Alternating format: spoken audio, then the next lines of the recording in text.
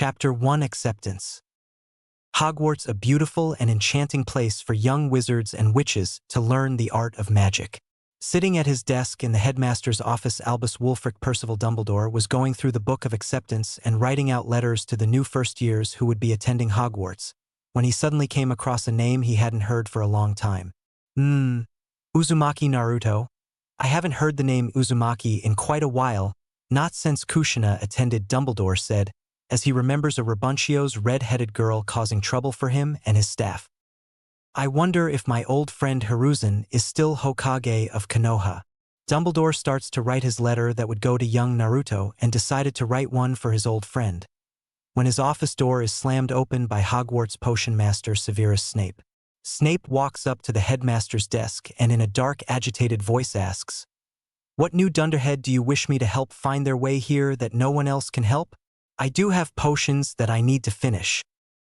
"Well, Severus, I was going to ask you to help a Miss Hermione Granger, but I think I'll send Minerva to fetch her. I'll need you to help another student, one Naruto Uzumaki." Snape was quite surprised to hear the name Uzumaki.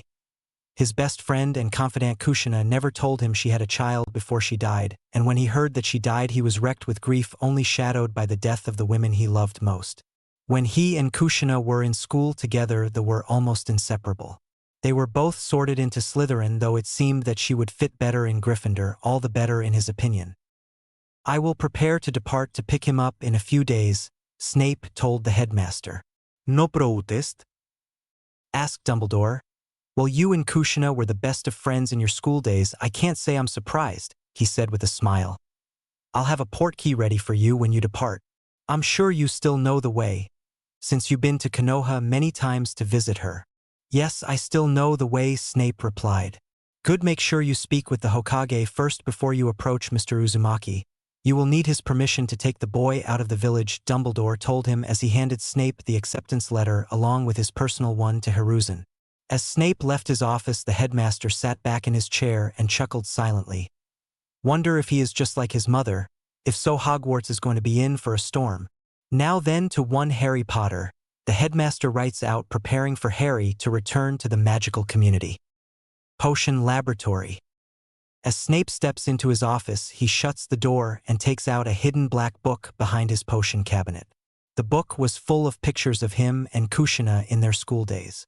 One had a moving picture of Kushina's face painted silver and green and cheering loudly during the Quidditch finals and seemed to be waving and smiling at the camera.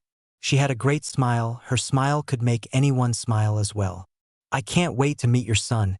If he's anything like you, he'll be the best in anything he sets out to do. Just like you," Snape thought as he gazes at the greatest friend he ever had. Forest in Fire Country. Umbu Inu sighed as he looked down at his apprentice and fellow Umbu, Kit. "What the hell did you do this time, Kit? This is the 5th time this happened." "I don't know this. Whatever it is acted up again. I swear I didn't do this on purpose," said Kit. "Maybe we can still collect the bounty as well as report a mission complete," he said to Inu, who continued to shake his head. "And how are we going to identify this thing as Kenshir Iwa's steel skin?" Kit thought for a moment before answering. "The blood might still match up. Let's head back and report. Maybe the old man will think of something," replied Kit. So they both took to the trees to head back to Konoha and report to their Hokage. All the while Kit was carrying a blue one-eyed three-legged horned rabbit with one ear. This thing used to be Kenshir, the steel skin of IWA, until his untimely meeting with the Umbu pair and Kit's unexplained power. 30 minutes later. "I'm hungry. Can we stop to eat something? Maybe this rabbit is still edible. Do you think that since it's blue it'll taste like a blueberry rabbit?" asked a curious Kit when he looked at Inu.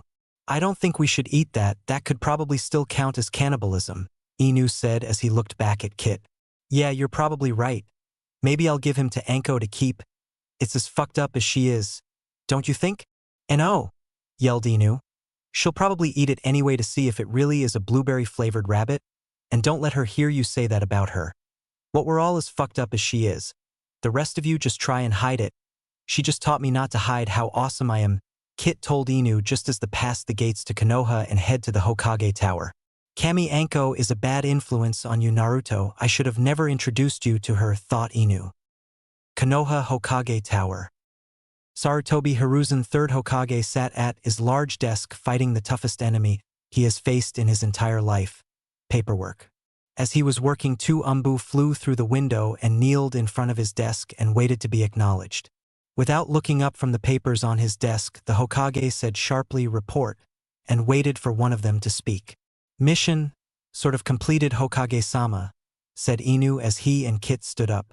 "What do you mean, sort of, Kakashi?" the Hokage asked the now-named Kakashi.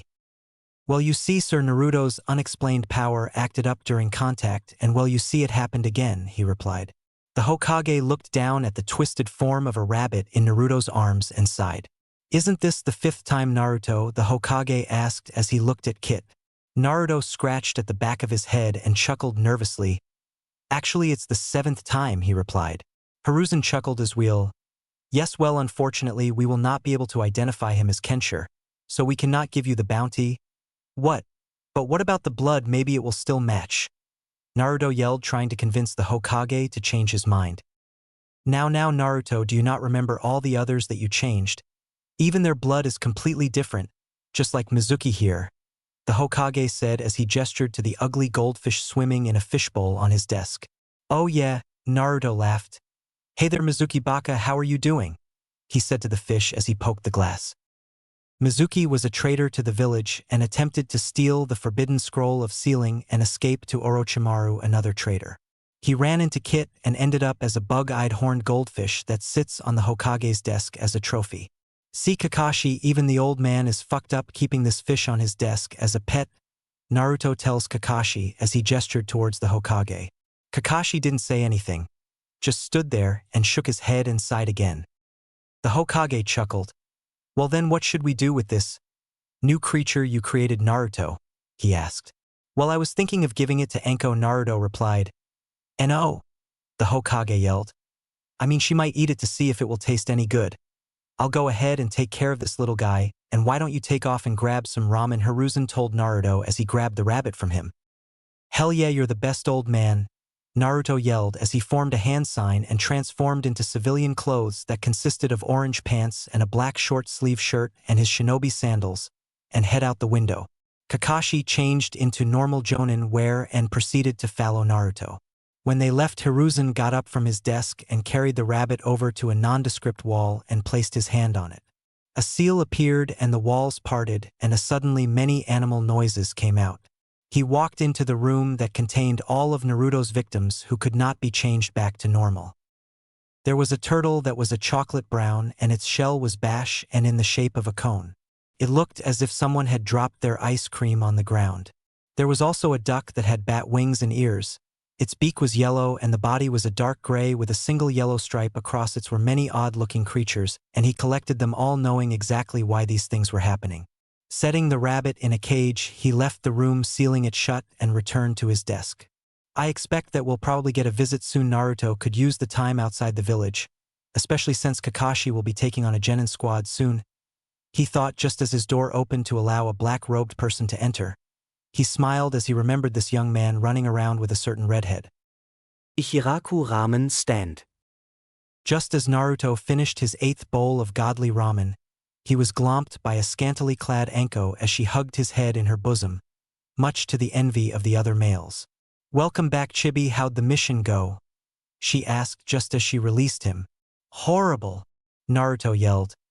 "We weren't given the bounty because I accidentally turned him into an ugly-ass rabbit," he told her just as he grabbed his 9th bowl. Anko laughed hard while sitting down next to him. "Oh my god, you did it again. Ha ha ha ha ha," she continued laughing at him. "So what creature was it this time?" she asked. She liked that Naruto could make the weirdest creatures she has ever seen. It was a blue one-eyed, 3-legged, horned rabbit with one ear, Kakashi supplied on the other side of Naruto. "Yeah, and I was thinking of giving it to you, but the Hokage said no," Naruto said through a mouthful of noodles. "Wonder if it would taste like a blueberry-flavored rabbit," Anko said to herself. "See, Naruto, she would have eaten it. Anko, if you ate it, it would still be considered cannibalism," Kakashi said. "Still, I do wonder," Anko supplied.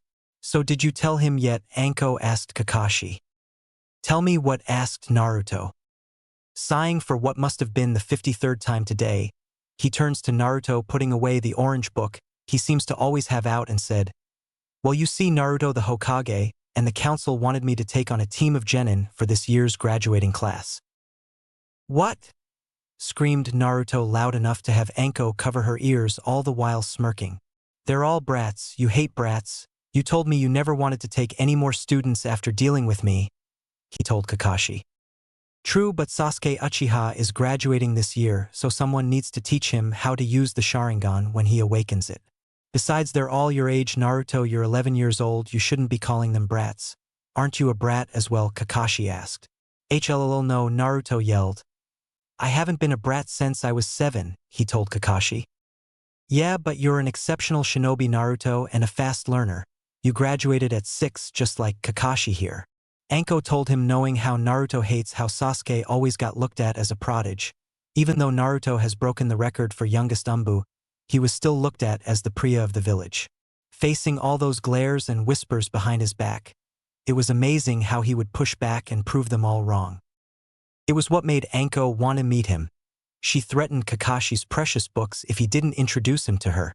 From the moment they met, they were like brother and sister, always looking out for each other and even coming up with pranks that would outdo the last one.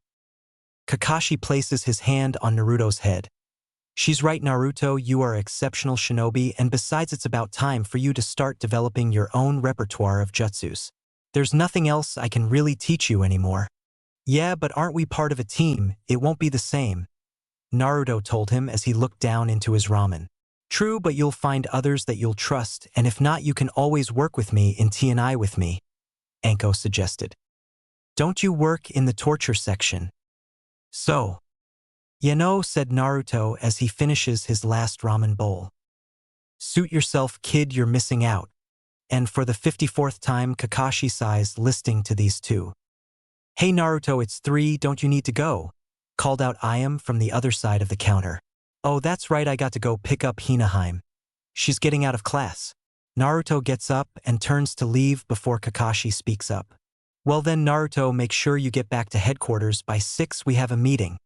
"Okay, got it," Naruto answers back. "Hey, isn't she part of this year's graduating class?" Anko asked. "Yeah, why?" "You just called your girlfriend a brat," she sneakers. "She's the only one not a brat. She's my Haim. By the way, thanks for the ramen, Kakashi," Naruto says before jumping to the rooftops and heading towards the academy. Kakashi turns his head back to the spot Naruto sat and saw a giant mountain of ramen bowls. When did he have enough time to eat all this? A bill was put in front of him by Ayam and was looking at him expectantly. "Hey Anko, can you Kakashi never finished when he saw her chair empty as well. He also saw 3 bowls in front of her seat and looks back at the bill. Sure enough, 3 more bowls were added to it. Sighing for the hopefully last time and 55th time today. Not again. Academy.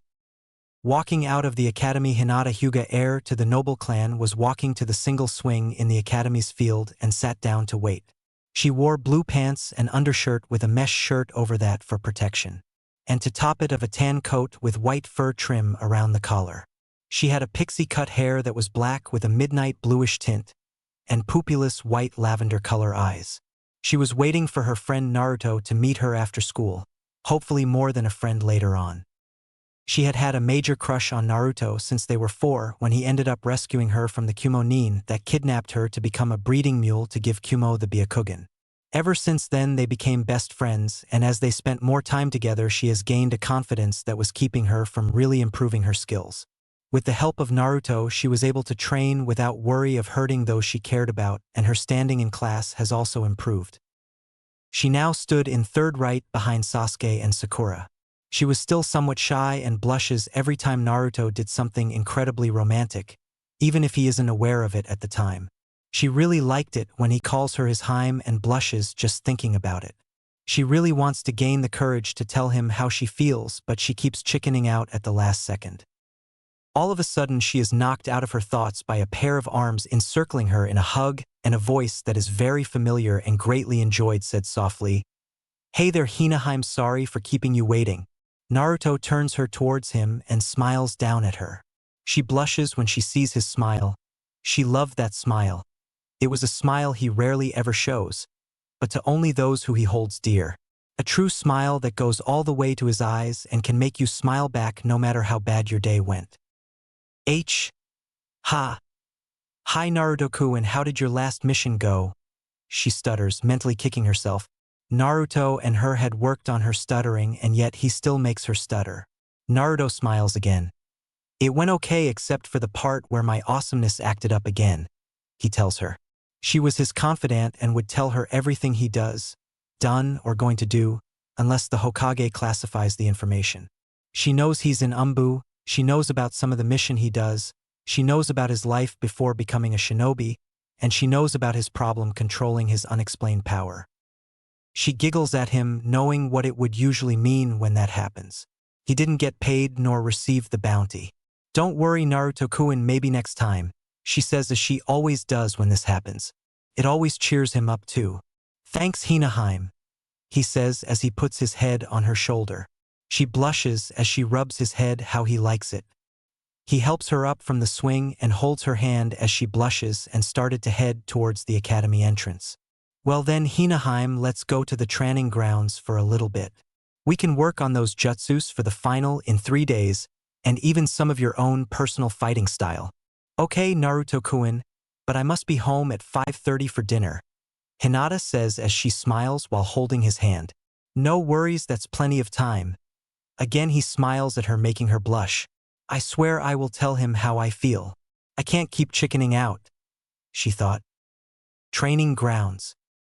It was 4:45 and they had just finished their training and were resting under a tree before heading back. Hinata was resting her head against the tree all the while rubbing Naruto's whiskers while his head was in her lap.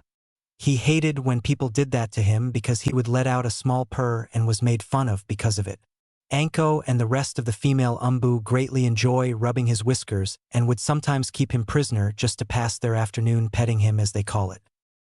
Hinata was different. She was his greatest friend, well, his only friend, and she had permission to pet his whiskers so long as no one was around.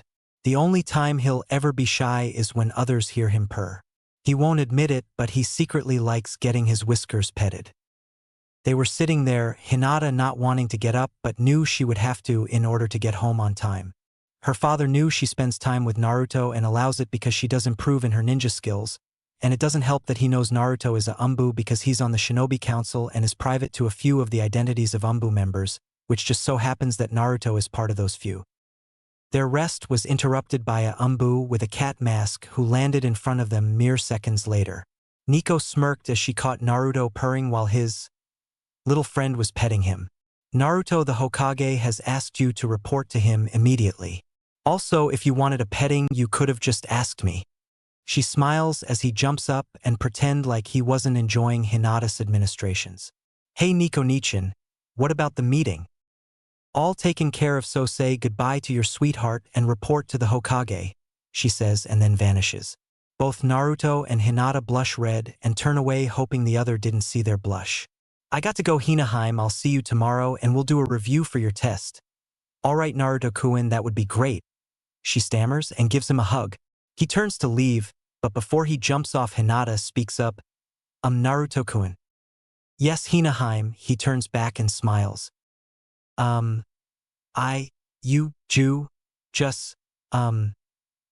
mind, she says, chickening out again. Why can't I just say it? I love you, why can't I do it?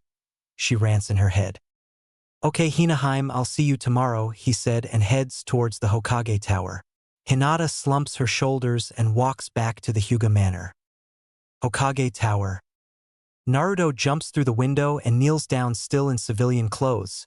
You called Hokage-chan? He asked since he wasn't in his Umbu gear, he didn't need to be formal. Thank you for coming Naruto-chan. The Hokage smirks. If he wants to be informal, then so can I, he thinks. There is someone I would like for you to meet. He also has some insight into your little problem. Naruto turns to the man standing to the side. He looked middle-aged with black grease hair that came down to his shoulders. He also had a hooked nose and wore all black with a black cape. Did Sasuke team come from the future? He asked the Hokage. If so, the years sure weren't kind to him, he finishes. Who's Sasuke? The man asked. Chuckling, the Hokage said, No Naruto, this is Severus Snape. He is actually a great friend of your mother's. and he came here to drop off a letter for you." Naruto was stunned when his mother was brought up. He never knew his mother or father. He's asked about them before, but all he got was they were really strong, powerful people with many enemies who would do harm to him if they found out that he was their son. "You knew my mother? Wah. What was she like?" he asked the man, almost hopeful to hear anything about them. He very much wanted to know who they were since he was 3. What orphan wouldn't want to know? Did they love him? Did they not want him? These were his thoughts for years. And now this man has answers he really wanted. He was scared to find out. "Yes, I knew your mother," Snape said. "She was my best friend growing up, and you have the shape of her face, and judging from your interaction with Lord Hiruzen, you seem to share her attitude," he answers. Naruto smiled shyly at that, happy to know something about his mother. "What was her name?" "Kushina Uzumaki," Snape replied, another smile on his face, finally putting a name to his mother. Before Naruto could ask more questions, the Hokage spoke up. "Now you can ask him more questions later, Naruto. Now I believe you have a letter for him, Snape-san." "Yes," he replies before handing Naruto letter with Hogwarts insignia on it. Naruto looks at it and quickly checks for any hidden traps, like all good Umbu do no matter what. After checking it over, he breaks the seal and opens it up and read. "Dear Mr. Uzumaki Naruto, we are pleased to inform you that you have been accepted at Hogwarts School of Witchcraft and Wizardry. Please find enclosed a list of all necessary books and equipment. Term begins September 1st. We await your owl by no later than July 31st. First-year students will require uniform, 3 sets of plain work robes, black, 1 plain pointed hat, black, for day wear, 1 pair of protective gloves, dragon hide or similar, 1 winter cloak, black, silver fastenings. Please note that all students' clothes should carry name tags at all times. Books: The Standard Book of Spells, Grade 1 by Miranda Goshawk. A History of Magic by Bathilda Bagshot. Magical Theory by Adalbert Waffling. A Beginner's Guide to Transfiguration by Emmerich Switch. 1000 Magical Herbs and Fungi by Phillida Spore. Magical Drafts and Potions by Arsenius Jigger. Fantastic Beasts and Where to Find Them by Newt Scamander. The Dark Forces, A Guide to Self-Protection by Quentin Trimble. Other Equipment: 1 wand, 1 cauldron, pewter, standard size 2, 1 set of glass or crystal phials, 1 telescope, 1 set of brass scales. Students may also bring an owl, a cat, or a toad. Parents are reminded that first years are not allowed their own broomsticks. Naruto blinked after reading through the letter before he looked back at the 2 grown men. "You're shitting with me, right? This shit is your payback for that prank me and Anko pulled on the Inuzukas, right? No, the letter and the school, as well as magic, all exist. Those who are across the vast oceans from the elemental countries use magic instead of chakra. I'm sure Snape-san can demonstrate," the Hokage said. Before Naruto could ask, Snape took out his wand and turned the gold fish on the Hokage's desk back into Mizuki's human form. "Okay, so magic is real and I have it? Damn, I'm awesome, I knew it." Snape smirks at how easy it is to convince young kids so easily. He widens his eyes in surprise when in the next instant Naruto, a 11-year-old child, proceeds to cut Mizuki's head off and stands back looking at the 2 adults like he didn't do anything. Wah! Snape gaps. Snape-san, Mizuki here was a traitor and was already set to be killed until Naruto turned him into a fish. He was just doing his duty as a shinobi of the leaf. Since you turned him back, he was once again a threat. You know this, you've been to Konoha in the past to see Kushina and she told you everything about how we operate, the Hokage told him. I know. It's just such a surprise to see someone so young do it up close. So about this school you want me to go to, is it anything like the academy? If so, then it'll probably be boring, Naruto says. No, Naruto, it's not like the academy. It's where you learn to wield magic that can defy reality. Snape replies, I am the potions teacher and I can show you how to bottle fame, boil glory, and even put a stopper to death. Naruto was amazed at what he could learn. Potions sound very useful in his career as a shinobi. I'm in, believe it. Damn, I thought I got rid of that tick. Naruto yells.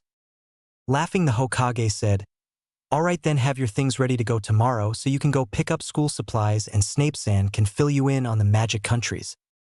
Actually, can we leave in 3 days because a friend of mine is taking her finals at the academy in 2 and I was hoping to be there to congratulate her when she passes.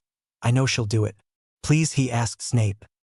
"That's all right by me. I'll stay at the Leaf's Inn for 3 days and meet you at the northern entrance," Snape told him before walking away.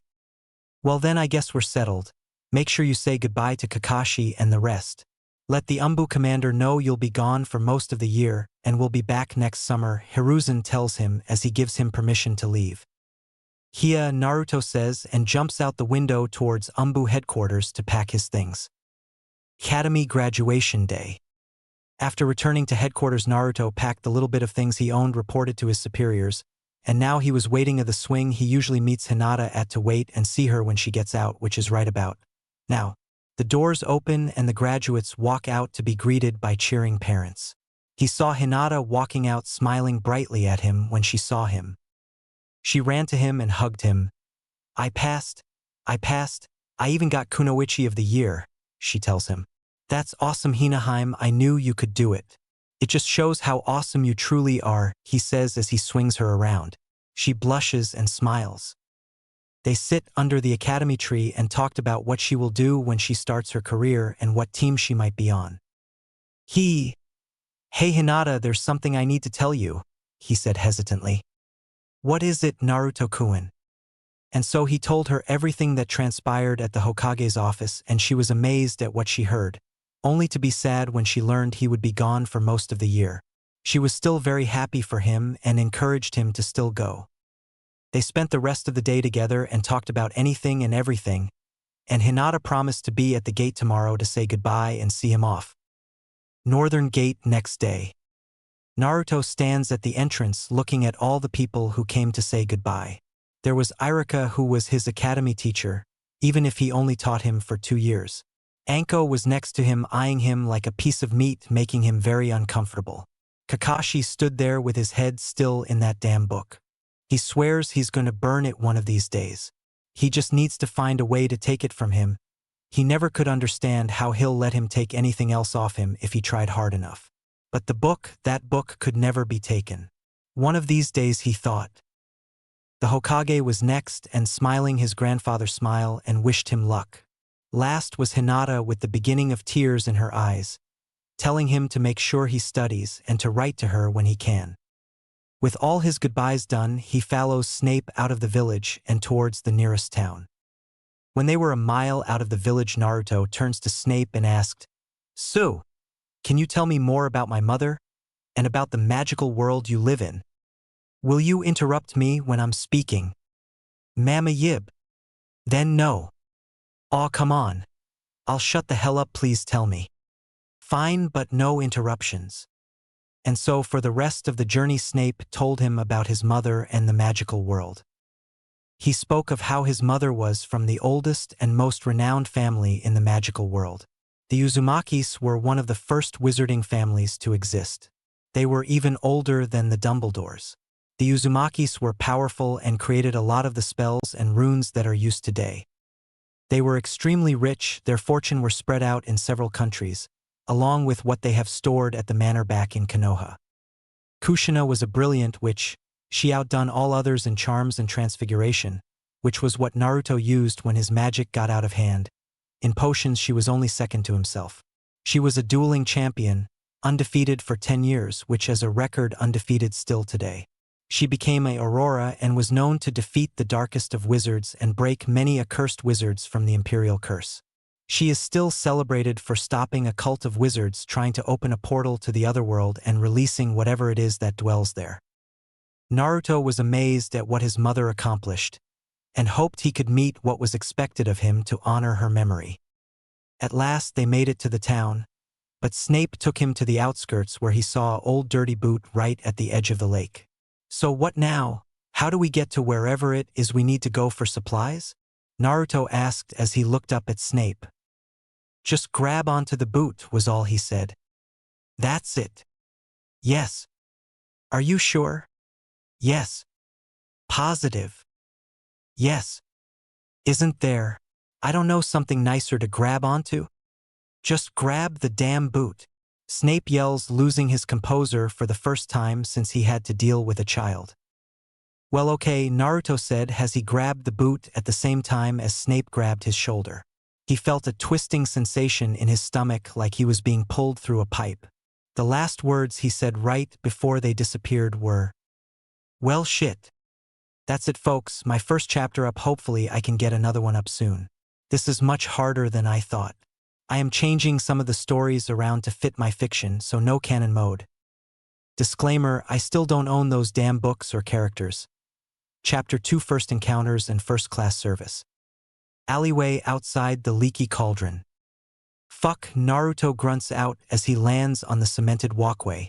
Snape stands there waiting for him to gather himself. Heaven knows how many people's first time using a portkey affects them. After a time, Naruto stands up and turns to Snape. A little warning would have been appreciated, he told him, glaring. Follow me, was all he heard before following Snape into a run-down tavern.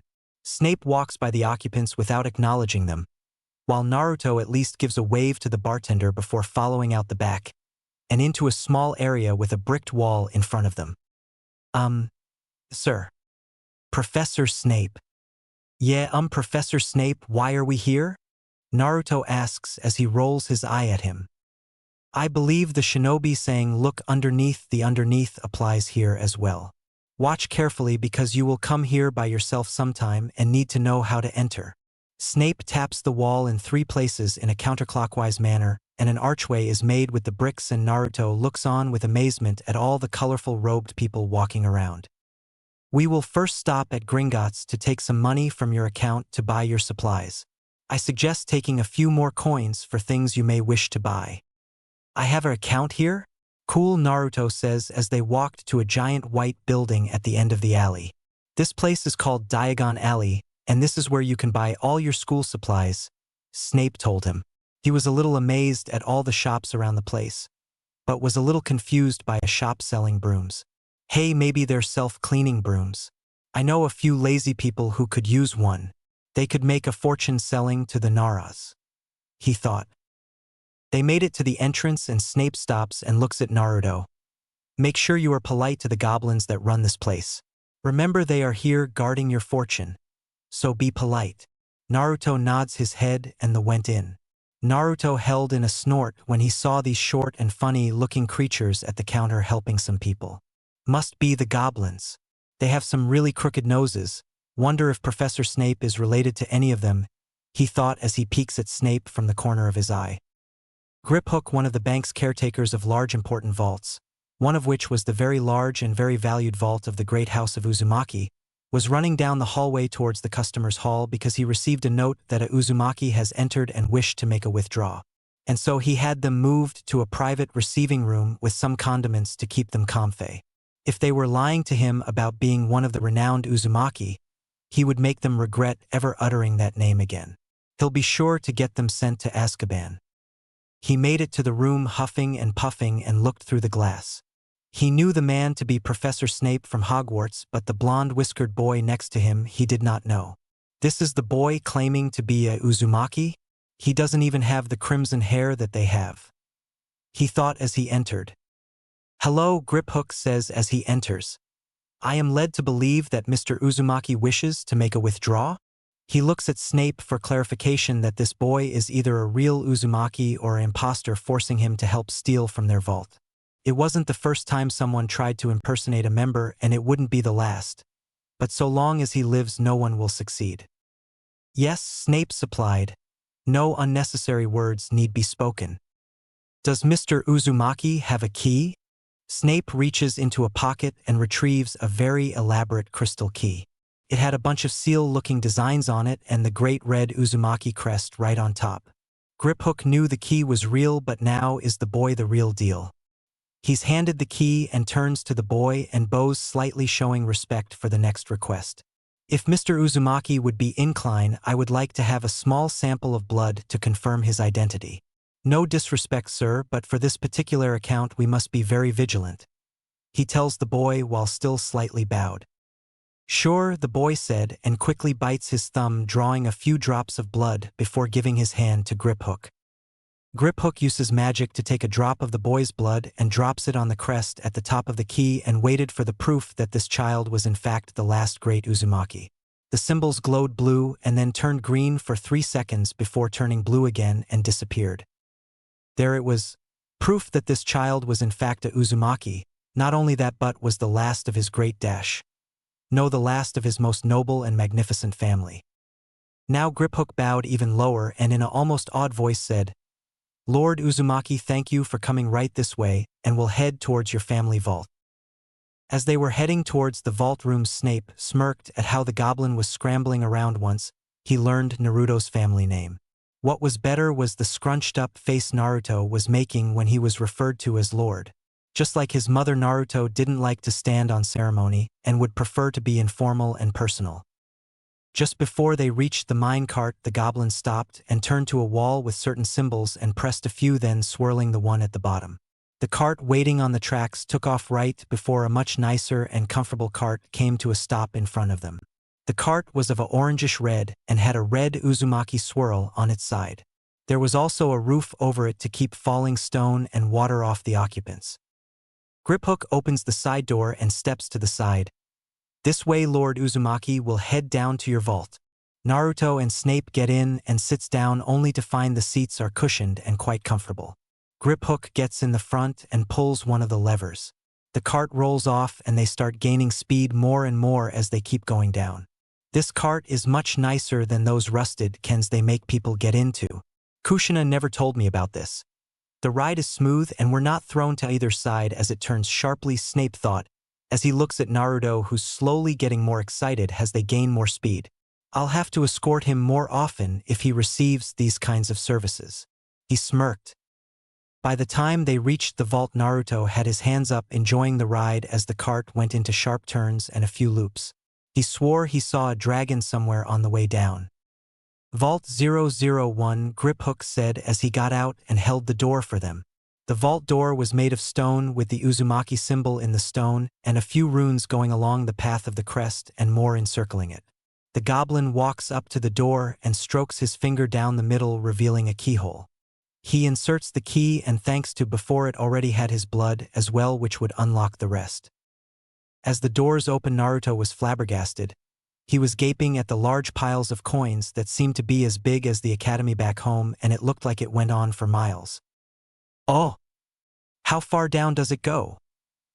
He asked, wanting to know how much this vault could hold because every part of what was in front of him was piled with the coins, golden cups, and gaudy jewelry. Goes on for at least 1.5 miles, my lord, Griphook replied. 1.5 miles, even Snape was astounded by this wealth. And there was several other countries who have just as much in their vaults. Just how rich were the Uzumaki?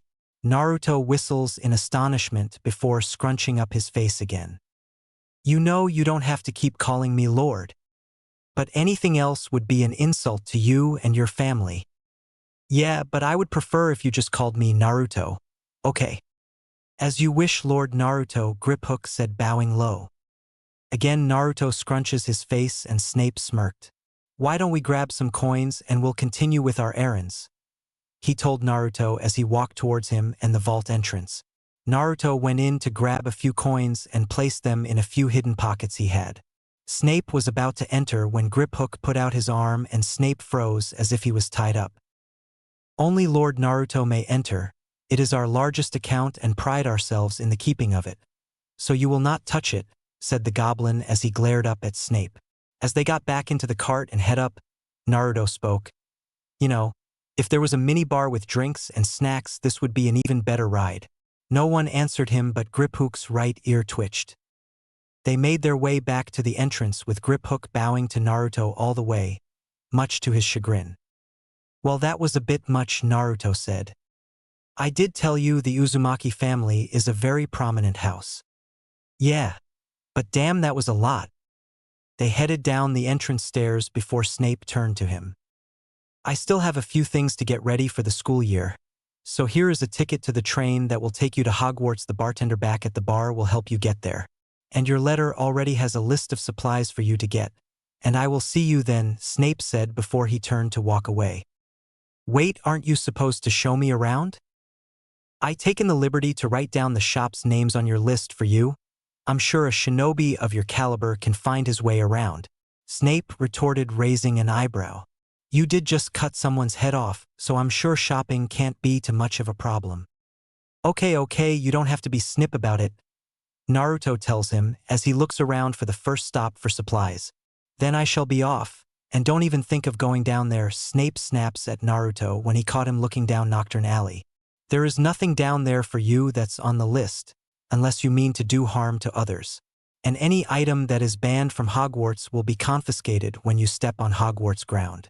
And your shinobi skills won't work to hide it either. Naruto chuckled as he scratches the back of his head and nods in understanding. Snape glared at him for a moment and then nods. I will see you at Hogwarts. There's a room and the leaky cauldron for you. Just ask Tom, Snape said as he apparats. Naruto looks at the spot where Snape just stood a moment ago. That was actually pretty cool. Diagon Alley. Naruto went around Diagon Alley to gather his supplies. He bought a few extra books so he could read up more on this world. He decided it would be best not to speak his family's name, to avoid what happened at Gringotts. He only needed 3 more items, robes, pet, and a wand in that order. He heads towards Madame Malkin's robes for all occasions and enters. Once inside, a lady with a bunch of pins floating around her head walks up to him. First year at Hogwarts, dear? She asked, and he nods. Well, I'm with another young man, so you'll have to wait 30 more minutes, dear, she told him. Then walks back over to the stool a plump boy was standing on. He looks to the side where an older woman that seemed to be covered in birds kept ordering the boy to stand up straight and stop slouching. As the seamstress walks up to talk to the women, Naruto took a chance to walk over to talk with the boy. Neville Longbottom was never really confident, and his grandmother would always insult him on how he stands, how he walks, talks, and eats. Always comparing him to his parents who died, always saying how disappointed they would be with him. He turns to the side and sees a blond boy about his age walk up to him and waved with a smile. Hey, I'm Naruto. Neville, he answers back a little shyly. What's up with the crazy bird lady yelling at you? Naruto asked. She is my grandmother. She's always like that. I can't do anything about it, he said with his head down, sad that he can't do anything to please her. Well, stand up for yourself then. Tell her to fuck off if she keeps insulting you. I can't do that, are you crazy? She's my gram. Neville whispers to Naruto. This boy was crazy and he curses too. He can't stand up to his gram, let alone stand up to anyone. He wasn't brave, he was a coward. Look, I have a friend who used to be like you. She had a hard time standing up for herself. I helped her through it. You must stand up for yourself and don't back down. Yo, you really think I can do it? Neville asks, hope shining in his eyes as he looks at Naruto. Definitely. Okay then, I will, Neville said with as much courage as he could muster. His gram and the seamstress came back over, and his gram starts barking at him. Stand up straight, boy, stop slouching. Can't you stay still for even a moment? Your parents would be ashamed of you, she yells at him. Neville turns to Naruto for help and he smiled back at him and nods his head in encouragement, and Neville nods back. Gram, he yells. Jew. Just be quiet and let her finish, he says in a slightly louder voice than he normally speaks. The room quiets down. The seamstress looks shocked that her tools fell to the ground. The lady with the birds looked like someone just slapped her over the face as she stared at Neville. Then with a hard scowl came over to him and grabbed him by the ear and was pulling him out the store while yelling, Why, you ungrateful little prat. How dare you show me such disrespect? I thought I raised you better. The dash. He didn't hear the rest as the door shut. The seamstress still looked shocked at what happened. Naruto looked back at her and she looked back at him. I guess it's my turn, right? He asked.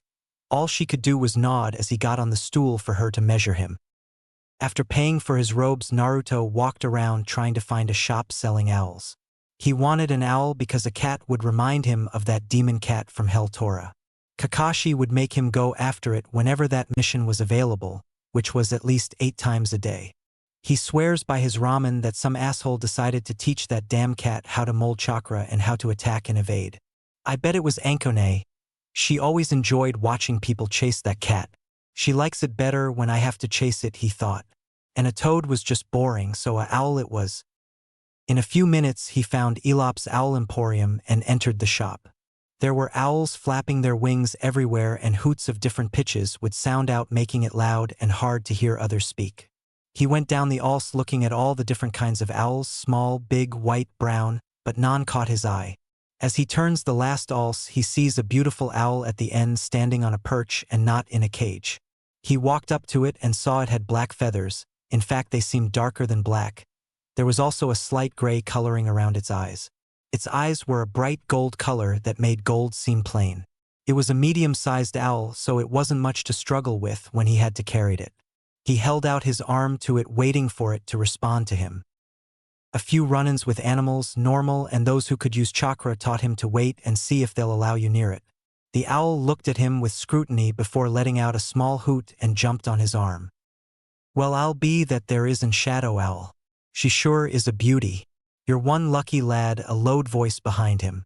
Naruto quickly turns around with his free hand behind his back, gripping the kuni hidden there. Shinobi rule number 1: never go anywhere unarmed. Woo there, little one, didn't mean to scare ya there, the man said. He was a giant of a man with long scraggly hair and beard. Naruto was a little in awe at seeing the biggest person he's ever seen.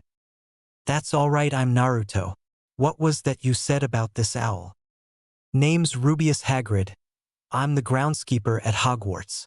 I was just saying that there is a shadow owl. Very rare and very smart. There are so few of them that they are very hard to capture, let alone even see. The now named Hagrid said as he shook Naruto's hand, making his whole body vibrate up and down. What else can you tell me about them? Well, they're supposed to be faster than any other members of the large bird variety. They're also one of the smartest.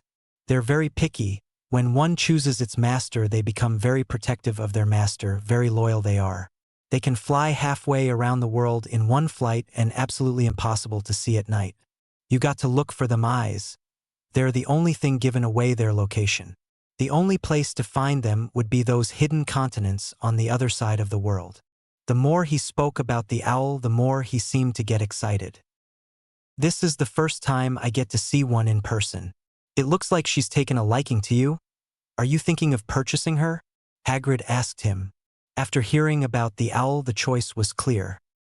Well, after what you just told me, hell yeah I am, he shouts, startling a few of the other owls as well as customers.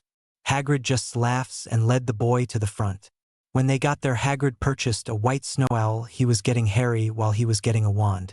After that, Naruto walked up to the counter, and the owner's eyes bugged out when she saw him carrying the shadow owl. Well, I'll be that thing hasn't picked a person since I got him. Are your parents sure they want to get that for you? She is pretty expensive. She told Naruto, not sure that any parent would spend so much on an owl for a child who looks like he'll be a first year. I don't have parents, I'm orphaned, and yes, I would like to buy her. Both Hagrid and the owner looked at him with slightly widened eyes. Are you going to Hogwarts as a first year? Hagrid asked him. Yeah. I don't think Hogwarts can pay for such a pricey owl for a student, the owner said, while Hagrid was nodding his head, sad to see such an owl go to waste when it clearly chose the boy. Hogwarts will not be purchasing her for me. I will be paying with my own money, Naruto said with a frown. Are you sure you can pay for her? Hagrid asked, not wanting the boy to be let down. He is right, dear, this type of owl is very, very rare and they are priceless. The lowest anyone paid for one was 800 galleons, 16 sickles and 28 knots. As I said, these owls are Kadash. Her words were cut off by the sound of 4 bags hitting the table in front of her. Naruto takes out 16 sickles and 28 knots and places them on the table. There you go, 800 galleons, 16 sickles and 28 knots, Naruto said as he stared at the lady. Hagrid whistles with astonishment when he saw the boy pull out the money and hands it over like it was just an afterthought. Just who is this boy? He didn't even flinch at the price. I'd be paying that for the rest of my life if I did, he thought as he stared at the back of Naruto's head. The woman was speechless. This young boy just tossed all that money on the table. Ook. She stutters, still a little awed at the purchase. I'll need you to fill out a registry for that owl. Because it's of such a rare species, the ministry would like to keep track of as many of them as they can. Okay, Naruto said, still looking at her, trying to get her to hurry up. Okay, may I have your name, dear? The woman asked as she fills out the registration. Naruto, he said. Your full name, if you can please, dear. We need to know which Naruto that would be if they need to contact you. Sighing in resignation, Naruto said, Naruto Uzumaki. There was a pause in the writing when the women looked up at him with wide eyes. Even Hagrid couldn't help but widen his eyes as well. WWWHH. What did you say? The women asked hesitantly. Naruto Uzumaki, ma'am, Naruto replied again. Is there any proof of identification? The women asked. Sighing again, this must be how Kakashi felt. For the 7th time today, he pulls out an identification card that he got at Gringotts and handed it over to show the women. She looked down and noticed that it was in fact authentic, and then she read the name and saw the picture. The same boy on the card was the same boy in front of her. Once again speechless. The owner bowed her head at him, and in an odd voice he heard the goblin's use. My apology, Lord Uzumaki. I'll get this done in just a minute and you can be on your way, she told him as she rushed to the back to finish off the paperwork. He turns around to look at Hagrid's astonished face and sighed for the 8th time, waiting for him to speak. Well, I'll be. May I ask you who your mother was? Hagrid asked, even though he may have had a suspicion. Kushina, Naruto told him before he was blasted by Hagrid's loud laugh. So you're little Sheena's boy? I didn't expect that. Though now that I got a good look at you I can see it, you got the shape of her face a bit feminine, he said. I'm not feminine, Naruto yells at him. I'm manly, even Hinaheim says I'm manly. Okay, most of the time she does. Okay, sometimes. Fine, she doesn't, but I am manly, he pouts. Hagrid just laughs again and rubs Naruto's head. Well, you sure got her personality. It's been a while since I've seen her. Quite the fiery temper as well. Naruto would have asked how he knew her, but remembered him saying he was a groundskeeper at Hogwarts. Right then the woman returns from the back and bows deeply to him. You're all set, Lord Uzumaki. Thank you. You're welcome, my lord. Naruto walks out of the store before someone else finds out about him. Hagrid follows him and stops next to him when he looks down at him. So what will you name her? How about Shade? Naruto looks at the owl as she gives a negative hoot. Okay, then what about Kaneko? A hoot of approval comes from the now named Kaneko. That there sounds like a beautiful name, Hagrid said, agreeing with Kaneko. All right then, we're settled, Naruto said, petting Kaneko a little. She leaned into his touch, giving of a soft and pleasured hoot. Since you are going to Hogwarts, is there anything else you need to pick up? Hagrid asked. Just a wand, Naruto answered. Well, follow me, I'm headed there to pick up another firstie going to Hogwarts. And so Naruto followed Hagrid down the lane until they came to a shop called Ollivander's. Go on then and good luck. I'll see you at Hogwarts, Hagrid told him as he opened the door. Before he could enter though, he bumped into another kid and both of them dropped to the ground. I'm so sorry, the kid said as he got up. No worries, I'm fine, Naruto told him. You all right, Harry? Hagrid asked as he came up to them. Yeah, I'm good, he replied. Harry looks over to the other kid he ran into and held out his hand. Sorry about that again, mate. I'm Harry Potter, Harry said, getting ready for another person to ogle and praise him. He was quite surprised when all he got was, hey, no worries, and the name's Naruto Uzumaki. Naruto replied. Damn it, Naruto thought as he accidentally revealed his last name. He too was surprised when Harry didn't react to it. He was grateful because he sure as hell didn't want to deal with this shit any longer. Hey Harry, you and Naruto here are going to both be firsties at Hogwarts together, Hagrid said with a smile. Really, Harry replied as he turned back to Naruto. Guess we'll be classmates then. Yeah, I'll see you then. I got to grab my wand before heading back to the Leaky Cauldron. As they waved goodbye, both boys smiled as they turned away from each other and thought the same thought. Finally, someone who doesn't act like a groupie. Ollivanders. As Naruto entered the shop, he saw a man at the counter just finishing up putting a wand away as he turned around to smile at him. Welcome. Welcome. Come on in and let's get you a wand, the man said as Naruto came to the counter. Once there, both Naruto and the man felt a tingling sensation in the air. Many of the boxes on the walls and in the back start to rumble and glow. It lasted only a few seconds before everything settled down back to normal.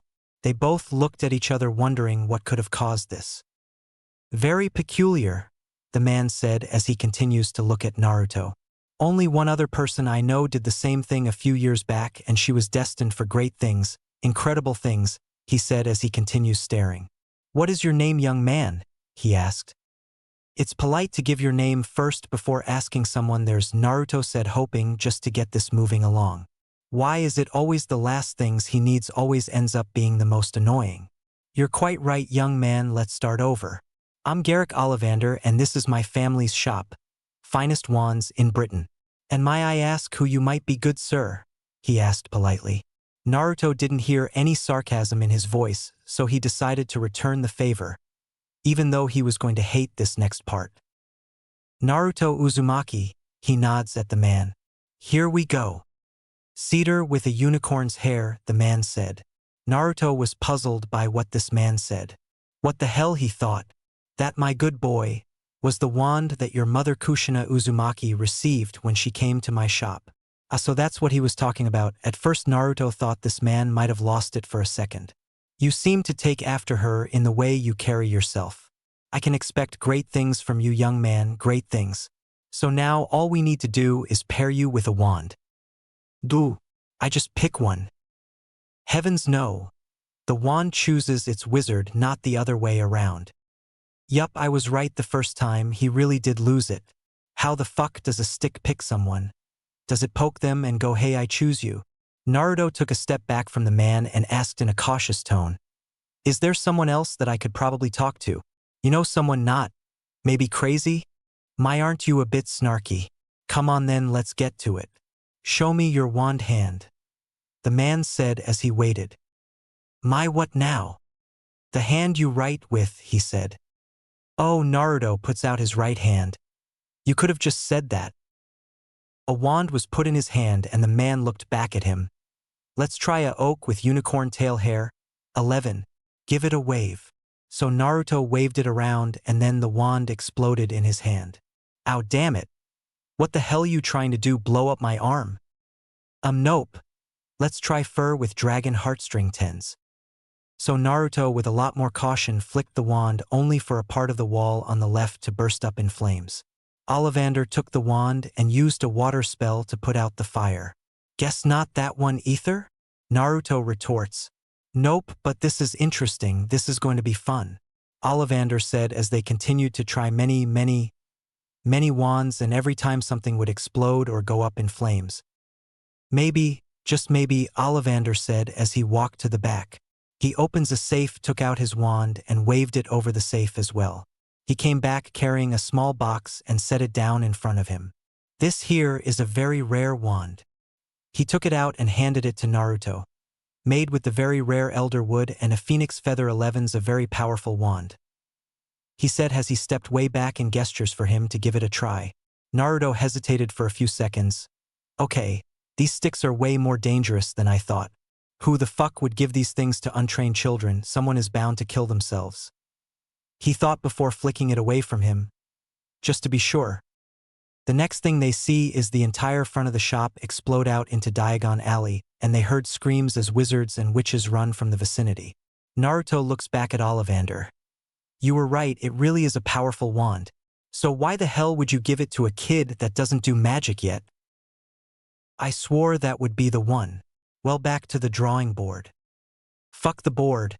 What about the front of your shop? It's completely gone. Aren't you going to clean it up at least? Just then, a bunch of men in trench coats come strolling in. It's always people in trench coats that come. Where are all the individualism go, Naruto thought. The one in the lead stepped up to the counter to speak with the wand maker. Is everything okay here, Mr. Ollivander? What just happened? He was waved off by Ollivander as he was looking at all the wands on the wall trying to figure which one Naruto would try next. Oh. Nothing's the matter, just trying to figure out what wand to pair with this young man. Trenchy. Naruto decided to call him, turned to him and asked, "Are you all right?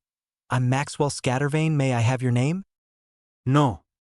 What? You heard me. I don't want to give you my name. And why is that? The man said, now eyeing him, wondering if he was up to no good. Where are your parents? Do they know you're here getting a wand? The man asked, thinking it best to find the kid's parents before they panic about his absence. Naruto continued to ignore him as he watched Ollivander go through more boxes. Look, kid, I need to know your name so I can put this in my report. We don't want people thinking there was an attack when it was just a bad wand pairing. Again, he was ignored, and he was now a little pissed that this prat thinks he could just ignore Aurora and get away with it. Hell no. Just as he was about to grab him by the shoulders, Ollivander slapped another wand in the boy's hand, and then Naruto flicked it at the guy before he could touch him. The next thing everyone knew, the Aurora was turned into a fat pink cat with dark pink stripes. The cat was so fat it basically rolled around on the ground. Both Ollivander and Naruto laughed at that, and Ollivander took the wand back. Ebony, with dragon heartstring, Ollivander said while nodding to himself. We're getting closer. He flicks the wand and the cat turns back to Maxwell. Why, you little ass? The man screams at Naruto. You are coming with me to find your guardian and have a few words. He grabs Naruto's arm to try and drag him out of the store, when in an instant he is laying on the floor groaning as the boy stands over him. Please do not touch me. I did nothing wrong, and you accuse me of being rude? Well, fuck you, buddy. The other men help Trenchy stand up, and they all pull out their wands and point them at Naruto. As the Aurora of Britain, I am placing you under arrest, and we will be taking you for questioning. The man said, preparing a paralysis spell. I wouldn't do that if I were you, Ollivander spoke up while still looking at wands to find the perfect match for the boy. And why is that? Maxwell asked as he turns to the wand maker. It's just that their boy's name would be Naruto Uzumaki, he said. Naruto groaned at the man. The reason he didn't want to give his name was because he didn't want anyone fawning over him. Is there proof of identification? The Aurora asked, shocked. Naruto hands over the letter he received from Hogwarts and waited for the inevitable. Put down your wand, men. For Pete's sake, stand down. This here is Lord Uzumaki. I'm terribly sorry, my lord, I didn't know. The man said, bowing low towards him, hoping he wouldn't lose his job over this. Naruto waved him off. No worries. I just want to find a wand quickly. It's getting close to lunch and I still need to check in at the Leaky Cauldron. He told him as he stands there waiting for Ollivander to pick another wand. Absolutely not, Maxwell said. Allow me to book you a room at the Aspen Inn. It is much nicer and the services are top-notch. We would be honored to pay for your stay there tonight.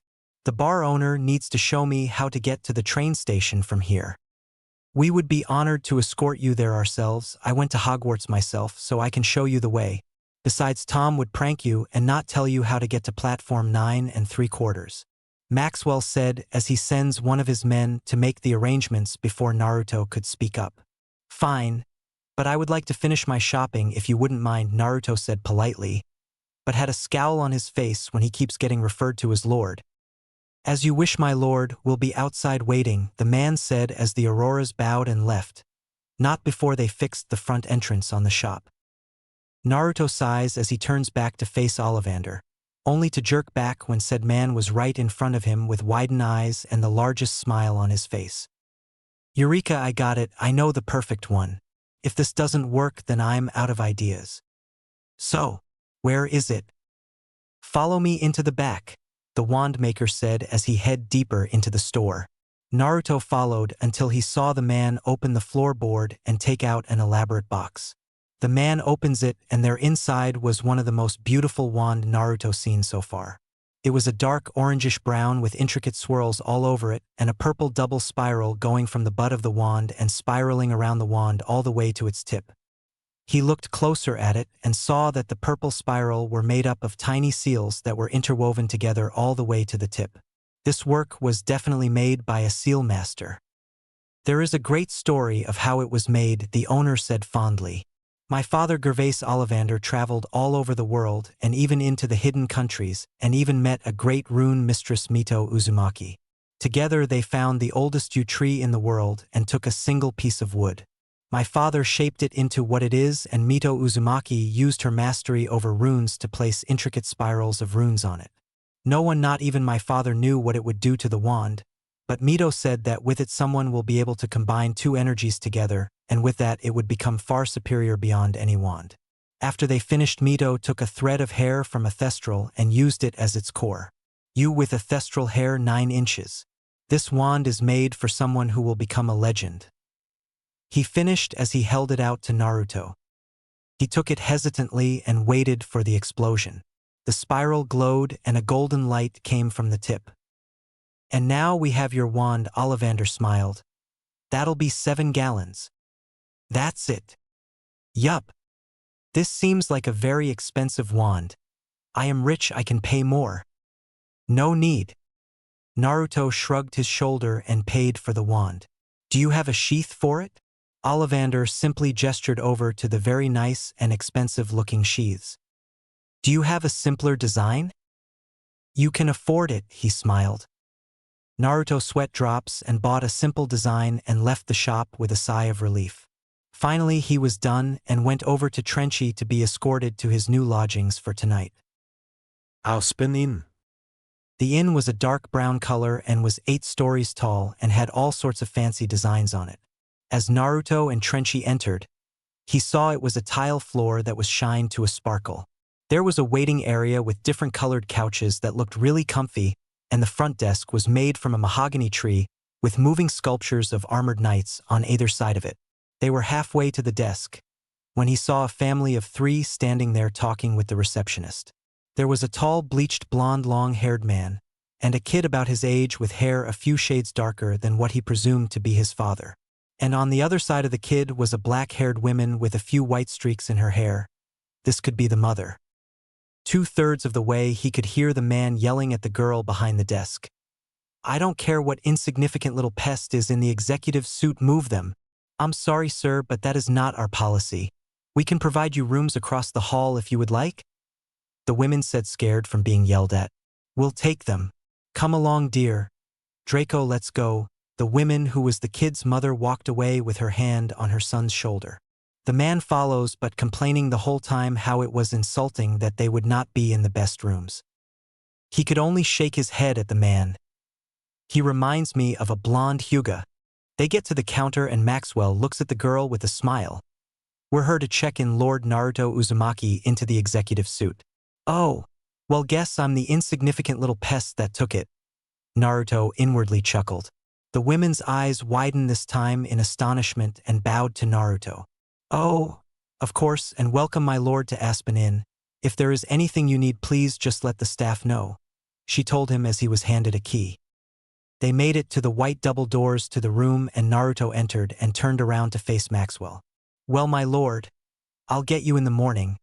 The train will leave at 11, so we need to get there a little early. All right, see you tomorrow, by Scatterbrains. It's actually SA-. He was cut off by Naruto slamming the door in his face. Naruto looked at his suit and sweat dropped. This place was huge. There were 2 bedrooms, a patio that looked down into the shopping district, and the open space between the bedrooms was massive. The couches looked like the wood feel like clouds. He checked both bedrooms, and one had 2 beds in the larger of the 2, and the other one must be the master room. The bathroom had a shower with a rain cloud over the top and rained warm water. There was also a jacuzzi that was bubbling using magic. Overall, this place was overwhelming. He felt his stomach start to rumble and decided to go and grab a bite to eat.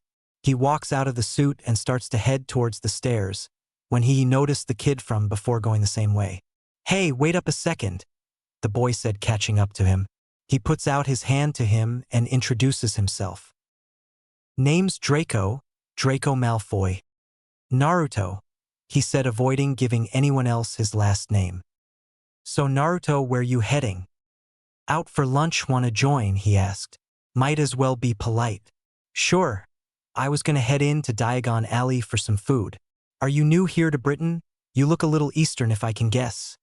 Draco asked as they headed out of the inn. Yeah, way east, but I'm going to Hogwarts for my first year because my mother went there. Hey, I'm going to Hogwarts too, we'll be in the same year. What house do you think you'll be in? Personally, I am going for Slytherin. That's the house my family has always been in. Naruto remembered Snape telling him that Hogwarts has 4 houses: Ravenclaw, Hufflepuff, Gryffindor, and Slytherin. He also learned his mother was also in Slytherin and he wanted to follow her footsteps.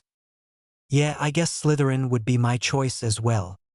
Yeah, we'll be housemates, you and I, Draco said, patting his back. They continued to walk around Diagon Alley while they talked. They had ice cream that tastes like lamb and mint jelly. While Draco did, Naruto found his lost love, ramen-flavored ice cream. Draco was amazed Naruto could eat 2 gallons of ice cream and still feel hungry.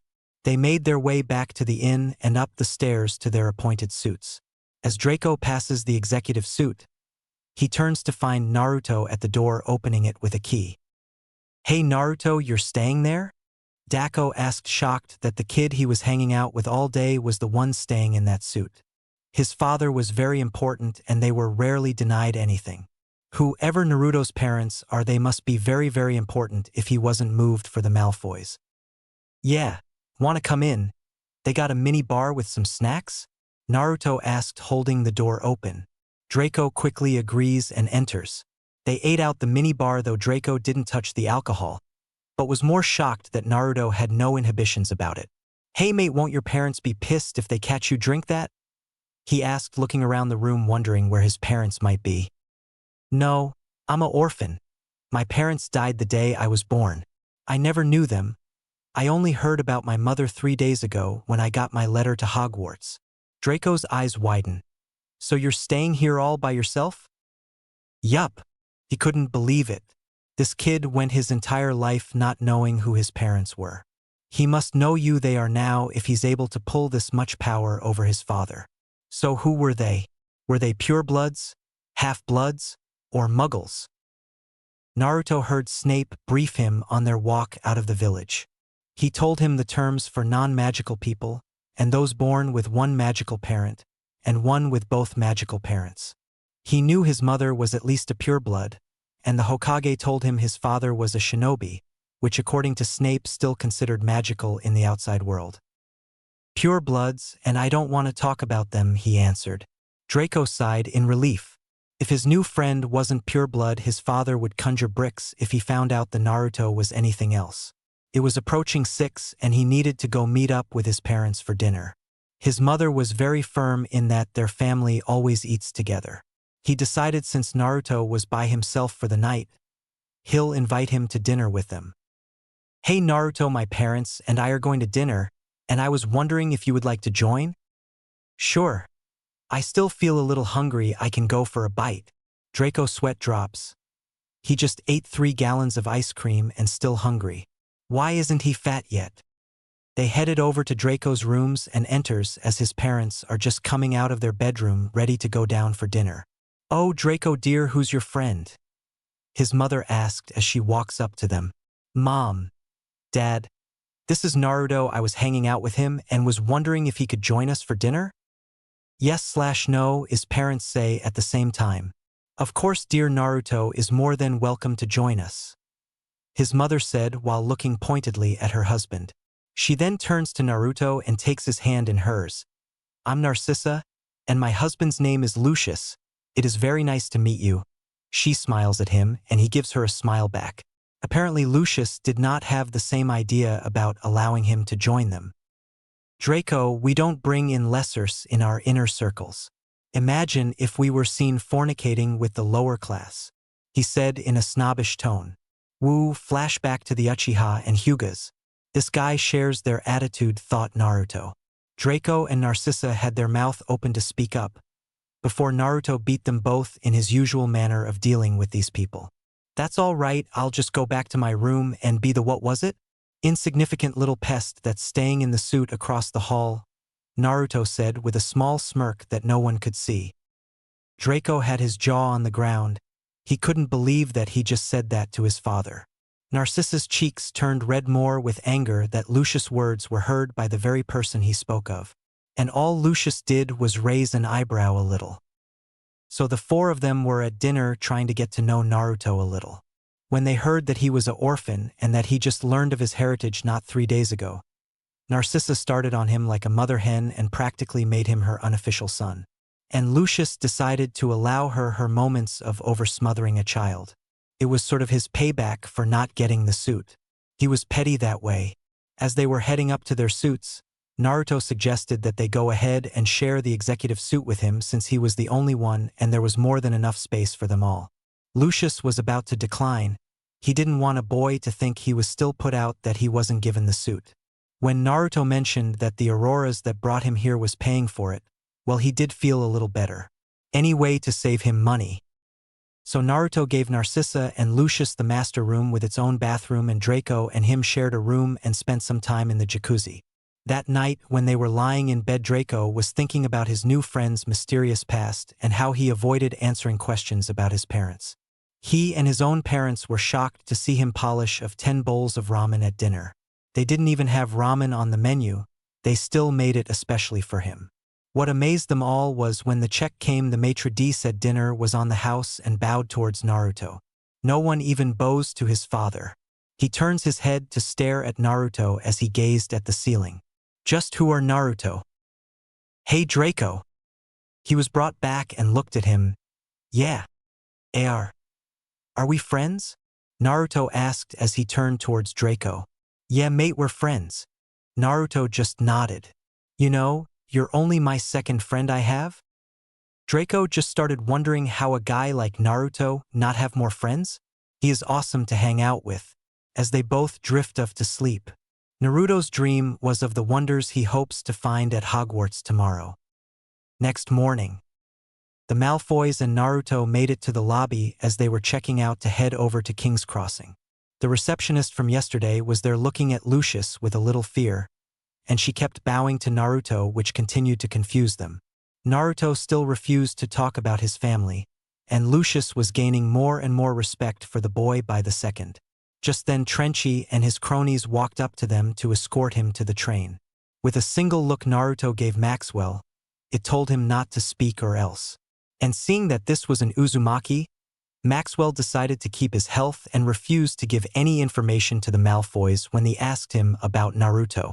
Well Naruto, it was very nice meeting you. We need to make a quick last-minute stop, so we'll see you another time. Narcissa said, and Draco waved to him. See you on the train mate. Save me a seat. Naruto nodded and waved as they left.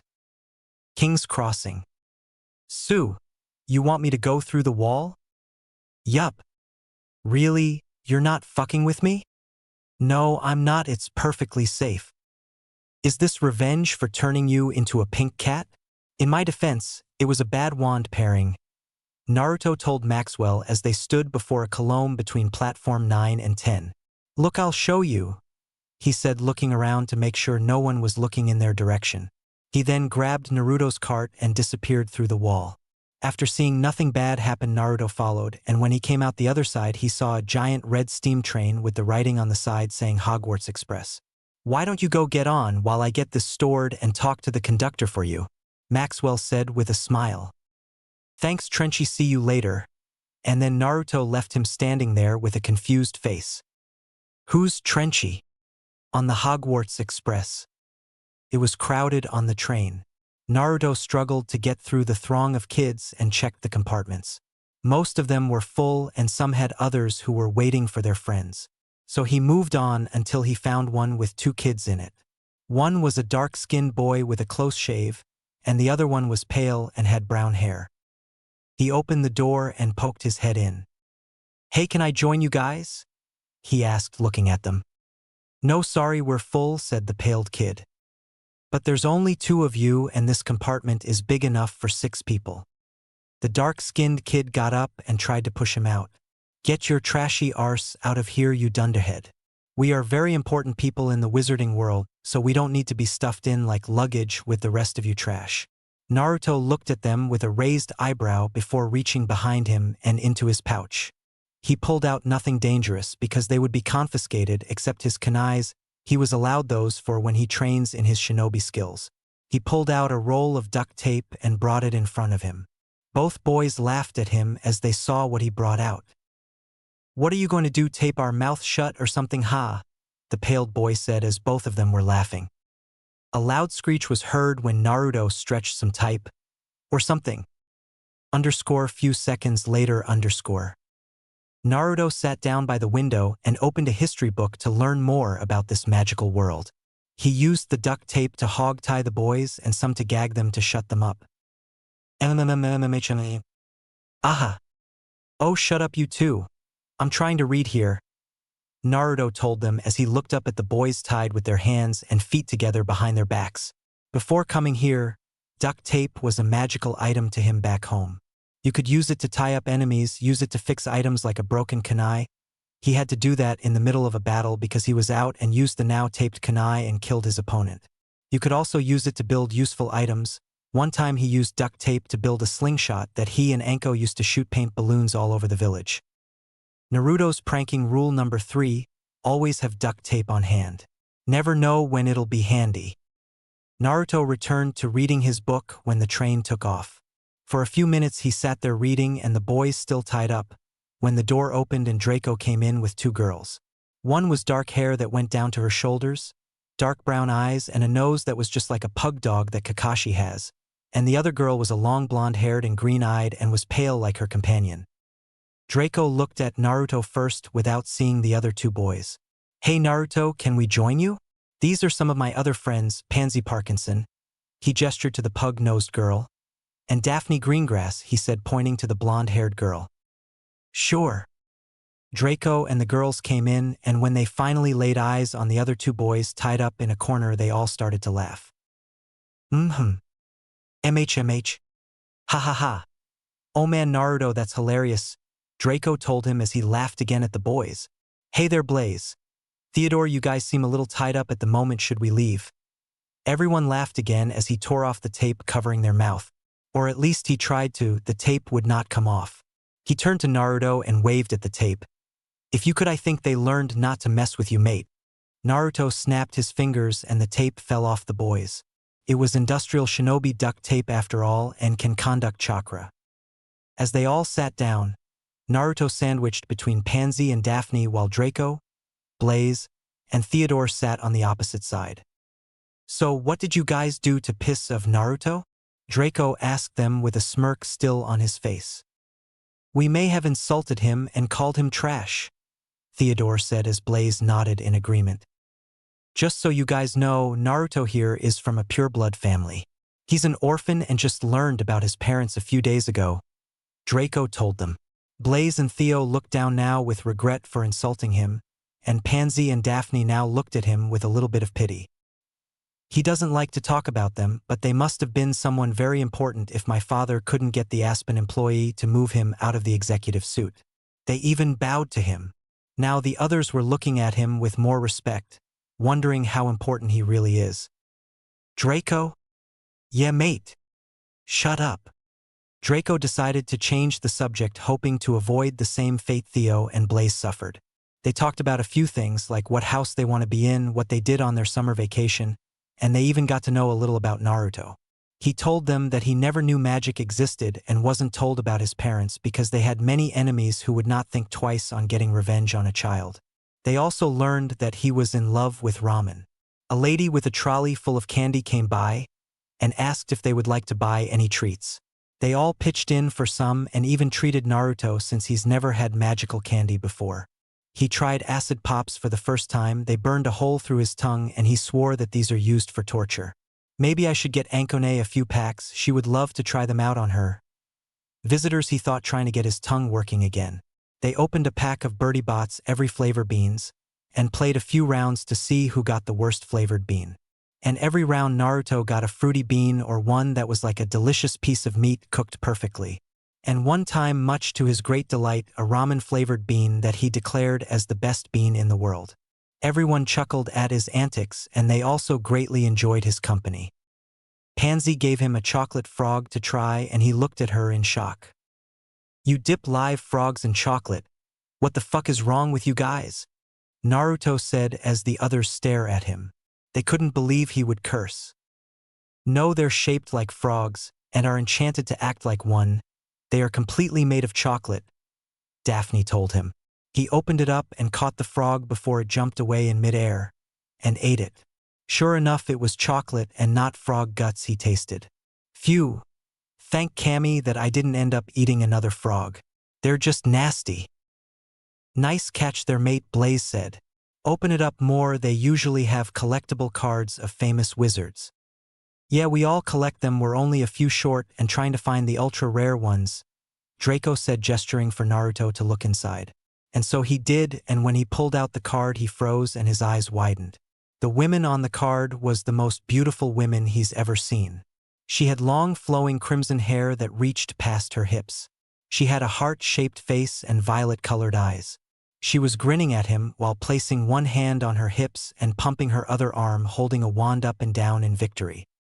He stared at her for what seemed like forever, swearing that she felt familiar to him. Pansy and Daphne lean over his shoulders to look, and their eyes widen. Oh my god, you got a super rare one. Yeah, that's Kushina Uzumaki, one of the greatest witches in the world. The girls said, talking to the boys. No way, Theodore. Damn, you're lucky, Blacy. Hey, do you mind if I have it? It's the only one I'm missing, Draco asked. No. Naruto yells out, moving it away from Draco. If you wouldn't mind, I'd like to keep it, he told them as he placed it in a breast pocket near his heart. It was the first picture he had of his mother. Damn, and I would have finished the entire collection, Draco pouts. But you're sure our lucky mate, Theodore said. The Uzumakis are basically royalty in the magical world. Noschit? Naruto asked in a sarcastic tone that nobody picked up. Totally, they basically created this world for witches, wizards, and all other magical creatures. Way back then, witches and wizards were attacked and killed by muggles, and the magical creatures were hunted for sport or like the house elves enslaved. They freed them all and separated the two worlds, wiping away any knowledge of magic from the muggles. Now Naruto understood why everyone was so in awe with him. His family built the world where they were free to live in peace. They're also the wealthiest family too, Blaze said.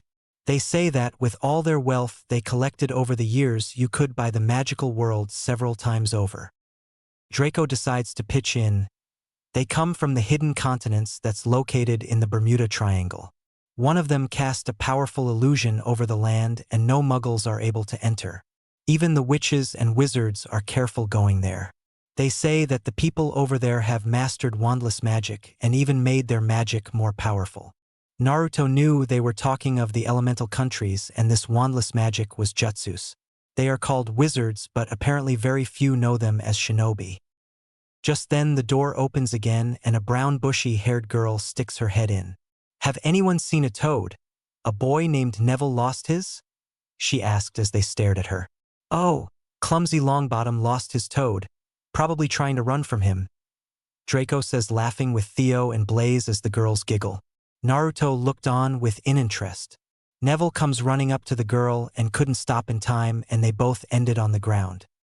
Sorry about that, Hermione, but some kids said that Trevor went that way. He pointed towards the front of the train. The others laugh again as they saw that and made some comments about him being clumsy. Neville looks up at them and then spots Naruto. You? Naruto just raised an eyebrow. You know this clumsy bottom? Draco asked him. You got me in trouble with my gram. She grounded me until I graduate. All because you told me to tell her to shut up. The group besides Naruto and the other two in the hall laughs at him. I believe I told you to stand up for yourself and tell her to fuck off. More laughter. Hermione looked at him with a scowl, thinking him a delinquent with low vocabulary if he curses all the time. Let's go, Neville. As they left, Naruto got up and followed them, telling the rest he was going to check out the rest of the train. They all nodded to him as he left. He caught up to them, asking them if he could help. Why would you help me? You got me in trouble. Look, Neville, I was trying to help you stand up for yourself. You won't go very far if you let people walk all over you. And besides, you can't win every time. You just lost that once doesn't mean you won't win next time. Hermione was impressed. He only tried to help Neville stand up for himself. Maybe she was wrong about him at first. Besides, since you lost the Battle of Wills, I didn't have to wait for my robes. Naruto grinned at them. No, she was right the first time. She's always right.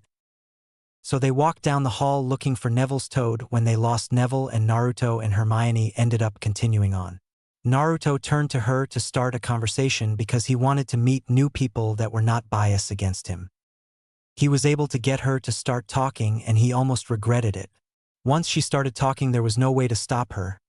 She told him that she just learned about the magical world for the first time when she got her letter. Both parents were dentists and they didn't have magic. She enjoyed reading and read several magic books so she would be prepared for Hogwarts. And she wants to learn as much about this world as she can. Yeah, I just learned about this place the same time I got a letter. My mother was a witch, but I never knew her or my father since I was born.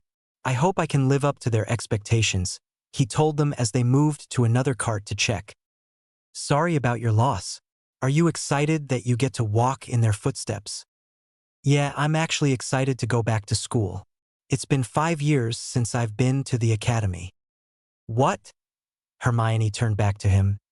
You haven't been to school since you were 6, but what about an education? I graduated my academy early at the age of 6 when I passed all the classes. The only one to ever do that was Kakashi-sensei. I studied very hard and days on end with no sleep to pass my classes and worked harder than most would during their studies. Hermione was now even more shocked as she looked at him. He graduated his school early at 6. At 6, she never got to graduate early. Her parents said that she should enjoy school and make some friends. She never agreed with them on that, and she couldn't find anyone to be friends with her. They were stupid or shallow and never put any effort in their schoolwork. She didn't need those kinds of friends. She was a little jealous that he got to graduate early and hoped maybe they can study together and become friends. They smiled at each other as they reached the cart and poked their heads in. Hermione saw a red-headed kid with his wand out looking like he was about to perform a spell, and she also saw a black-haired kid with glasses taped together and a lightning scar on his forehead. Have you guys seen a toad? A boy named Neville lost one? They both shook their heads as Naruto appeared. Oh, hey Harry, I see you made it. Hey Naruto, how are you? Harry asked. Both Naruto and Hermione sat down and faced the two boys. Good, just excited to learn magic. Everyone nodded in agreement. After introductions were made and Hermione and Ron made a big deal over Harry Potter. Naruto decided not to mention his last name. Hermione turned to Ron. I see you're about to do some spell. Well, let's see then. Okay then. Sunshine, daisies, buttermellow. Turn the stupid, fat rat yellow. Nothing happens except Naruto snorts at the incantation. Was that supposed to be a charm? Well, it wasn't a very good one. Hermione tells Ron, making Naruto laugh out loud. Harry just covers his mouth to hold in a chuckle. Ron's face turned the same color as his hair and turned to Naruto. What are you laughing at, like you could do better? Naruto wipes away his laughter and takes out his wand to point at Harry. Harry leans back a little. Just then Naruto spoke a spell from one of his book of spells, Reparo. As he spoke, Harry's glasses repaired themselves and the tape disappeared. Oh, that was a really good job, Naruto, Hermione said, impressed. She thought she was the only one who read their books before school started. He did graduate early, so maybe he studies just as hard as I do. That's it then, I'll make him my study partner. Finally someone who won't just copy off me, she thought as she looked at him. They all heard croaking and they all turned to the door to see a toad hopping down the hall. Both Naruto and Hermione rush up to the door. Naruto looks back at Harry and waves. See you later, Harry, Ron, and goes to follow Hermione. As they got down the hall, Neville once again barrels into Hermione while Naruto dodges to the side and picks up the toad before it had a chance to hop away. I'm so sorry, Hermione, I saw Trevor and was trying to catch him. It's all right, Neville, but get off me, Hermione tells him as they both once again got up. Naruto looks at them with a smirk. Looks like Neville has a thing for you, Hermione, he told her as he chuckles. Oh, shut it, she replied back, glaring at him. He handed Trevor back to Neville, telling him to have a firmer hold so it wouldn't happen again.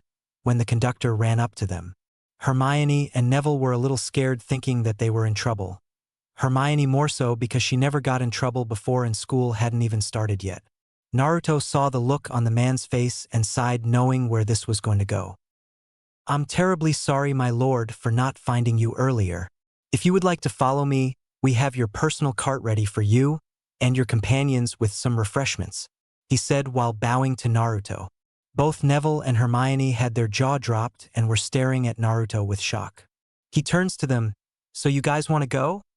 he asked as he started following the man. Both of them ran after him, and they were escorted to the front of the train and into another cart that had a red spiral crest on the front of the door. They entered into an open cart filled with benches on either end and cushioned to feel like clouds and sprinkled with orangish-red pillows. There was a few tables by the benches and chandeliers above their heads. Mini bars filled with all assortment of snacks and drinks for their enjoyment. The conductor left them and they found a bench to sit at with Naruto facing both of them. Surprisingly, it was Neville who spoke up first. "What? Naruto, you never told us your family was super important. Who were they?" "Yeah, Naruto, aren't we friends? At least tell us your last name. Who were your parents?" Hermione added, looking at him with wide eyes. "Well, my full name is Naruto Uzumaki.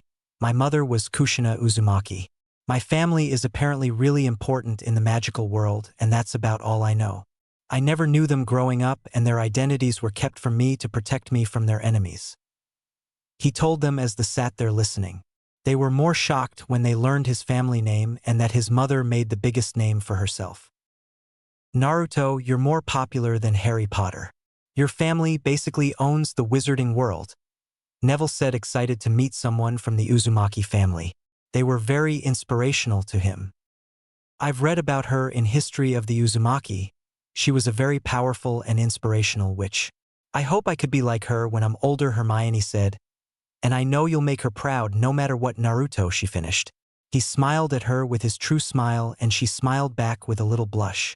He really did have a great smile. They talked some more and he learned a little more about Neville. They made it to the Hogsmeade train station and exited. Naruto spotted Draco walking with the others heading towards Hagrid, who was calling all first years over to him. Hermione and Neville wandered off, and so he joined back up with Draco and co. "Hey Naruto, where'd you go? By the way, this is Crab and Goyle, they're some more friends of mine. Guys, this is Naruto, my new friend." Draco introduced them and they gave a wave to each other. They were taken to the lake and boarded to a boat. He sat with Draco, Blaze, and Theodore watching the boat take off and was guided by magic. Naruto saw Neville fall over the side of his boat only to be set back in it by a large tentacle. "That be the giant squid living in the lake. Don't worry, it won't harm any students," Hagrid yelled out. As they rounded a bend, Naruto got his first look at Hogwarts, where he would be staying for almost a year. It was a giant castle by the lake with large towers and windows everywhere glowing a soft yellow with candlelight. He was amazed at this, and now it just dawned on him. He wasn't in Konoha anymore. Hogwarts. They were led up the stairs by an old witch wearing emerald robes and a pointed hat, and they made it to a pair of double doors before the women turned to face them. "I am Deputy Headmistress Professor McGonagall. In a few minutes the sorting will begin, where you will be placed into one of 4 houses. Ravenclaw, Hufflepuff, Gryffindor, or Slytherin. You will abide by the school rules. While doing good deeds and exceptionally on your work gain you house points, but breaking these rules will lose you house points. At the end of the term, the house with the most points will win the house cup. Now wait here a moment and I shall return to retrieve you." As they waited, Naruto looked around, seeing the moving stairs and the paintings on the wall, talking with students. They also were able to enter other paintings and talk with each other. These would make great guards back in Konoha. No one would look twice at them and they would be able to alert the Umbu. "I just need to find out how to make these photos." Then they saw the ghost floating by them and a few students gasped or screamed a little. Naruto found himself on Draco's back with wide eyes. "Get off me, mate, you're heavy as hell," Draco said as he and the rest of his friends laughed at him. "Sorry, just didn't expect that to happen," Naruto said, while scratching the back of his head with a small laugh. They talked some more before Draco told them that he'll be back, and he, Crab and Goyle walked up to the front of the group. So it's true then what they said on the train then, Harry Potter came to Hogwarts. Draco yelled out as he turned towards Harry. Naruto watched as his friendship got rejected and Ron laughing at him. Draco came back down towards their group with a glare on his face. That Potter thinking he is so great he can just wave off anyone he wants. That wasn't what Naruto saw but kept his mouth shut instead. Professor McGonagall came back and brought them through the giant double doors. He looked up and saw that the ceiling looked like the night sky and there were floating candles above to light the hall. Hermione came up beside him. I read in the book Hogwarts a history that said it was enchanted to look like that. She told him as they came to a stop in front of a high table with what looked to be the professors of Hogwarts. He spotted Snape near the right side of the table next to a turban-wearing man that looked like he was ready to jump out of the room. In front of the table was a stool with an old-looking hat on top. All of a sudden it spoke and sang a song about being the sorting hat and the personalities of the student that is best placed into one of the 4 houses. He looks around seeing 4 long tables filled with students, and there were a few empty seats for the first years. McGonagall opened a scroll and started reading out names. The person would then sit on the stool and the hat placed on their head before it yelled out which house they would be in. Hermione Granger McGonagall spoke loudly. He patted her on the back and wished her good luck with a smile. She smiled back before rushing up and sat on the stool while taking the hat from the professor and slamming it on her head. A few seconds later the hat yelled out, Gryffindor, and she took of the hat and ran to her table. It had red and gold with a picture of a bird with a back end of a lion. He watched as Blaise, Theodore, Pansy, Daphne, Crabbe and Goyle all get sorted into Slytherin, which was silver and green. He even chuckled when it was Draco's turn and the hat was barely on when it yelled out Slytherin. This continued on as less and less kids were left standing. Both Ron and Neville got sorted into Gryffindor.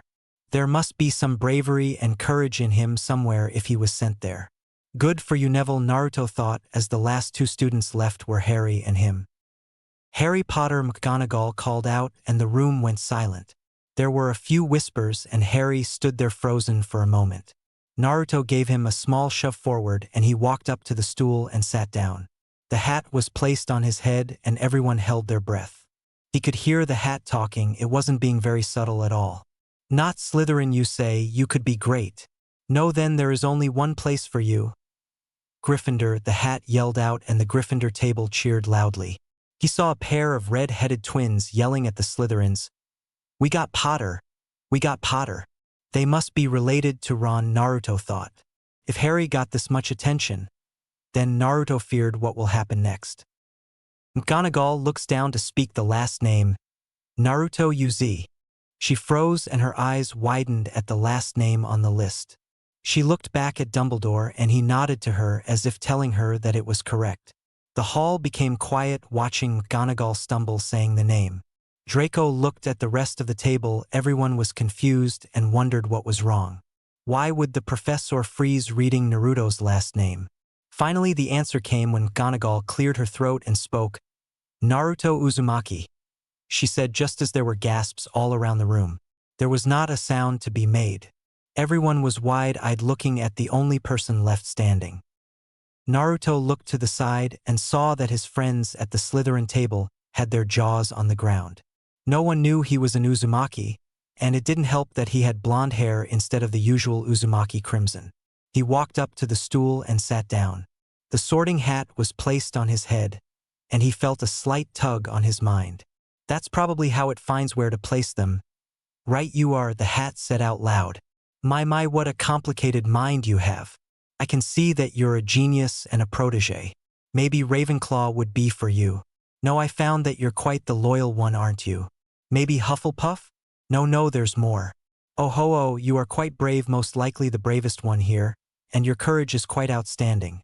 As the sorting hat said that, each house it mentioned were slowly getting more excited to hear if he would be in their house. The Gryffindor were more excited when they heard the last part, especially Harry, Ron, Neville, and Hermione. If he was the bravest of them all, then that would mean he would definitely be in Gryffindor. The sorting hat spoke up again. And the deeper this mind goes, aha, you're very cunning, and you have high ambitions. If you go for that, perhaps Slytherin is for you. Seems I'm at an impasse. You would do great in any house I put you in. The students and teachers were surprised. The hat always knew where to put someone. At the Slytherin table, Naruto's friends started to chant Slytherin, and as they did, the rest of the table did as well, taking up the chant. Slowly, every house were chanting their house name, wanting the Uzumaki to join their house. Then Dumbledore stood up. Silence! Spoke loud enough over the chanting using magic. They all stopped talking when the hat spoke at last. I have decided. Your potential is too precious to waste, so off you go to Slytherin, the hat yelled at last. The room was deafened by the roar of cheering going on at the Slytherin table. A sixth year stood up. How we got a Uzumaki. Much better than Potter dorks. No one saw Snape turn to the side and smile while pumping his fist in victory. Naruto got up and walked over to the table sitting between Draco and Pansy. His clothes changed to silver and green of the house colors. As everyone started to quiet down, Dumbledore stood up once more to address the students. Before we begin our banquet, I would like to say a few words. And here they are. Nitwit, blubber, oddment, tweak, thank you. The students cheered and Naruto chuckled, understanding what it was he was talking about. And then right before his eyes, the tables were filled with all different kinds of food. He filled up his plate and started to dig in.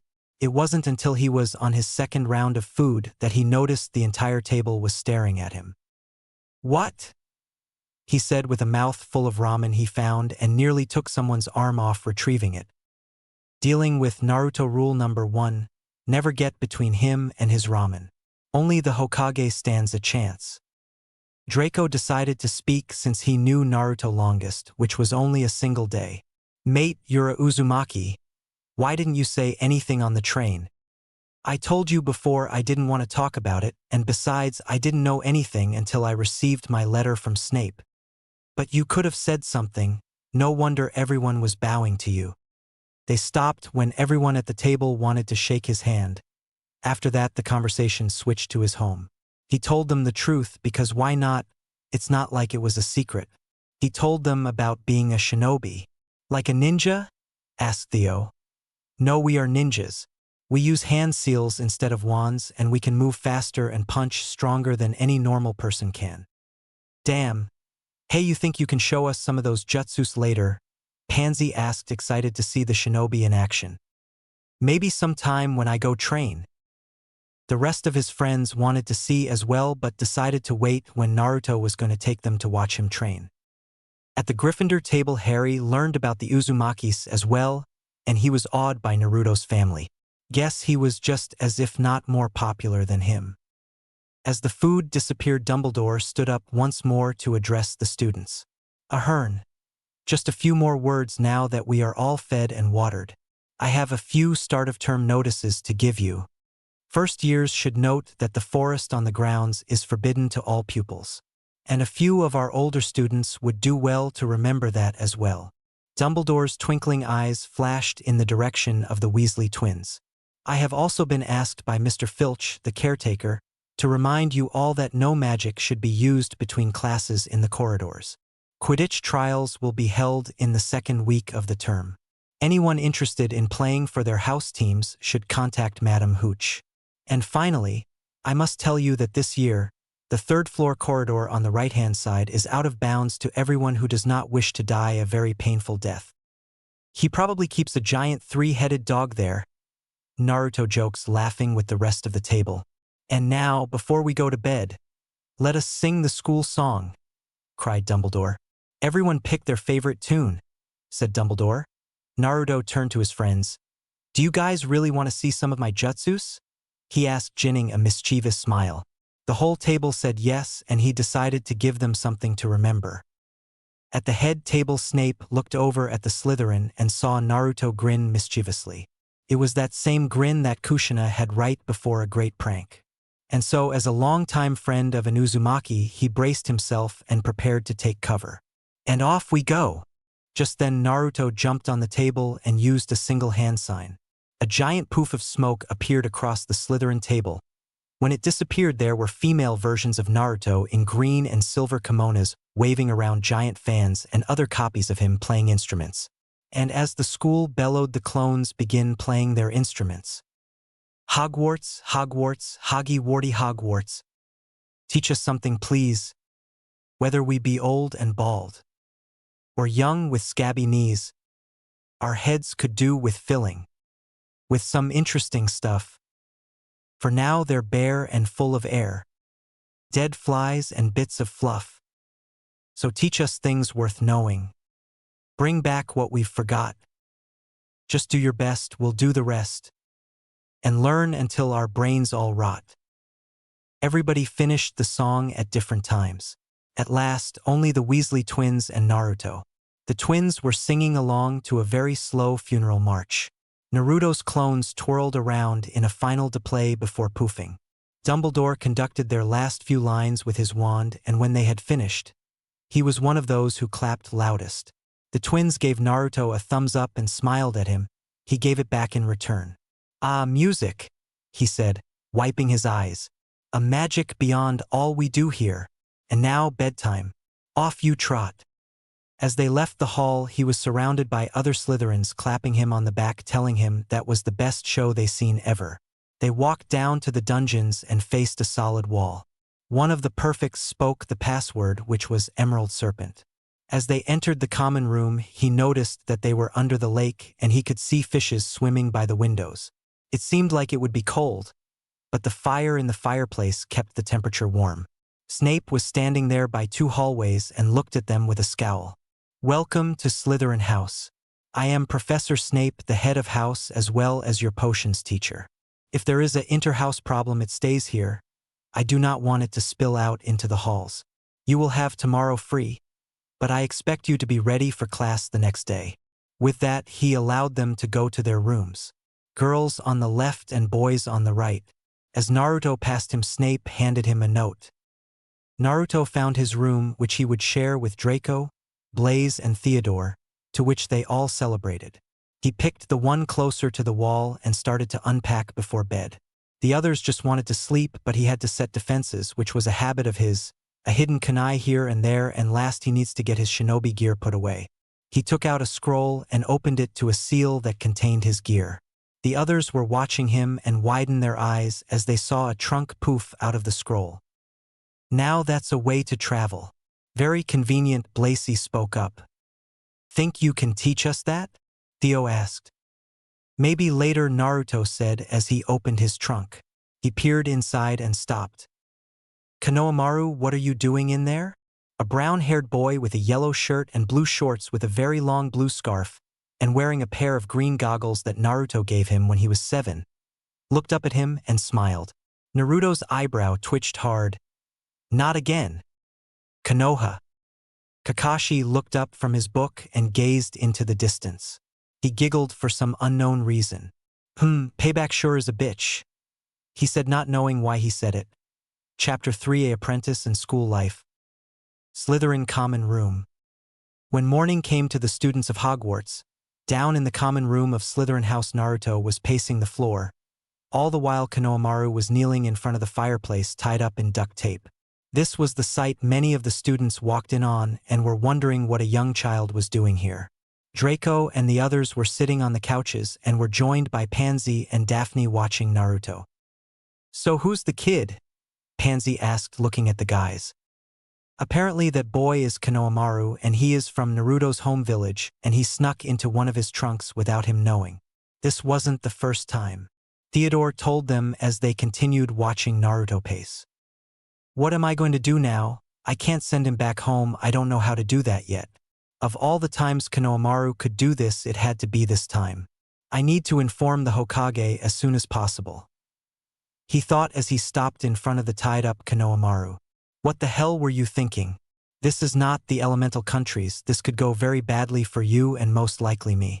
What the fuck do you think you were doing?" he yelled at him. What was that twerp? MMH. Don't give me lip now. I need to talk to the headmaster and see if he can take you back. MMH. Yes, you're going back. Do any of you think it's weird he understands him with his mouth taped? Draco asked as they all had sweat drops on their heads.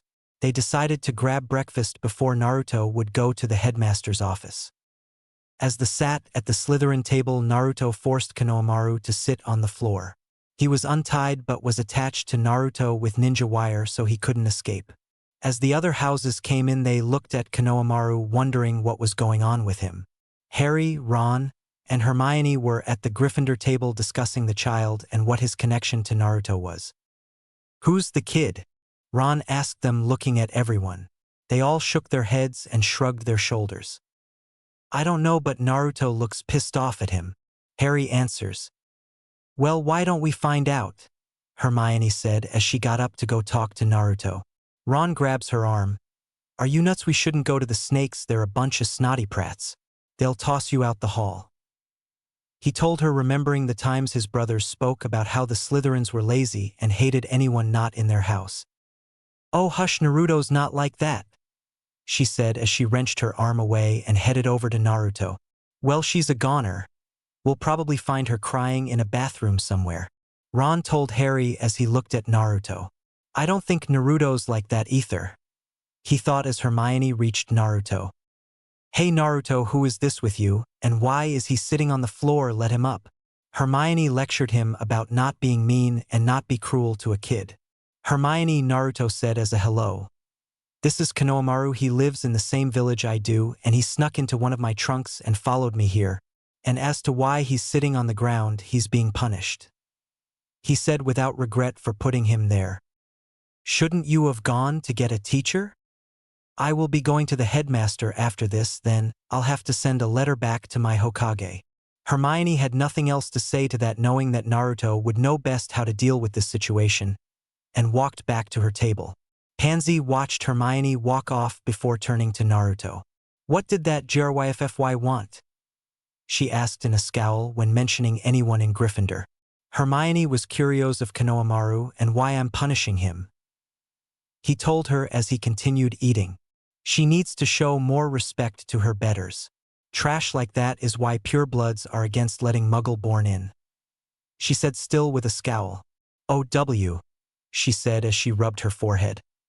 "Why'd you flick my forehead, and why does it hurt so much?" "First off, Hermione is a friend, and like the rest of you, she is allowed to talk to me like that if she thinks I'm in the wrong. Second, don't make fun of her. You wouldn't like it if someone made fun of you, so stop it. And last, I don't hit girls, hence flicking your forehead," he said, finishing his meal. He took out the note he got from Snape before this fiasco and decided now would be the best time to read it. "Naruto, I am glad you were put in Slytherin. I know your mother would be happy to know you were in her house. After breakfast, head up to the headmaster's office so we may discuss a few changes to your schedule." It was very convenient, so he grabbed Konohamaru and waved to his friends before heading out of the hall. They made their way up to the office, and Konohamaru talking about how awesome this place was and how cool the moving pictures and stairs were. They made it to a bird statue. "I'm here to see the headmaster," he said, and the statue leapt to the side and revealed a staircase. "Headmaster office." They walked up and opened the door into a very colorful room with bookcases all over and pictures of old people on the wall. He saw Snape standing next to the desk while Dumbledore sat in the chair. "Come on in, Naruto and little Konohamaru," Dumbledore said, waving them in. Naruto raised his eyebrows when he mentioned Konohamaru. Sir, how do you know his name?" "Well, my old friend Hiruzen sent me a letter telling me that his grandson may or may not have snuck into your luggage without anyone knowing for the third time." He smiled with a twinkle in his eye, like he was laughing. Snape continued to stand there with a scowl and watched Konohamaru. "You're friends with JJI-san?" Konohamaru asked. "Yes, young man, I am, and he was quite worried for you until he found out you were here." "How'd you find out? I even surprised boss here." He pointed at Naruto. "This is a magic school, so we would know if anyone enters Hogwarts without an invitation," Snape told him with another scowl. "Your Hokage has sent me a letter, as well as one to you, Naruto," Dumbledore said, smiling, handing him the letter. "Naruto, if you were handed this letter, then Konohamaru has snuck into Hogwarts with you. Since he seems to listen to you more than Irika, I will appoint him as your apprentice for the entire school year. If you have a problem, then this is an order." Irika was gracious enough to send over the required material he will need to learn in order to pass the year. Think of this as a learning experience for when you are assigned to teach others later on. With luck. Hiruzen Sarutobi Hokage. He just doesn't want to deal with him while I'm gone. Lazy-ass old man, Naruto thought with a twitching eyebrow. It appears that my Hokage has ordered me to take him as my apprentice for the school year. He told them. Yada yada, I get ninja training from boss. I'm going to be awesome. Konohamaru yelled out, jumping up and down. Are you qualified to teach someone seeing that you're young as well and attending classes? Snape asked him, amazed that his leader would allow him to teach at such a young age. Naruto looks at him and said, Umbu. With that, Snape widened his eyes in shock. He knew who the Umbu were. Kushina said they were the elite of the elite shinobi who were given near impossible missions. Dumbledore smiles and takes out a piece of parchment and writes on it. My dear boy, this will be your class schedule. We went ahead and gave you some time for you to train. You will be the only student given permission to be out past curfew and to use the Forbidden Forest for training. Please do not take other students with you. As for young Konohamaru here, we will pick up some clothes for him to wear while he is here. It does get quite cold in the winter, and we will allow him here as long as he does not distract students from their schoolwork. I understand, Professor. If you will excuse us, I have to start his education, he said as an evil twinkle came into his eyes, and Konohamaru shivered in fright.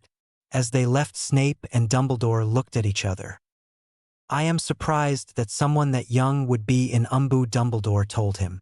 I'm not, Snape replied, making Dumbledore look at him in surprise. I've seen him kill a man and not even flinch at the dead body.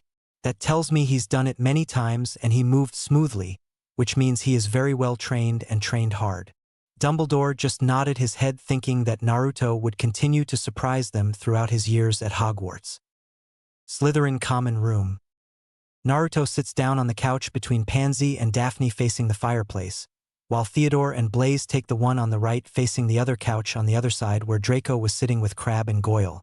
And kneeling in the middle of the couches was Konohamaru, who looked like he was going to be executed. They were all looking down at him, waiting to see what Naruto would do. Since the Hokage is deemed to make you my apprentice, I've decided to go ahead and teach you any way I wish. A smirk was on his face. The others were surprised to hear that Naruto would have an apprentice at such a young age. While you are training, you will do everything I tell you. Do you understand? A nod from Konohamaru. Good. Also, when you are not with me, you will be with one of these people and will do everything they tell you. Another nod. Guys, I will allow you to have him serve you in my absence. He can carry your items and fetch you things. But you are not to use any hexes or charms on him, he told his group of friends. Then a sinister smile came to his face, and Konohamaru flinched back. At least not yet. The others chuckled and giggled at that.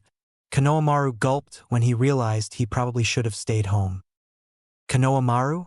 If I were you, I would head out to explore the school before classes start tomorrow.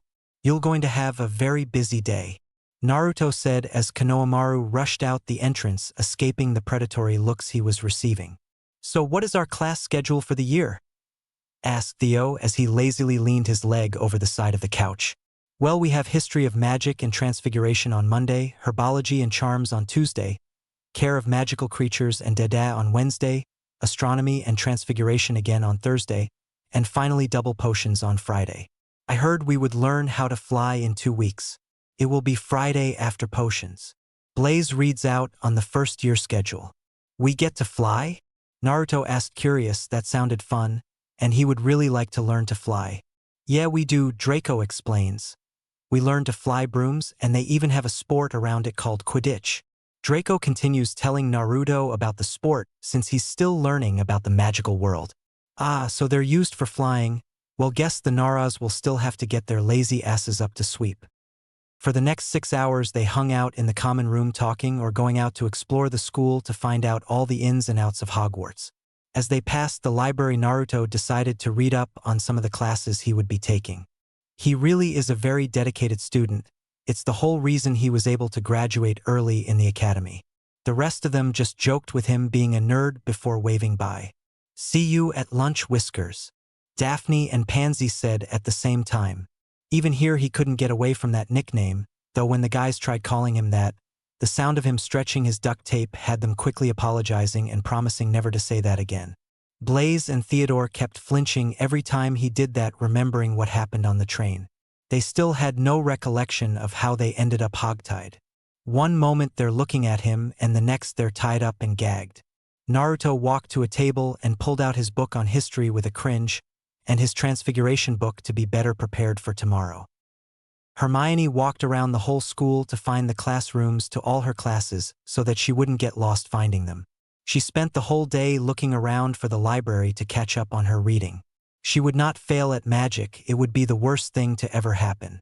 She would be humiliated if she didn't get a O on every class. She eventually found the library and sighed. This was her sanctuary and this was her domain. She walked in and to her surprise saw Naruto sitting in a corner table reading. He must have had the same idea I had. It's nice to find someone else as dedicated to their studies as I am. She walked up to the table and asked if she could join him and if they could study together. He looked up and smiled at her.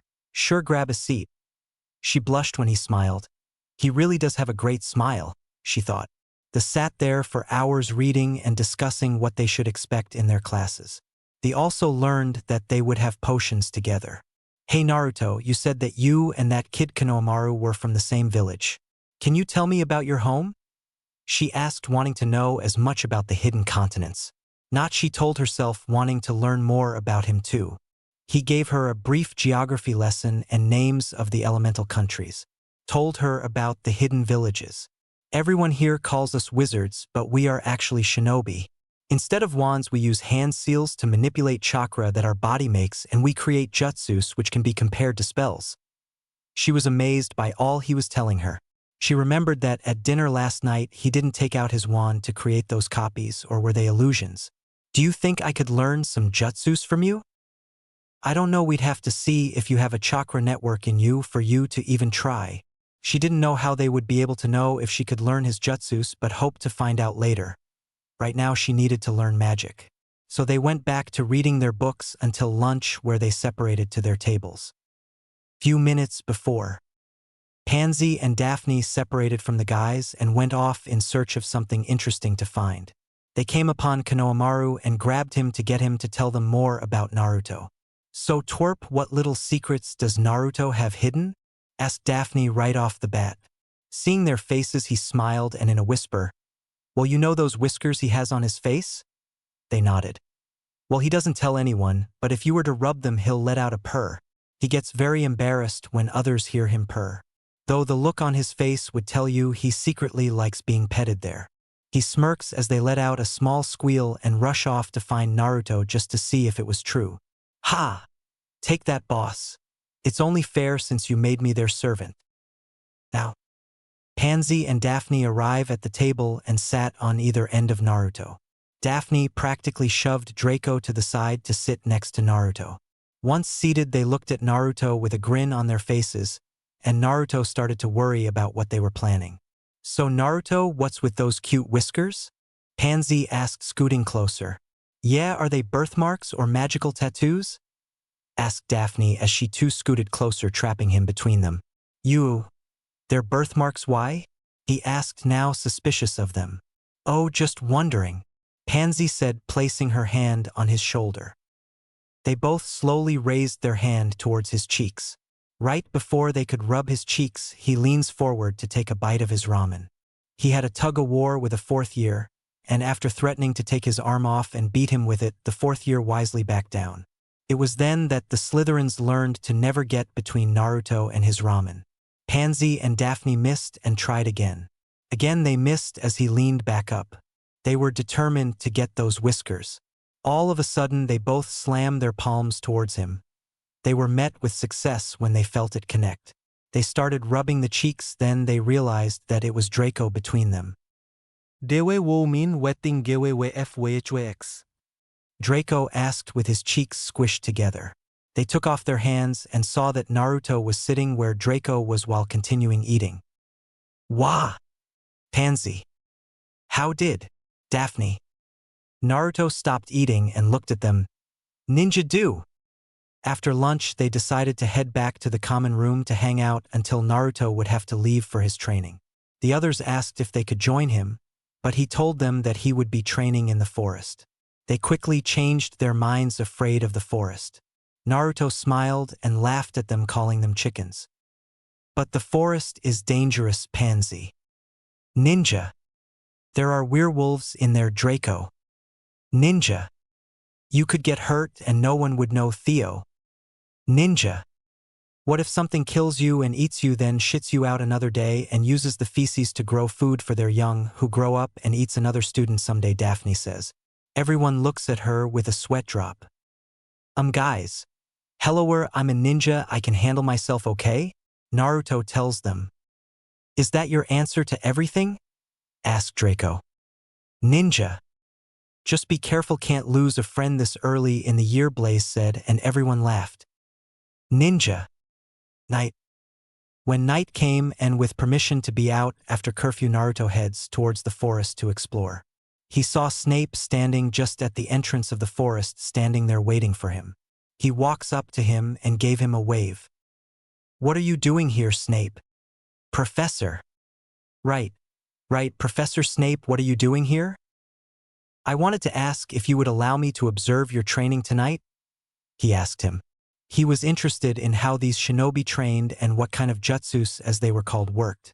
He only heard about them, but this was a chance to see it for himself.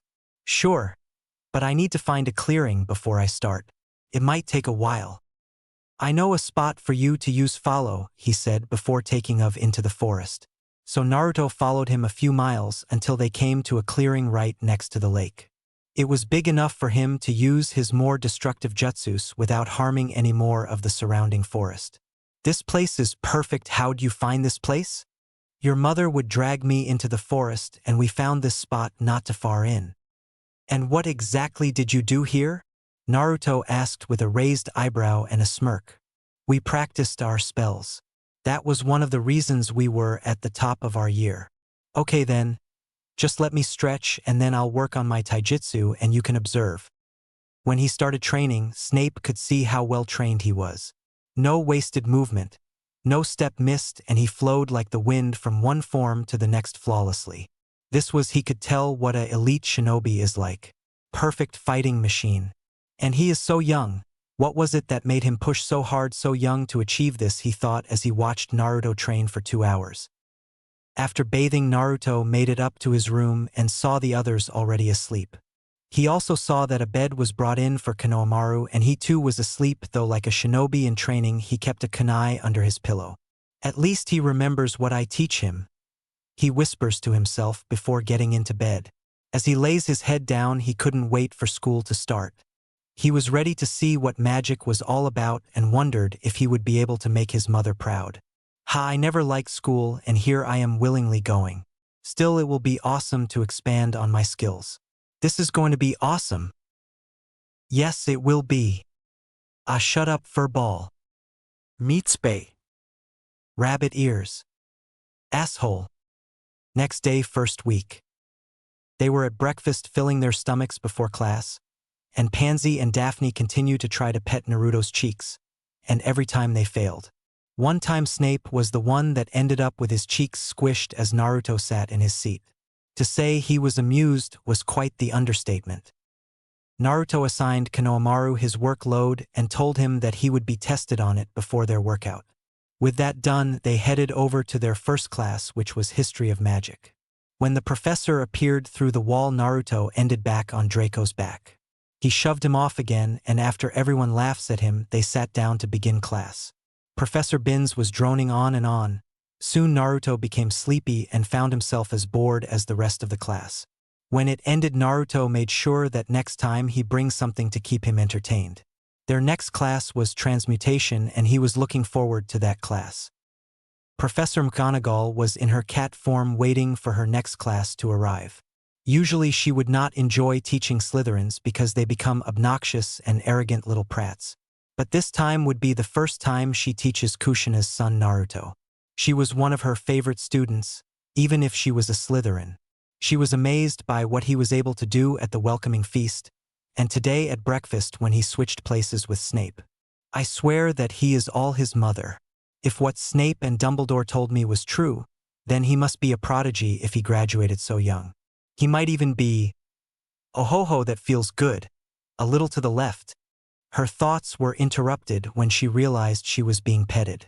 Though she let out a purr, she saw that it was in fact the very student she was thinking about. He petted her for a few more seconds before returning to his seat and waited for everyone else to join. "Well, hello, Professor McGonagall, nice transformation," he said. Her eyes widened.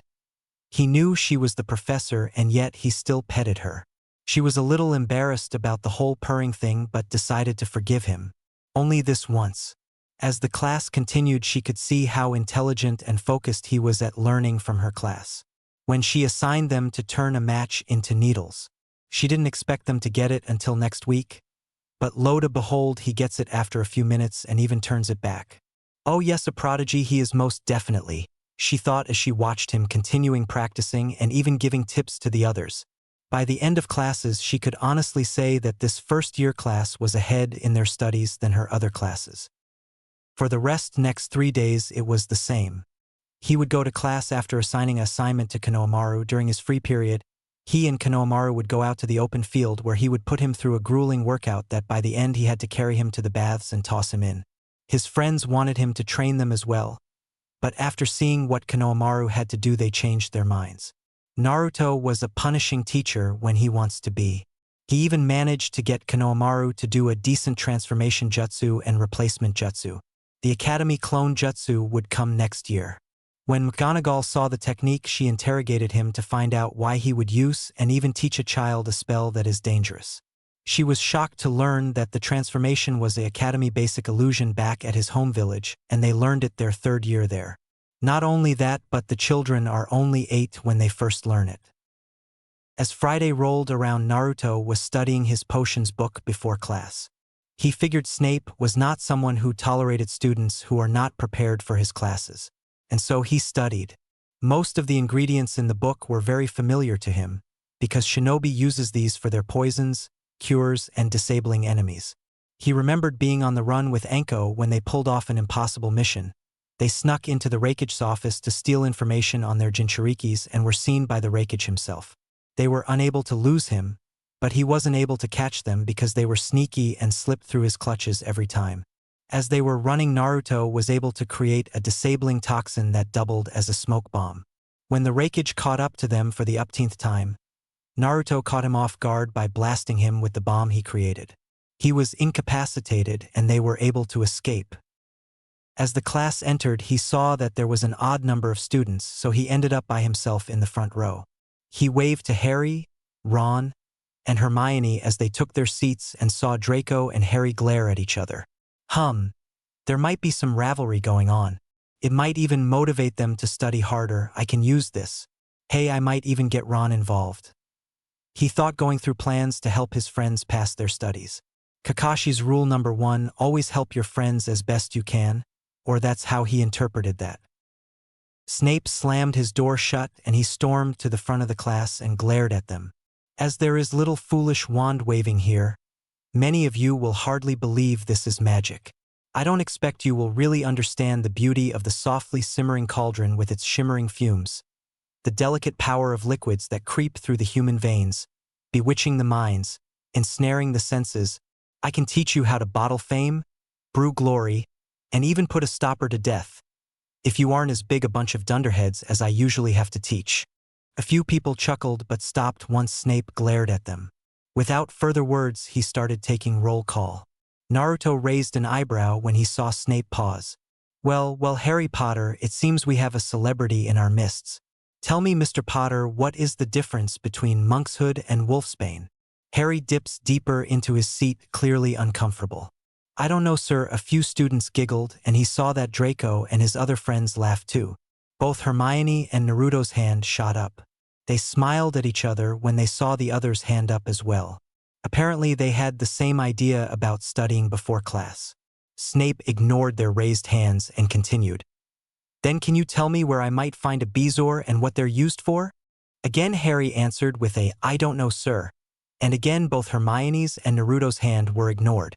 Naruto got a little irritated that Snape would humiliate a student in front of the class and not acknowledge those who knew the answers. Fame won't get you far, Mr. Potter. You would do well to remember that. He finally looked over at Hermione. Put your hand down, girl. Snape snapped. Now Naruto had to do something, and as Snape turned to him, a spark of mischievousness came into his eye, and he made sure Snape didn't see it. Let's ask someone who may have prepared themselves for this class. Mr. Uzumaki, can you tell me what I would get if I added powdered root of asphodel to an infusion of wormwood? What is the difference between monkshood and wolfsbane, and where might I find a bezoar and what it might be used for? Everyone was nervous except for Hermione, who knew the answers and hoped Naruto did too. Well, if you ask me, doesn't asphodel in a fusion of wormwood make a sleeping potion that a old hag put in an apple and gave it to a air-headed girl? I think it's called Drought of the Living Death. Oh shit, does that mean it makes zombies? That sounds awesome. At that, the room erupted into fits of laughter. Snape glared at them and they shut up. Well, monkshood sounds like something that Old Man Hokage and Dumbledore would smoke. More laughter. And wolfsbane sounds like the dog version of catnip. But I think they're the same and go by aconite as well. Hermione starts to giggle as well, and Snape smirks a little but wipes it away before the students see it. Well, all but Naruto can't hide from a ninja. Bezoar, doesn't that have something to do with a stone, a goat, and poison? That sounds like a start of a really dirty joke. By the way, who would put a stone in a goat? That's nasty. Also, who the hell would reach inside a goat? Got to be desperate to get a stone from a goat's stomach. Not worth it if all it does is save you from most poisons. There are better ways. By the time he finished answering, the students were laughing hard. Draco and Theo were on the ground holding their stomachs. Blaze was pounding his table. Pansy and Daphne were covering their mouths, trying and failing badly to hold in their laugh. Even Hermione couldn't stop. He may have made it out to be funny, but the answers he gave were still correct. Snape held his head in his hands. He might be as bad. No worse than Kushina was at being serious in classes. He thought, well, Mr. Uzumaki, in a roundabout and somewhat colorful way, you are correct. 20 points to Slytherin. And why aren't you all copying it down? He snapped, finally getting their attention. Ron started writing vigorously every word Naruto said, so he could tell Fred and George when he saw them. For the rest of the class, Snape had them make a potion that would cure boils. As everyone was measuring out their ingredients, Naruto was able to tell how much of everything weighed just by touch. A ninja didn't have time to measure in a life and death situation, so they learned early how to weigh by touch. That way, a shinobi could tell if an once was put on them or taken off. It stopped thieves from stealing from a ninja, and anything put on a ninja without their permission was most likely deadly. Snape stepped in front of Naruto. Mr. Uzumaki, pray tell me, how do you expect to make a proper potion without measuring your ingredients first? This is not a guessing game to play with potions. He barked at Naruto. This dunderhead is going to kill himself. Without looking up, he holds up a certain amount of ingredients. For 0.2 ounces, he told him. Snape took it and placed it on the scale. Sure enough, 4.2 ounces. He held up another ingredient, 6.7 ounces. Sure enough, he was correct. Snape walked away happy. At least Naruto knew the measurements. Near the end of class, Neville somehow blew up his cauldron and was sent to the hospital wing. Naruto was the only one to make a perfect potion. Even Hermione screwed up somewhere and was trying to figure out what went wrong. Naruto leaned over. You didn't crush the snake fangs well enough, and the slugs should be sliced thinly before adding. She nodded her head in thanks and wrote down the advice. Snape appeared again in front of him. A perfect potion. 50 points to Slytherin for Mr. Uzumaki's success on the first try. Tell me, Uzumaki, have you any experience in potion making before? Looking at Professor Snape directly in the eyes, Naruto answered, Ninja. Naruto's Slytherin friends laughed at his answers while the rest of the class looked bewildered. Ah, was all Snape said before dismissing the class. If you would stay a moment? Naruto gestures to his friends that he would catch up to them later. They left. Hermione decided to wait outside the class for him. As the door shut, if next time you don't mind, please take this class more seriously. As well, 20 points to Slytherin for a creative joke. Snape said, smirking at Naruto. He smirked back and nodded. As he walked out of the classroom, Hermione caught up to him. Naruto, wait. He paused, waiting for her to step up next to him. How'd you know to do the slugs or the fangs? They didn't say anything in the book about it, and I read it over 12 times. He looked back at her and gave her her answer. Ninja, and he walked off. That's not an answer, she yells, running after him. Give me an answer. Saturday. Fred and George were on the hunt. They watched their prey walk by, hiding their matching grins. Just as the target walks by, they pounced. They were grappling with their prey, and it was slippery and elusive to their holds. The sound of stretched tape was all they heard before everything went dark. Naruto looked at the two older boys and shook his head. They were twins and seemed to be related to Ron. He dragged them to an empty room and splashed water over them. They woke, spitting out water and looking around until they spotted him. Well, you are quite the slippery little snake, aren't you? Said one of the twins. Yeah, and quite impressive first week you had, said the second one. Who are you? Names are Fred, said the one on the left. And George, said the other. Weasley, they said together. What do you want? We were impressed what you did at the opening speech and the prank you pulled on Snape as well, said George. Professor. What? It's Professor Snape. Naruto grins at them. They laughed at his joke, understanding what he was saying. They too had that same conversation with Snape. So, what do you two want from me?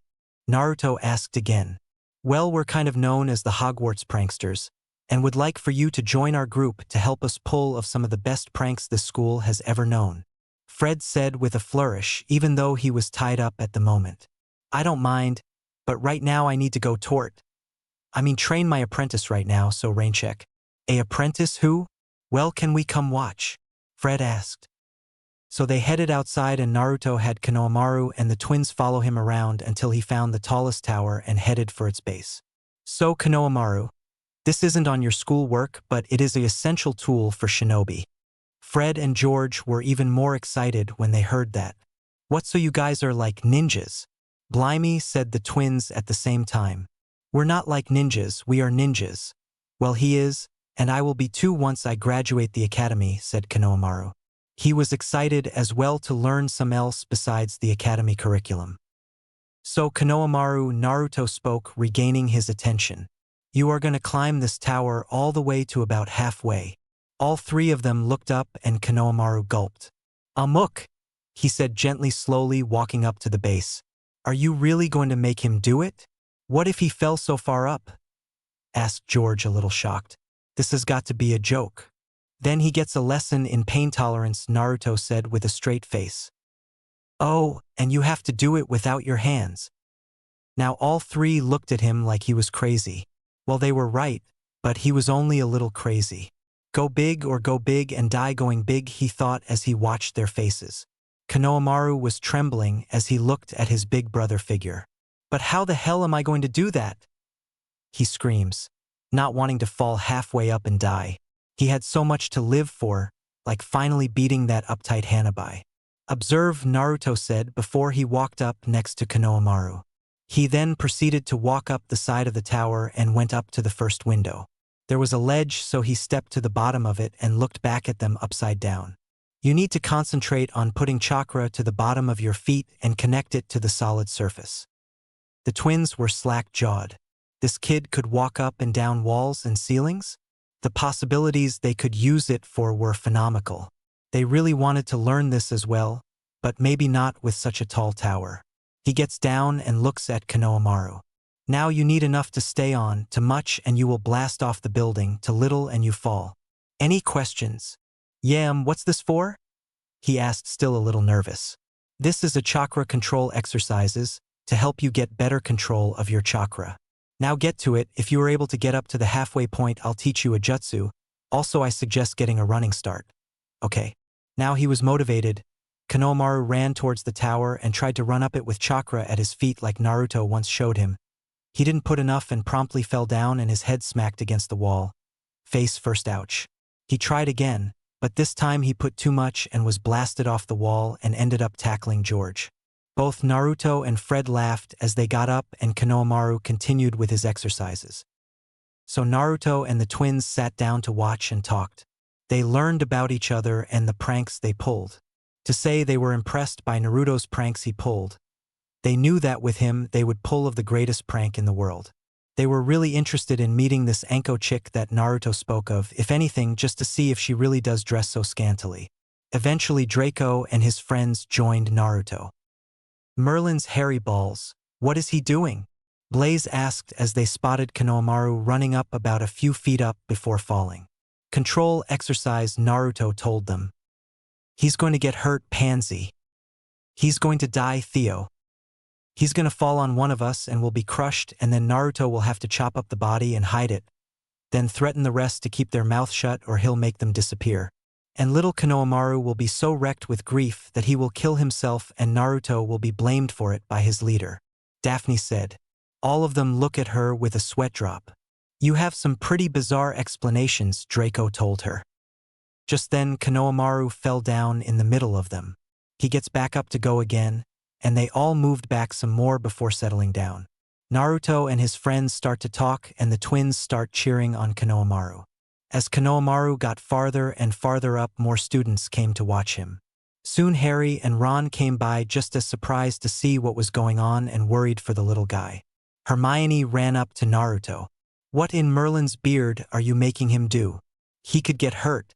Make him stop before he dies. Hermione, he is practicing to control his chakra. This is one way of doing it. And if he gets too high up and falls, I'll catch him. He tells her.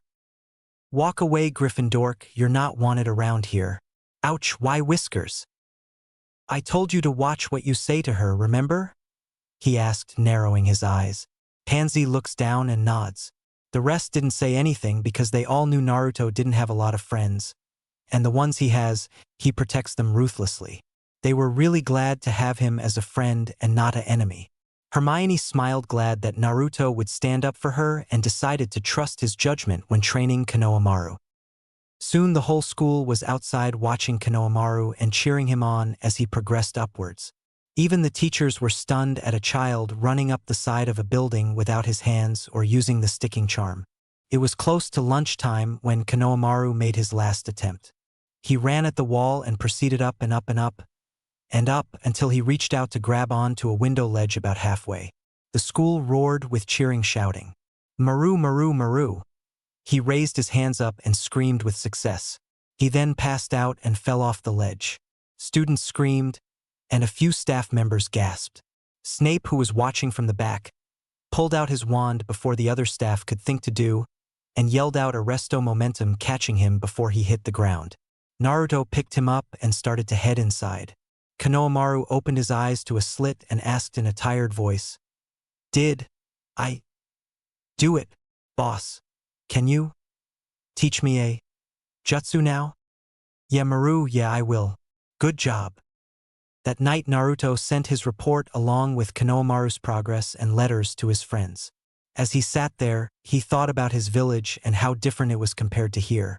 He missed Hinaheim, Kakashi, Anko, and the others, but when he was here he didn't have to watch his step or deal with the crap that the villagers would give him. He was happy here, and yet he still missed Konoha. Next Friday. Throughout the week Konohamaru became the talk of Hogwarts. He was patted on the back for his accomplishment and was allowed to sit with the Slytherins.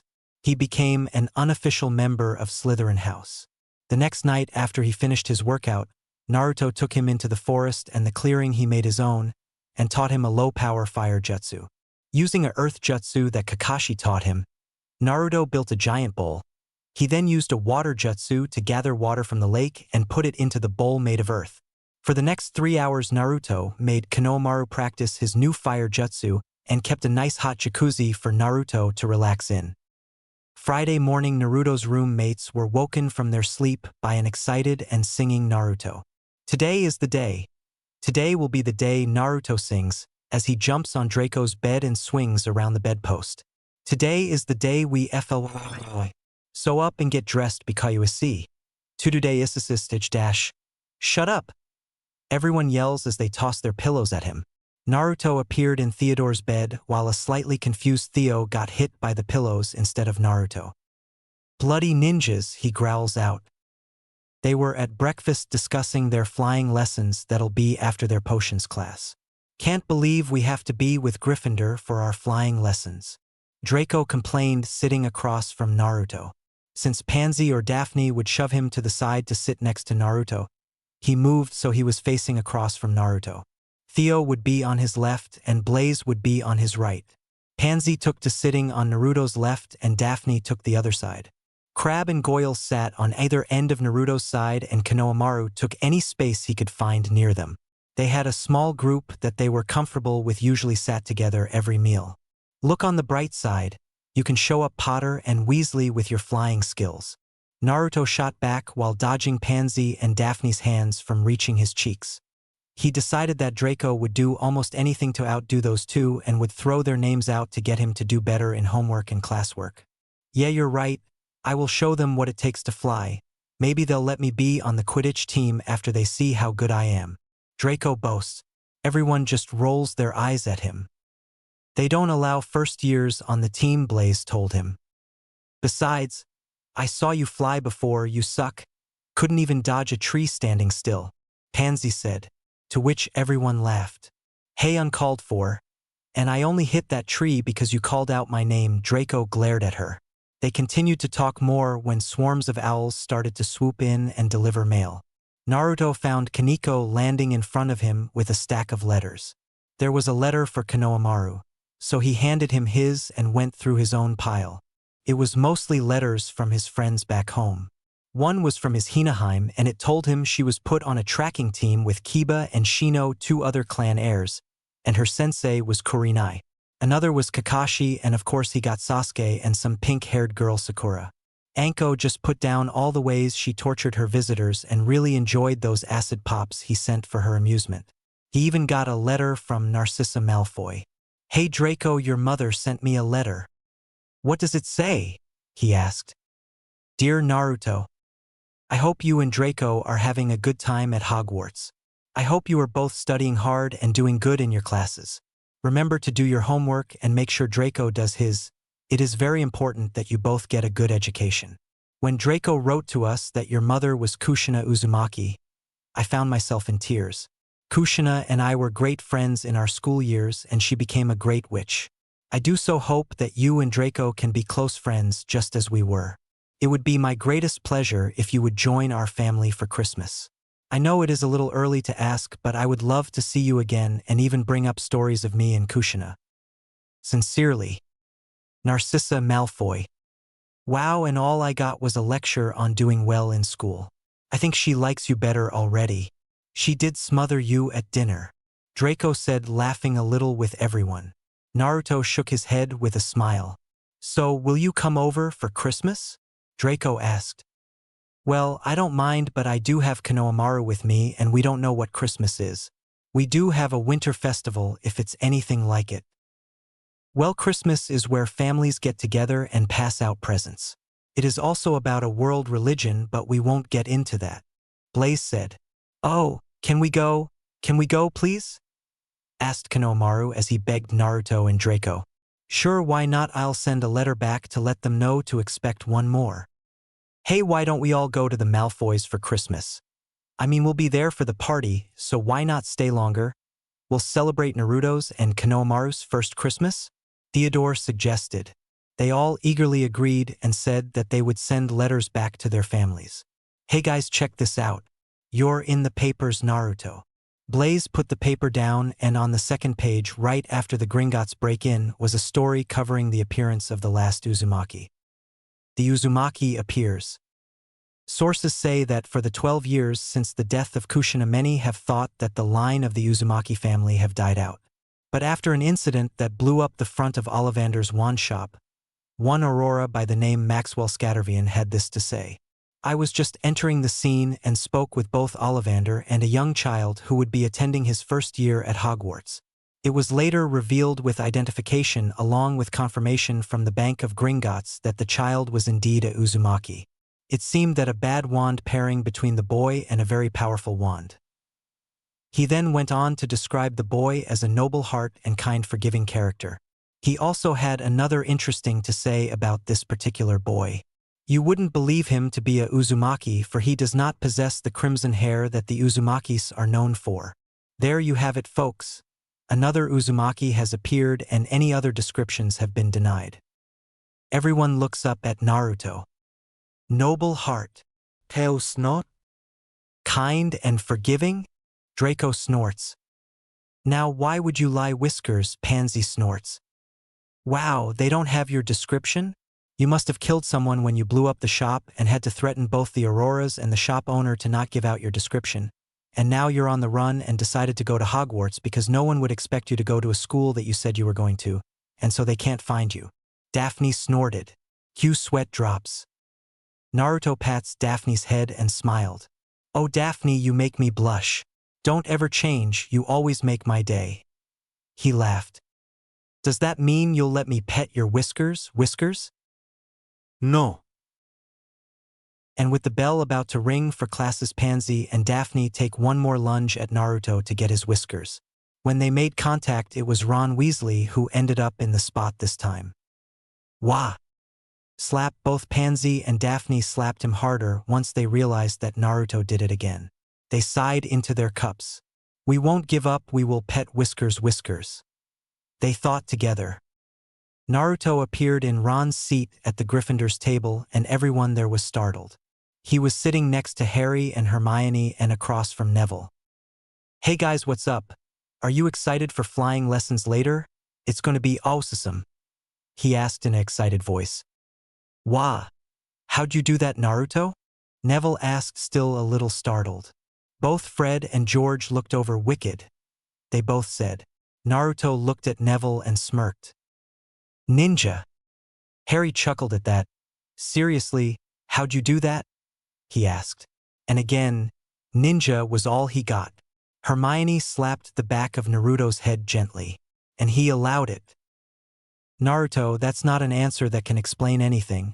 And to answer your question, yes, we are just as eager to fly as you are. Now will you please answer the question on how you did that switch with Ron? Ninja, Naruto answered with a smirk. Hermione goes to slap him again, only to find Ron back in the spot. Ow, what the bloody hell was that for? Hermione huffs and gets up to head to class. Both twins were laughing at what Naruto did. Why'd she hit me? Ron asked, still dazed from the switch. Both Neville and Harry laughed. Let's go, we don't want to be late for Snape's class. Professor, Neville said. What? It's Professor Snape, Neville said, smiling. As everyone entered the potions classroom, Hermione rushed and pushed people out of the way and even shoulder-checked Goyle and sat next to Naruto. She would not fail another potion again, and since Naruto knew how to properly make the potions, he would be her partner. When Snape entered the classroom, he forced Hermione to move back to her original seat. With her head down she moved, but not before throwing Professor Snape a heated glare. They were working on their potions and Hermione continued to ask Naruto for help to perfect her potion. He of course helped her when she asked, along with Draco, Theodore, and Pansy and Daphne. During the class, Snape kept awarding Naruto points for his house and taking it away from Gryffindors. By the end of class, once again only Naruto got his potion perfected, and those helped were getting closer to getting it right. Hermione was beside herself, trying again to figure out what went wrong. You didn't stir the water once before adding your ingredients, Naruto told her. She wrote it down and waited for him to give his potion to Snape, earning another 40 points. As the Slytherins and Gryffindors headed out to the field for their first flying lessons, Naruto and Konohamaru had their arms swung around each other singing, Flying, flying, Naruto boss get to FLYYYYY. Everyone was smiling or chuckling at their childish glee. As they lined up, Madame Hooch, a wild silver-haired hawk-eyed woman, walks down the aisles of students and stands at the end. Okay, welcome to your first flying lesson. Stand by your brooms, hold your hand over it and say up. As she said this, her broom shot up into her hand. As the class started, Naruto noticed that Draco and Harry got it on the first try. Ravelry sure is a useful motivator, he thought. Say it with feeling, Hooch told them. Hermione's broom continued to roll around on the ground, and when Ron said, up, the broom lifted up and smacked him in the face. Naruto and the class laughed and Hooch chuckled a little. Naruto decided to try, and as he held his hand over the broom, he said, "Up!" the way Hooch said to, and the broom shot up. It was moving extremely fast, so Naruto moved his hand and the broom continued into the sky. He looked up and put his hand over his eyes to see where the broom went. After a minute, he raised his hand to get Madame Hooch's attention. "Professor, I lost my broom. Can I get another one?" At that, the whole class laughed. "How in Merlin's name did you low dash?" Hooch stopped when she noticed his broom gone. She also saw him looking up, and she looked up as well, wondering where the broom took off. "Maybe next time a little less feeling, Mr. Uzumaki," she said, handing him another. More chuckles. "Now that everyone has their broom, I want you to mount your broom and grip it like so," Hooch showed them. "Next, I want you to push off the ground, hover, and tilt slightly forward and land back down. On the count of 3. As she got to 2, Neville's broom raised up and went wild. Neville couldn't control his broom, and it shot around the field and doing loops and corkscrews. "He looks to be doing great on that thing," Naruto comments as his friends laugh. The broom threw Neville off, and his robes got caught in a statue 20 stories up. A few students gasped, and Hooch just stood there, still a little surprised. Just as his robes tore and he started falling, which the students screamed, Naruto was there on his broom and caught Neville before he seriously hurt himself. "You all right?" Naruto asked him as he looked to be a little shaken. "Yeah. Thanks for the save, Naruto," Neville answers him. He flew them down on the ground, and the professor rushed to them. "Nice save, Mr. Uzumaki. Looks like a few scratches and bruises. Nothing, a little trip to Madame Pomfrey won't help," she said as she led him away. "Brooms are to remain on the ground. If I catch any of you in the air, you'll be out before you can say Quidditch." She is such a hooch, Naruto thought. Draco picked up the Remembrall Neville drop. Maybe if he used this, he would remember how to fly. "Give that back, Draco," Harry said, approaching. "Come get it if you can, Potter." Draco shot back, flying into the air. A few moments later, Harry flies up.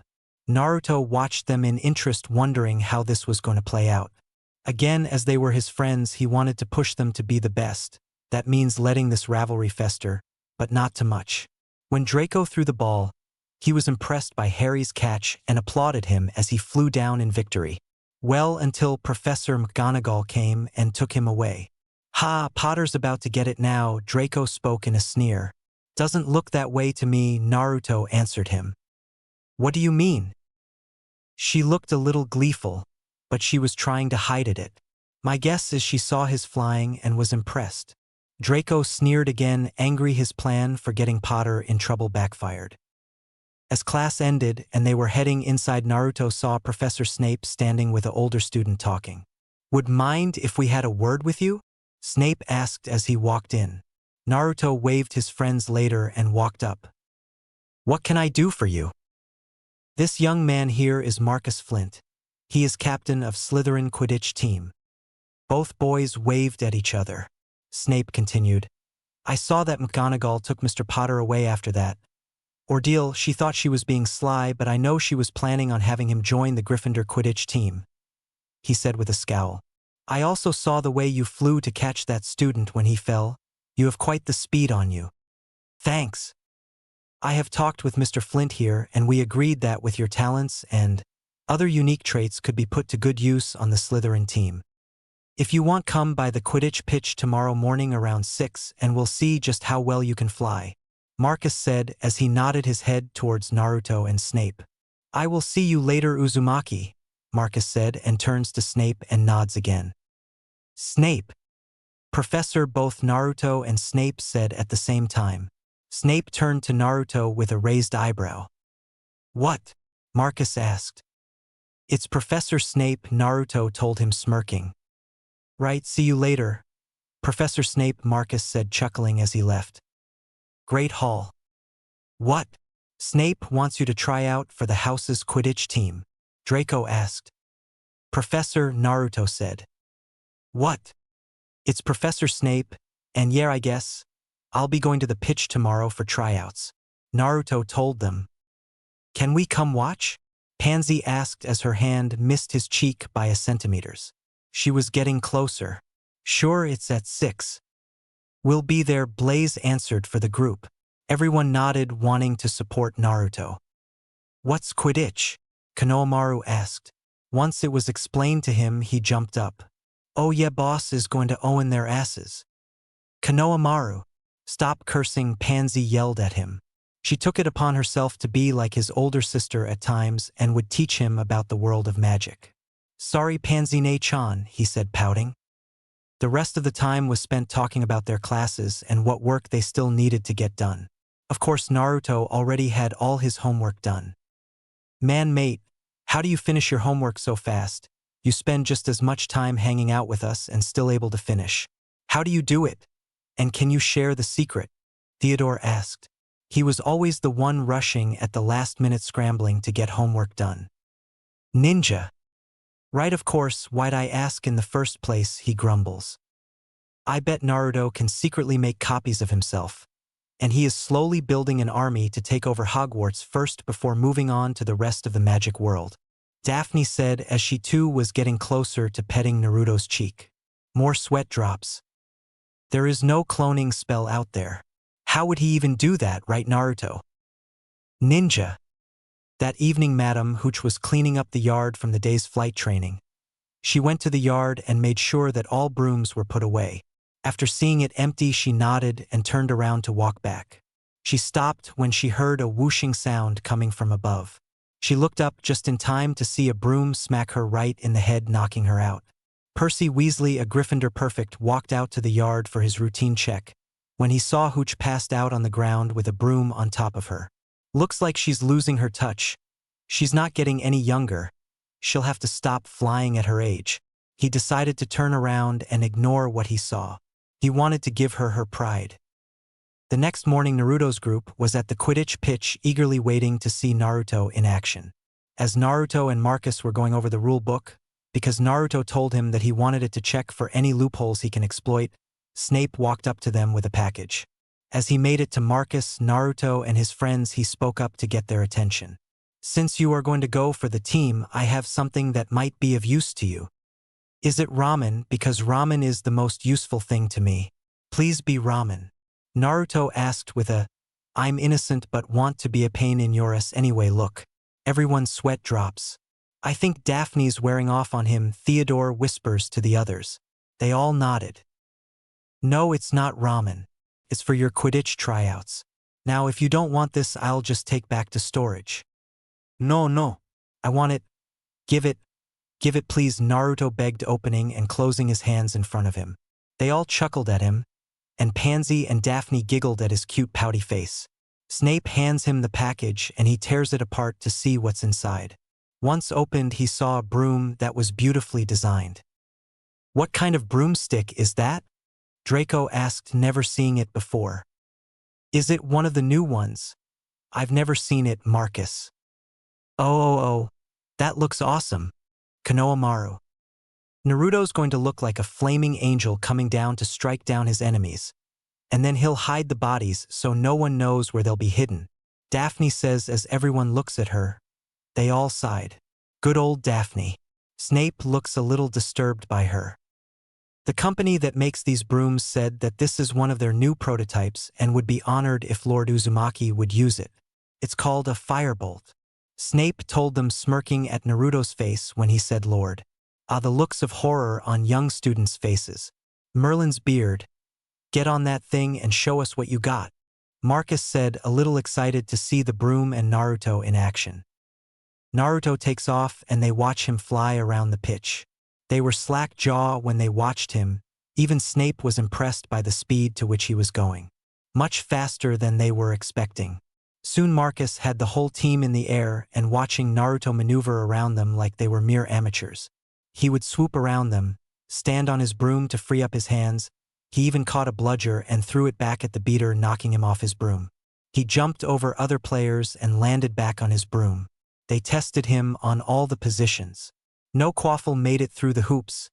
No keeper could block his shot. They agreed not to make him a beater because when they had him use a target to practice, they were expecting a hard impact, not for the dumb to explode in a shower if with splinters.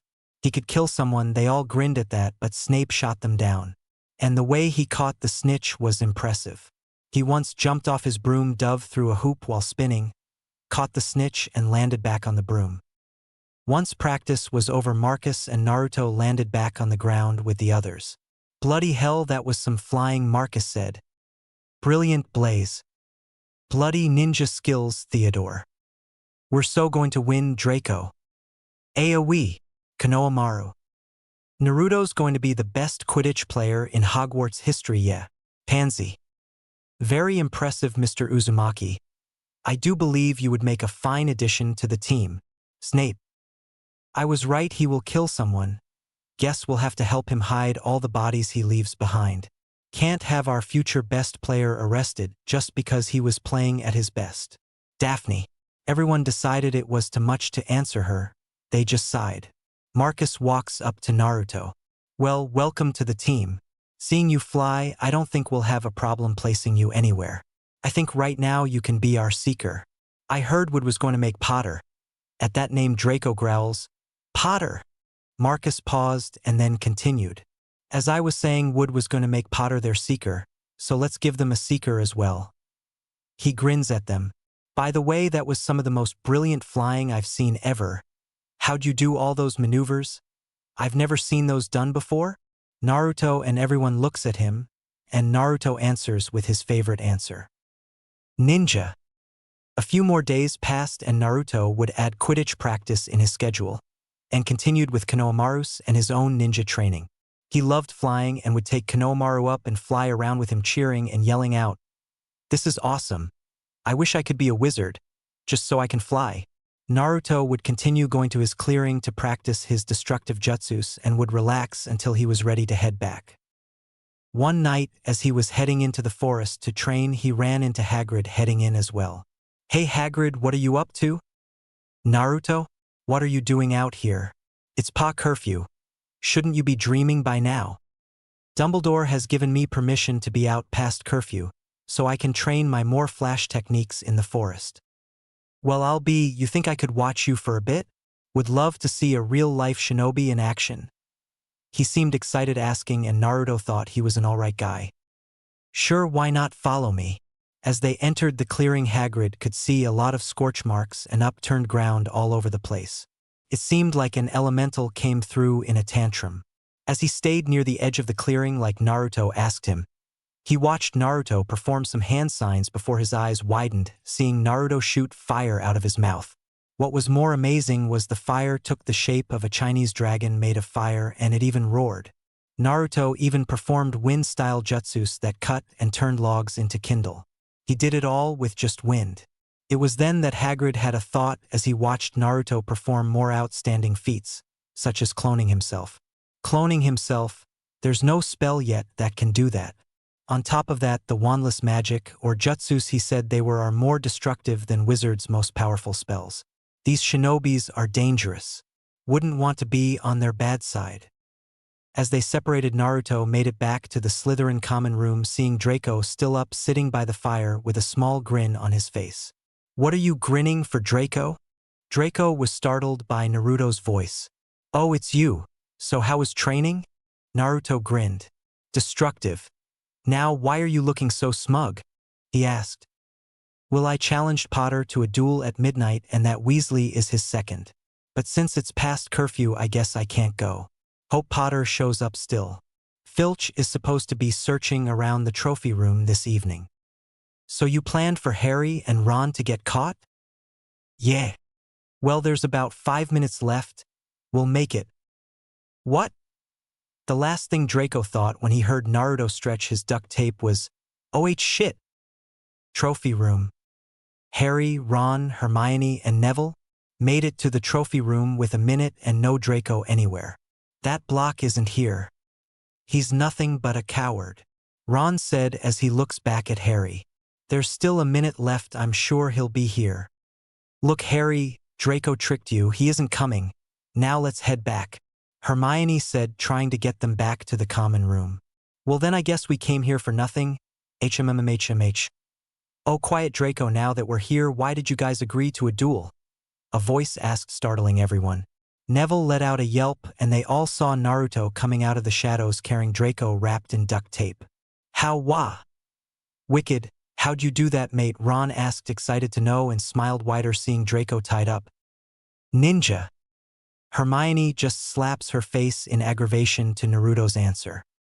He unties Draco and stands back. So since you guys are having a duel, what are you two doing here?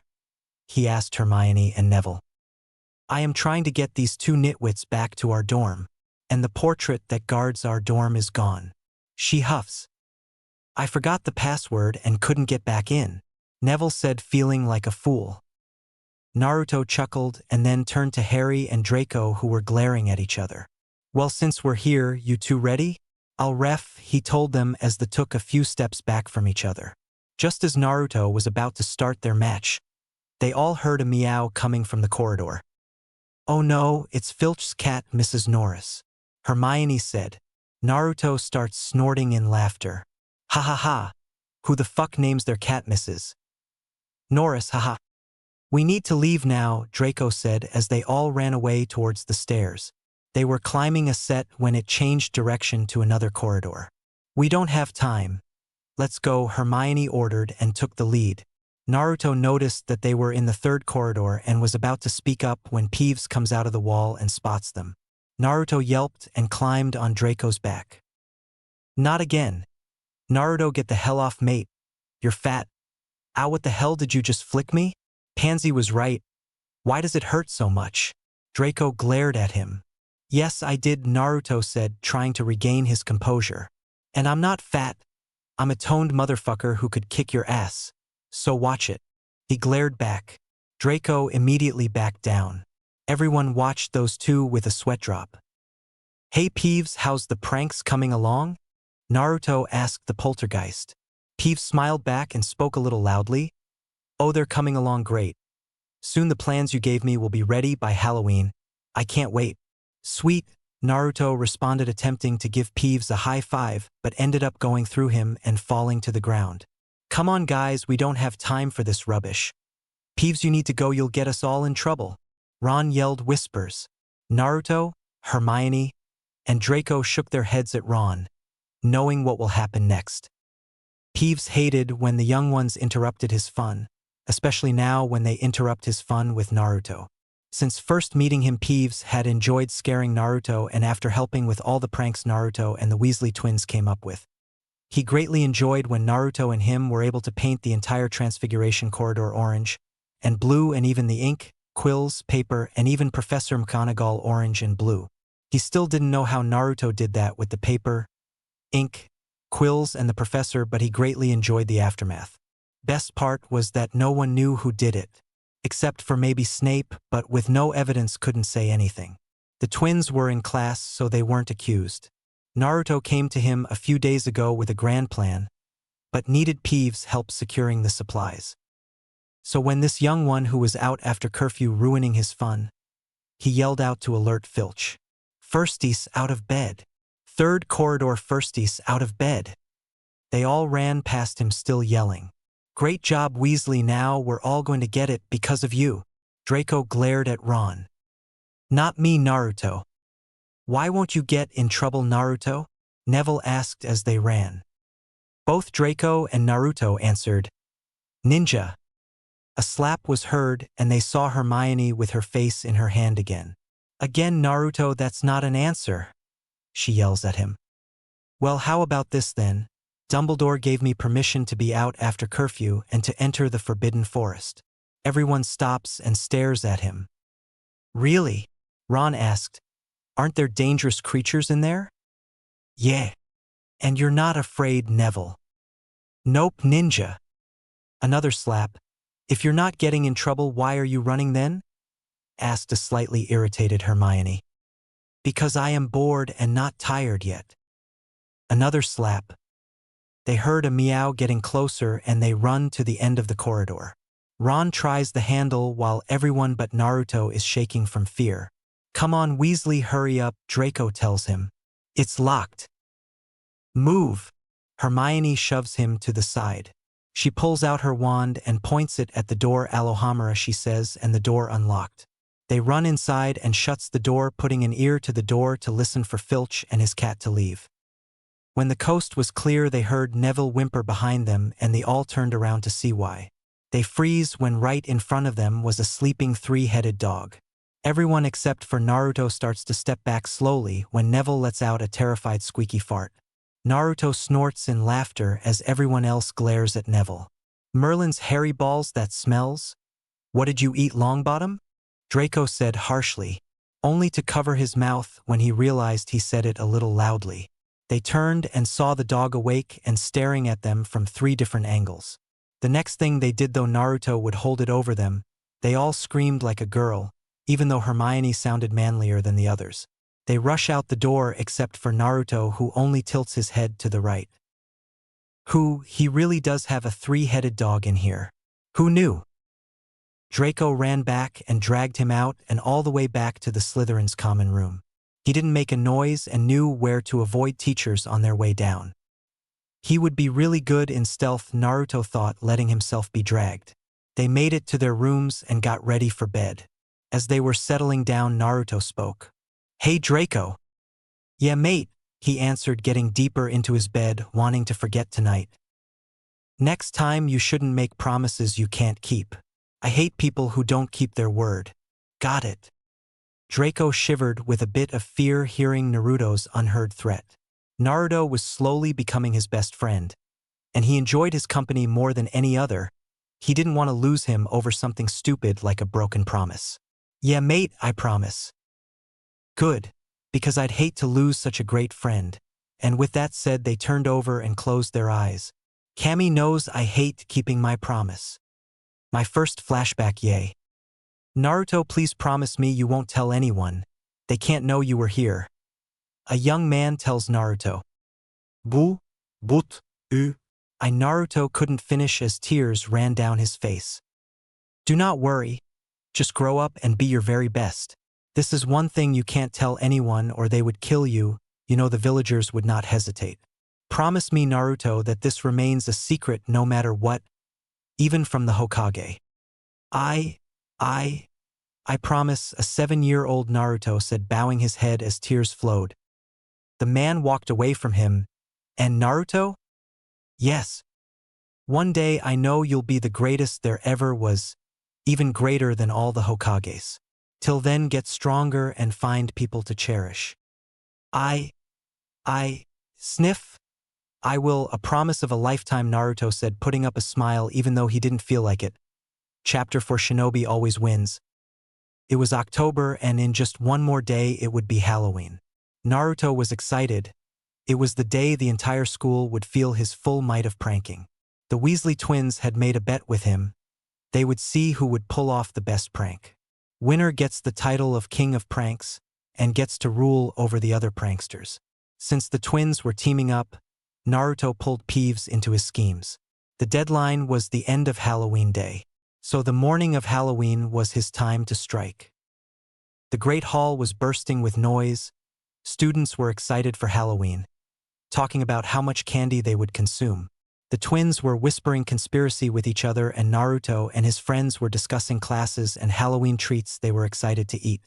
Naruto was currently eating his ramen while the unnamed 6th-year Slytherin was wrapped like a mummy in duct tape for trying to take his ramen. As they continued, Pansy and Daphne were getting frustrated with constantly failing at petting his cheeks. "Come on, Whiskers. Just let us pet you for a little bit, please?" Pansy. No. "Why not?" Daphne begged. "Because I don't want you to," Naruto finally told them. They looked at him and then proceeded to try again. They weren't giving up. Just as everyone was finishing their meals, Naruto felt something strange go on in his stomach. Soon the Slytherin table started spewing steam from their ears. A few started shooting fire from their mouths. They tried to put it out with their drinks, but it didn't help. Draco's face turned cherry red and Naruto could see that steam was rising from his head. Both Pansy and Daphne grew cat ears and a cat's tail. Pansy had black ears and tail, and Daphne had blonde. They then proceeded to meow out while they tried to hold it in. Konohamaru and Naruto were laughing at the chaos that erupted. Theodore and Blaze were turned into 5-year-olds and were cursing up a storm that just made them laugh all the harder. What really took the cake for Naruto was that at the staff table Snape's hair turned into a duck's ass and he started quaking. Naruto was wiping tears from his eyes looking at him. Quirrell grew a squirrel's tail and nibbled on a piece of fruit. McGonagall and Dumbledore seemed to dodge 40 years. Dumbledore was stroking his now short, slightly gray-brown beard and spoke to McGonagall. I must say, I do feel like a springy young man again. Don't you agree, Professor? McGonagall wanted to stop this madness and give detention to whoever did this. But when she looked into her cup, she saw her younger self looking back and smiling. Guess we can let this go on for a little while. Naruto was trying to wipe the tears coming from his eyes. He was laughing and looked over at the Weasley twins. He gave them the thumbs up and grinned at them. He saw their smiles grow more, and he started to worry. He felt something happening but couldn't tell what. All of a sudden he felt like he was shrinking and also felt something grow out of his head and backside. He found himself turned into a 5-year-old child with red fox ears and a tail. He glared back at the twins and they laughed harder. Even though he was glaring on a 5-year-old with fox ears and tail, it looked like a pout. Every girl at the table stopped and squealed at how cute he looked. Oh my God, you're just adorable, Pansy said, grabbing him and smothering him. He tried to get away, but she seemed stronger somehow. Or it could be that since he was 5 she could overpower him. Oh, I just want to kidnap you and put you in a cage and keep you forever and ever, Daphne said, scaring Naruto a little. Pansy holds him a little closer after hearing what Daphne said. You know what, Daphne? She said with a conspiratorial grin. Oh, what's that, Pansy? Daphne said, catching on and returning the grin. With Naruto this adorable, I feel like we should give him a good petting. What? New? Naruto screams out. Oh, Pansy, that's such a great idea, Daphne said as they crowd around Naruto and start stroking his whiskers. They have at last finally succeeded. New, Naruto screams out, right before his eyes roll up into the back of his head and lets out a loud purr. Having both sides petted was far more pleasing than one side. The entire Slytherin table quiets down once they heard Naruto purring.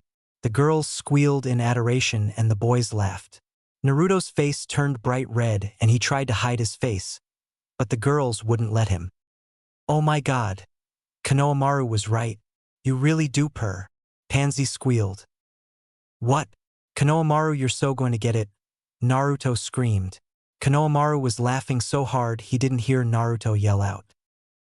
Ah, now I really want you so badly.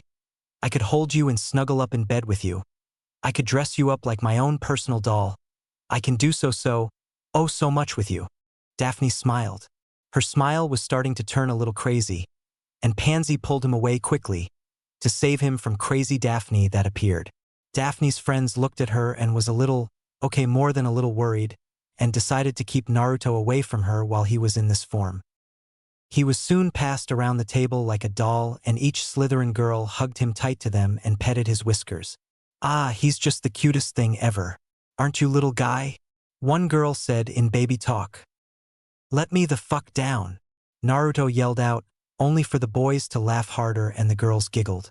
Being a 5-year-old, Naruto looked like he was pouting instead of glaring at everyone. Once Naruto was able to escape, he made his way over to the Gryffindor table and climbed up between 2 students and glared at the twins across the table. They just laughed at him. What's wrong, little guy? Need more petting? Fred said and laughed. You assholes, Naruto yelled. More laughter and the girl sitting next to him grabbed him and snuggled him close. Aw, aren't you just the cutest thing ever?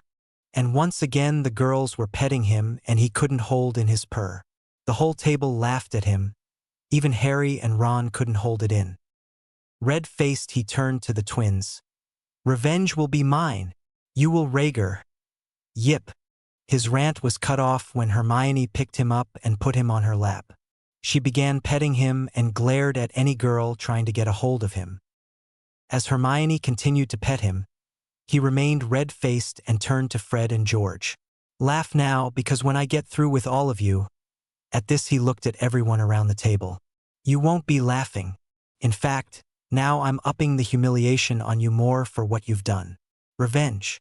Oh, Left ear Hermione, please. Hermione switched ears and Naruto sat there content with his rant and enjoyed the ministrations. They found out that the transformations would last about an hour, but because Naruto ate 27 bowls of ramen, which made many students sweat drop, he was going to be stuck for the entire day. The girls were happy and would carry him everywhere. For telling the girls his secret, Naruto had Konohamaru carry either Draco, Blaze, or Theodore to their classes. Come on Maru, hurry it up. If we're late, I'm going to make your workout 3 times harder. He yells at Konohamaru from Pansy's arms carrying him. Konohamaru groaned while on his hands and knees, while Theodore sat on his back relaxed. You know, I could get used to this. It's much better than walking. Easy on the feet, you know. Don't get too comfy. I got dibs on next class. Blaze said. Pansy, can I hold Whiskers now, please? Daphne asked, reaching for Naruto. No, I don't know what you'll do to him. They went back and forth until they reached their class. When classes were over, they decided to head back to the common room to relax. As they were on their way to the dungeons, Pansy felt herself shoved into a suit of armor, and Naruto yanked from her hands. Before anyone could figure out what was going on, Konohamaru saw a bushy brown hair blur run around the corner and disappears. He kept his mouth shut, because this would give him some time to relax from carrying the guys around like a pack mule. What the fuck just hit me? And where's Naruto? Knew my whiskerses. Pansy wept anime tears. Told you should have gave him to me to hold. Now someone probably has him and plans to do many terrible things to him. Though Naruto will probably kill them, so we should grab some shovels so we can bury the body. Everyone looks at Daphne with a worried look. Well, after them, let's get my whiskers back, Pansy said, running out of the dungeons. Everyone follows her and Konohamaru left them to go sleep for a few hours. He got to the entrance, but he couldn't remember the password. He tried a few and got frustrated when the wall wouldn't open. Fucking open, damn it, he said. Miraculously, the wall opened. Konohamaru's sweat dropped when he remembered that when they were changing the password. Naruto yelled that out and the wall accepted it as its new password.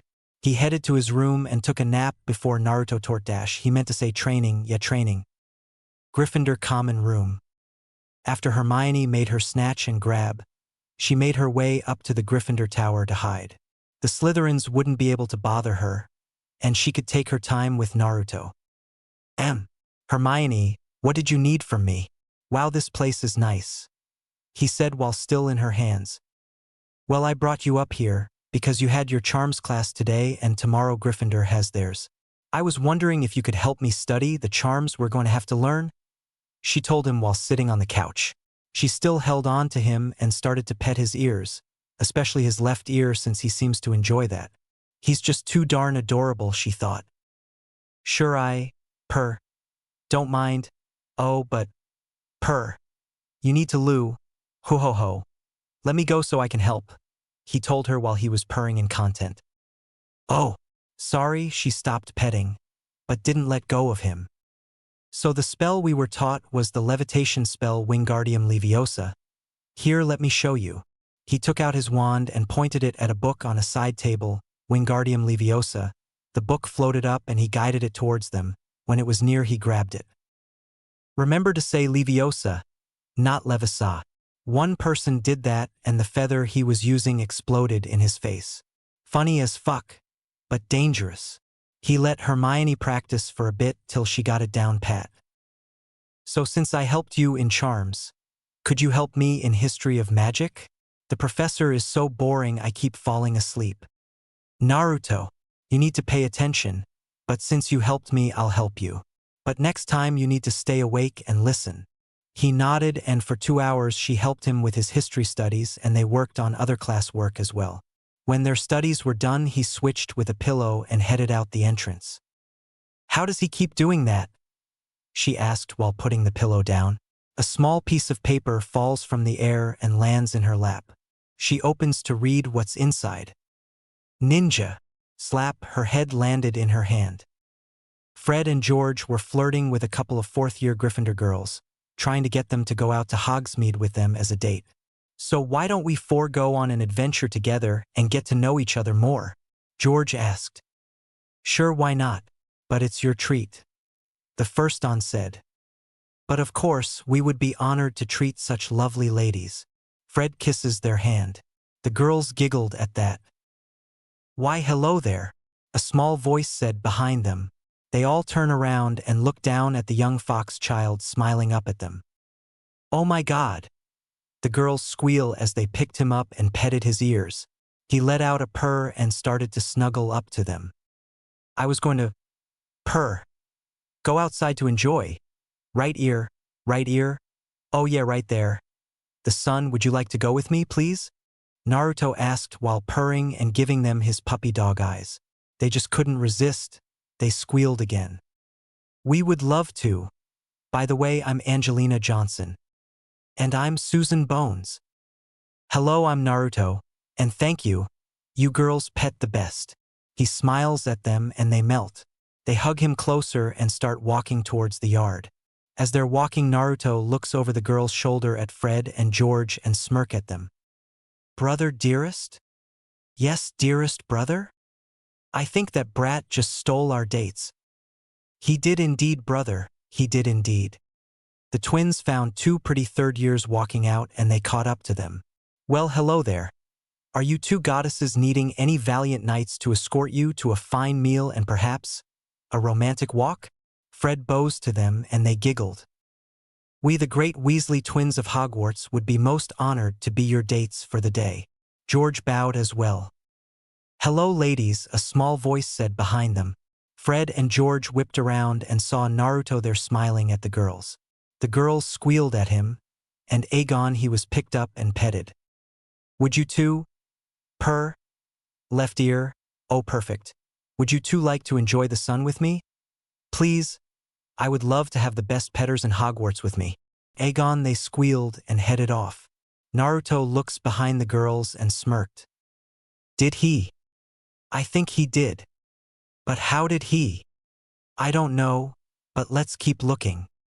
They found two fifth years and quickly seduced them into a date. As they were walking outside, they heard a small voice behind them. Hello, ladies. I was wondering if you could help me with something? You see, I have an itch on my ears and my hands just won't do. Would you be willing to help? Please. Add some puppy dog looks and they were putty. But Fred said. Again. George. They tried one last time and Naruto appeared and stole the girls. Brother dearest? Yes, dearest brother? I think he's mad about this morning's prank. I concur, brother, I concur. As the evening came, the twins came down from their common room and headed towards the Great Hall. As they were walking, they saw a lot of girls carrying a doll around with them. Some were in groups and showing off their dolls. They got a closer look and found that all the dolls were mini versions of Naruto as a fox child. How'd these get here? I don't know, brother, but let's find out. As they were heading towards a group of girls, Professor McGonagall walked by. Come along, students, head towards the Great Hall for supper. That includes you two as well, she said, looking at the twins. She walked off, and they both noticed that she too was carrying a Naruto fox doll. As they entered the Great Hall, they saw Konohamaru walking up and down the alses with a box full of the same dolls that they saw a minute ago, yelling out, Get your Naru fox doll here, they're cute and fluffy, get one while they last. Only 3 sickles and a Naru is yours to hug and hold and snuggle up to. Get your Naru fox doll, 1-day deal, get it while it's here. And within minutes Konohamaru sold out. He sold to every girl and every female staff member in the school. When Naruto told him that they were going to make money, he wasn't kidding. They were rich. While Naruto was richer, he was just rich. As the twins sat down by Harry, Ron, and Hermione, they asked, Did every girl buy those dolls? Bullocks? Brother, why didn't we think of that? Fred said, and George agreed. Well, not every girl got one, Harry said as he turned to Hermione. His sweat dropped when he saw that she bought 3. What? I think they're cute. At the Slytherin table, Pansy was holding and petting Naruto as they ate. Daphne was snuggling up to her own Naru doll free of charge, a gift since she is a friend, and the guys chuckling at all the girls holding onto their dolls tightly. So Pansy, why didn't you get a doll? Asked Daphne. Why would I when I have the real thing? She squealed, snuggling up to Naruto. What she didn't say was that she got a doll as a gift and bought 9 more. Everyone settled into bed, and Naruto went out training. The twins spent an hour in an abandoned classroom.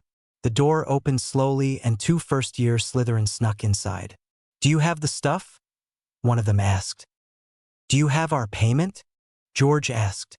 They were handed 7 sickles, and they handed over a vial of purple potion. "Remember to get the effect the person needs to consume all of it," Fred told them.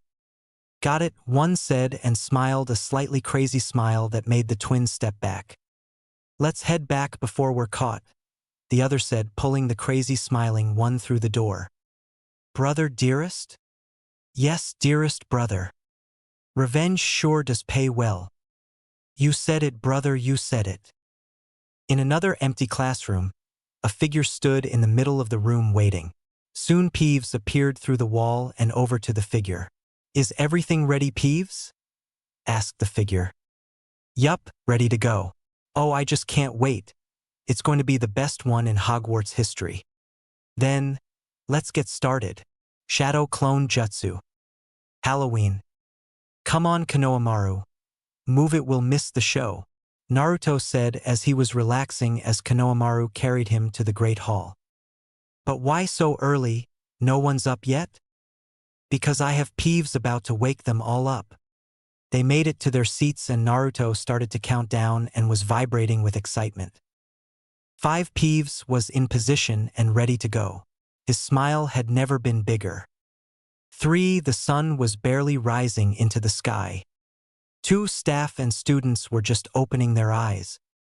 1 And the sweet screams of terror that flowed through the walls of Hogwarts, causing Naruto to laugh in triumph. Everyone was being herded into the dining hall by Peeves, and when Konohamaru saw what Naruto did to them, he lost it and laughed. Naruto was able to prank every single person in Hogwarts, including the ghosts. They were in different colors, and some were rainbow-colored. Naruto had chopped off Dumbledore's beard, braided his hair into 2 strands, put a red bandana on his head with a cowboy hat on top. He then put blue jeans stuffed in cowboy boots on him, and put him in a short-sleeved black shirt with an open black leather vest. He looked like a much, much older Willie Nelson. McGonagall had her skin dyed green, and hair black, and her nose was longer and pointed with a huge wart near the end. Professor Flitwick's skin was turned orange and his hair green. He was put into a pair of overalls with a red and white striped long-sleeve shirt with white gloves. And last of the professors was Snape. His hair was once again in a duck-butt haircut. He also was forced into a pair of white shorts that showed off his pale chalky legies and a blue shirt with a fan on the back. It was red on top and white on the bottom part. The best part to it all was a pole was attached to his ass and a small sign on it read, "The reason I'm constantly constipated. To help, please pull." When the students saw Snape forced through the doors, they erupted in laughter and forgot their current predicament. And it didn't end there. Pansy and Daphne had their hands glued to each other's cheeks and couldn't get loose. Crab and Goyle seemed to have gotten fatter, to the point where they had to roll everywhere. It was a lot harder to eat because they had to roll forward to put their faces in the food to eat and then roll back up to swallow. Blaze and Theodore were put into dresses, and somehow were given breasts and a bigger ass. Their hair was long and silky, and as they were forced through the door, the room laughed harder. Draco didn't change much, but still Naruto made it devastating. Naruto dyed Draco's hair red to match the Weasleys, and put him into one of their old ugly sweaters. Draco screamed when he woke up and saw it, right before Peeves came in to force them out of the common room and into the hall. The other Slytherins were not spared either. Both Harry and Ron woke up as Peeves was forcing students out of bed and herded them to the Great Hall.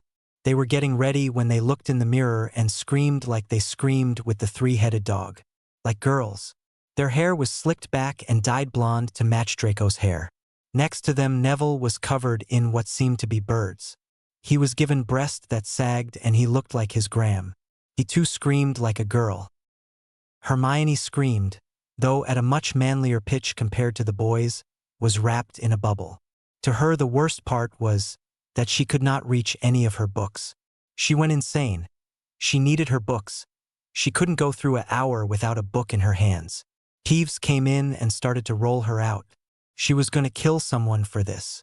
Fuck, Macfucker. Whoever you are, you're dead. Now I'm starting to sound like Naruto, she thought before she came to a realization. Naruto. The twins found themselves attached not at the hips, but they were attached butt cheek to butt cheek. They didn't really see the funny part of this. They've done worse to Naruto. If only this was all Naruto had planned for them. As everyone was eating, laughing, or crying, Naruto was enjoying his ramen again. This time, no one tried to take it away. This was the ultimate show of what he did to those who opposed him. Many of the older students and staff had tried to use magic to put things back in order, but found that they couldn't fix the altercations. Apparently Naruto used magic, muggle, and shinobi ways on all of them. They fixed one part, but couldn't find a way to fix the rest. Naruto prank number 4. Have contingencies after contingencies to ensure maximum effect. The twins smirked at Naruto, showing that the prank he pulled on them didn't really bother them. When Naruto ginned back at them, they worried a little more. The entire Gryffindor table suddenly had the urge to head to the bathroom. Some were groaning and some widened their eyes and attempted to leave, only to find they couldn't leave the table. They were stuck, and now they screamed in horror when they realized what this meant. Okay. Naruto, you win. Please help us? Fred said in a frantic voice. Yeah. Come on mate, you win. You're the prank king. Now please release us. George spoke, begging to be released. Naruto. Release me this instant or I'll fucking kill you. Hermione screamed out. Everyone looked at her with a raised eyebrow. Naruto totally corrupted her. Thank you for acknowledging me as the superior prankster. Unfortunately, as king, I must show those who would oppose me what would happen when they rebel. And with that, Naruto and Konohamaru ran out the room. It was then that the rest of the occupants of the Great Hall felt like they too needed to reach the restroom. And like the Gryffindors, they were stuck to their seats. Everyone pulled out their wands to try and release themselves, but they didn't realize it wasn't magic keeping them there. It was shinobi glue. Eventually, a Gryffindor by the name of Seams blew up his and Neville's chair that was sitting next to him, and they ran out the hall to the screams of help from the rest of the hall. Dumbledore resorted to using his ultimate trump card. He called for his trusty Phoenix Fox and burst into flames. He too escaped this horror that was about to erupt. More screams of help came and no help was received. Peeves was floating above the hall and was laughing hard. Naruto was his new favorite friend and hoped to pull off as many pranks that could match this one. Best year ever. Hagrid was spared from this incident, only because he promised to show Naruto some of the magical creatures he was taking care of.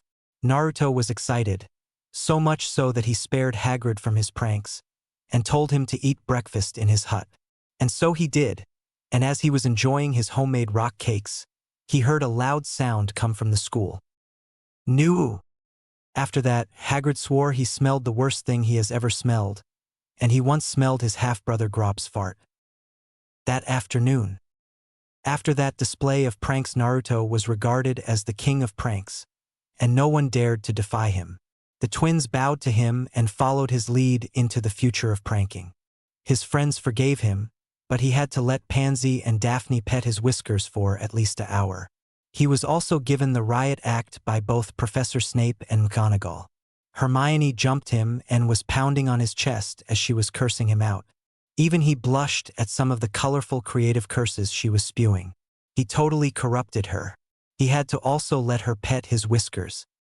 As he and his friends were walking through the courtyard, they saw a group of Gryffindors along with Harry and Ron walking by. Hermione was trailing along behind them. Naruto started to follow them when Ron spoke up. "It's Leviosa, not Levisa. No wonder she doesn't have any friends," he said while everyone but Harry chuckled. Naruto saw Hermione brush past them with tears in her eyes and he saw red. "I think she heard you, Ron. Better hope Naruto doesn't find out," Harry told Ron. Ron looked around nervously and hurried out the yard. As they entered the hallway, Ron was grabbed by the front of his shirt and was shoved up against the wall. Naruto held him there as the Slytherins surrounded them and held off the rest of the group. Naruto, just let him go, Harry pleaded as he was shoved back by Crabbe. Naruto ignored him and swung back his fist and shot it forward. Ron closed his eyes and braced for the pain, when he heard a loud crash next to his head and winced, but no pain came. He slowly opened his eyes and saw everyone staring at Naruto with wide eyes. Even the Slytherins were slack-jawed. He turned his head to the left and his eyes widened when he saw Naruto's arm in the wall up to his elbow. Naruto slowly pulled his arm out of the wall, and everyone was even more astonished to find no wounds on his arm. Naruto glared at Ron, and for a second Ron swore his eyes turned red and slitted. When he spoke, it sent a shiver through the entire group, and Ron would never forget the fear he felt. The next time you insult Hermione, I'm going to tie you up and feed you to the first man-eating creature I find in the Forbidden Forest. You will apologize to Hermione and do anything to make up for your stupid-ass comment. I heard what you said. She was only trying to help, and you insulted her for it. And yes, she does have a friend here, so remember that the next time you insult her, that her friend will come after you. You will not be able to hide. Do you understand? All Ron could do was nod his head. He was too frightened to speak. After getting confirmation out of Ron, he threw him to the ground and walked off. Before he was out of hearing, he stopped and looked over his shoulder. I don't mind being friends, but I will not stand for any of mine to be bullied. So if you're my friend, apologize before the day's gone. With that, he and his group disappeared around the corner. Told you not to let Naruto find out. Now you need to find Hermione and apologize before the end of the day, or Naruto comes after you again, Harry said, helping Ron up. Yeah, I screwed up big time. Merlin's beard, he was scary. I thought he was going to kill me there for a second. They hurried off, but before Neville left, he turned to the wall that Naruto punched. There was now a giant hole through the wall, and he shivered. Definitely don't want to be on his bad side. If he really did connect that punch, Ron would definitely be dead. He shivered again and ran off to catch up with the group. Great Hall evening. Everyone was enjoying their Halloween with sweets and favorite foods. Naruto was eating his ramen, all the while glaring at Ron. He didn't see Hermione there and figured Ron hadn't found her yet. Doesn't mean he would let him off the hook. If Ron didn't apologize to Hermione by tomorrow, he was more than willing to torture Ron for the rest of the year. Seeing Naruto's glare, Pansy and Daphne decided not to attempt to pet his whiskers. Instead, they sat together whispering to each other. Harry looked around the table trying to spot Hermione. Do any of you know where Hermione is? I didn't see her in class the rest of the day. He asked around. A first-year girl turned to him. Yeah, I saw her in the girls' bathroom stall crying. Whoever did that to her sure is in for a lot of pain once Naruto gets hold of them. Everyone knew that Naruto was protective of his friends and would cause pain and humiliation to all who messed with them. Yeah, and by his glare, I'd say Ronald here is going to be the one to face it, Fred said, while George and a few of the surrounding Gryffindors chuckled. Ron just dips his head lower, trying to not look at Naruto's hateful glare. As the evening went by, all of a sudden the great hall doors burst open and Professor Quirrell came running down the halls yelling, "There's a troll in the dungeon!" He huffs and puffs as he stops in the middle of the room. "Thought you should know," he said before he passed out onto the floor. Naruto covers his ears as the room erupts into screams and everyone is scrambling to get out. "Hey, when did Hanabi get here?" Konohamaru asked Naruto. Naruto just shook his head. "Silence!" Dumbledore roars, and the room quiets down. "Perfects, lead your fellow house to their respective common rooms.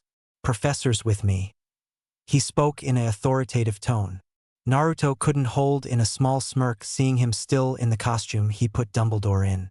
The headmaster seemed to have grown fond of the costume. As everyone was exiting the hall, Harry grabs Ron out of line and lead him away. "Hermione is still in the girls' bathroom. We need to get her." "Oh bollocks," Ron said as he followed Harry. As they made their way away from the rest of the students, a small shadow followed the pair out. As they made their way through the hall, they stopped as they saw the troll enter the girls' bathroom. "Looks like the troll is no longer in the dungeons." Ron said as they ran after it. Hermione exited the stall in the girls' bathroom, wiping her eyes when she stopped spotting a pair of large, ugly legs. She followed the legs up until she saw the face of a troll looking back at her. She quickly re-entered the stall and ducked down as the troll swiped his club through, breaking down the stall walls. Harry and Ron entered to see the troll swipe again when they saw Hermione duck down again. "Hermione, run!" Harry yelled.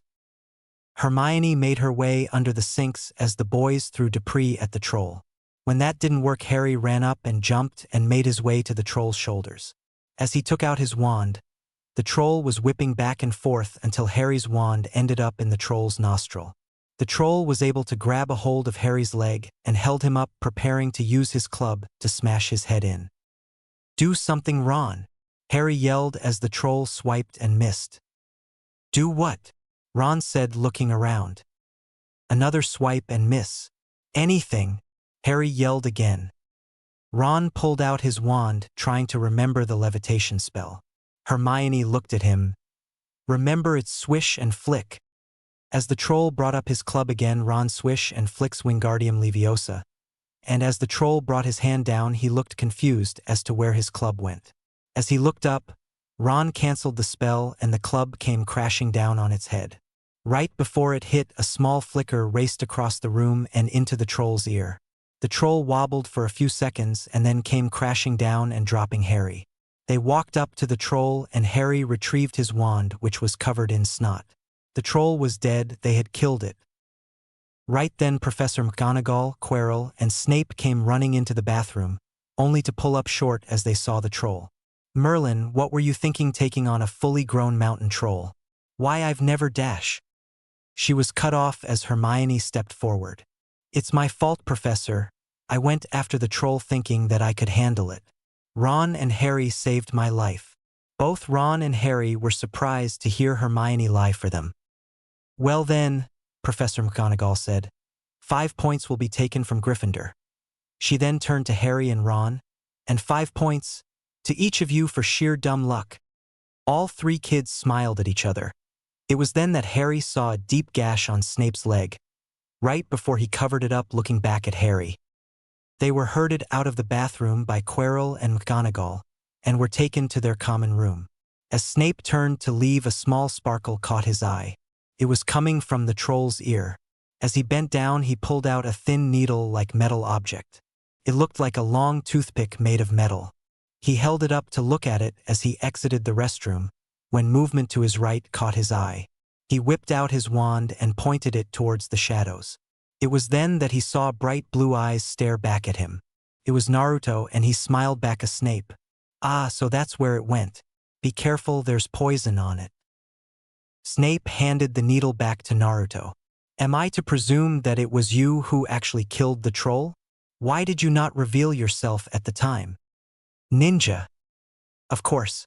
Well then, 10 points to you for being the one who actually killed the troll, and another 20 for doing it without being seen. Now head to your bed and get some rest, Mr. Uzumaki." Naruto then leaned back into the shadows and disappeared. Snape looked at the spot Naruto disappeared from and raised an eyebrow. "I didn't even see him leave. Quite fascinating." Slytherin Common Room. The common room of Slytherin House was bustling with noise as everyone was getting ready for the Quidditch match between Gryffindor and Slytherin.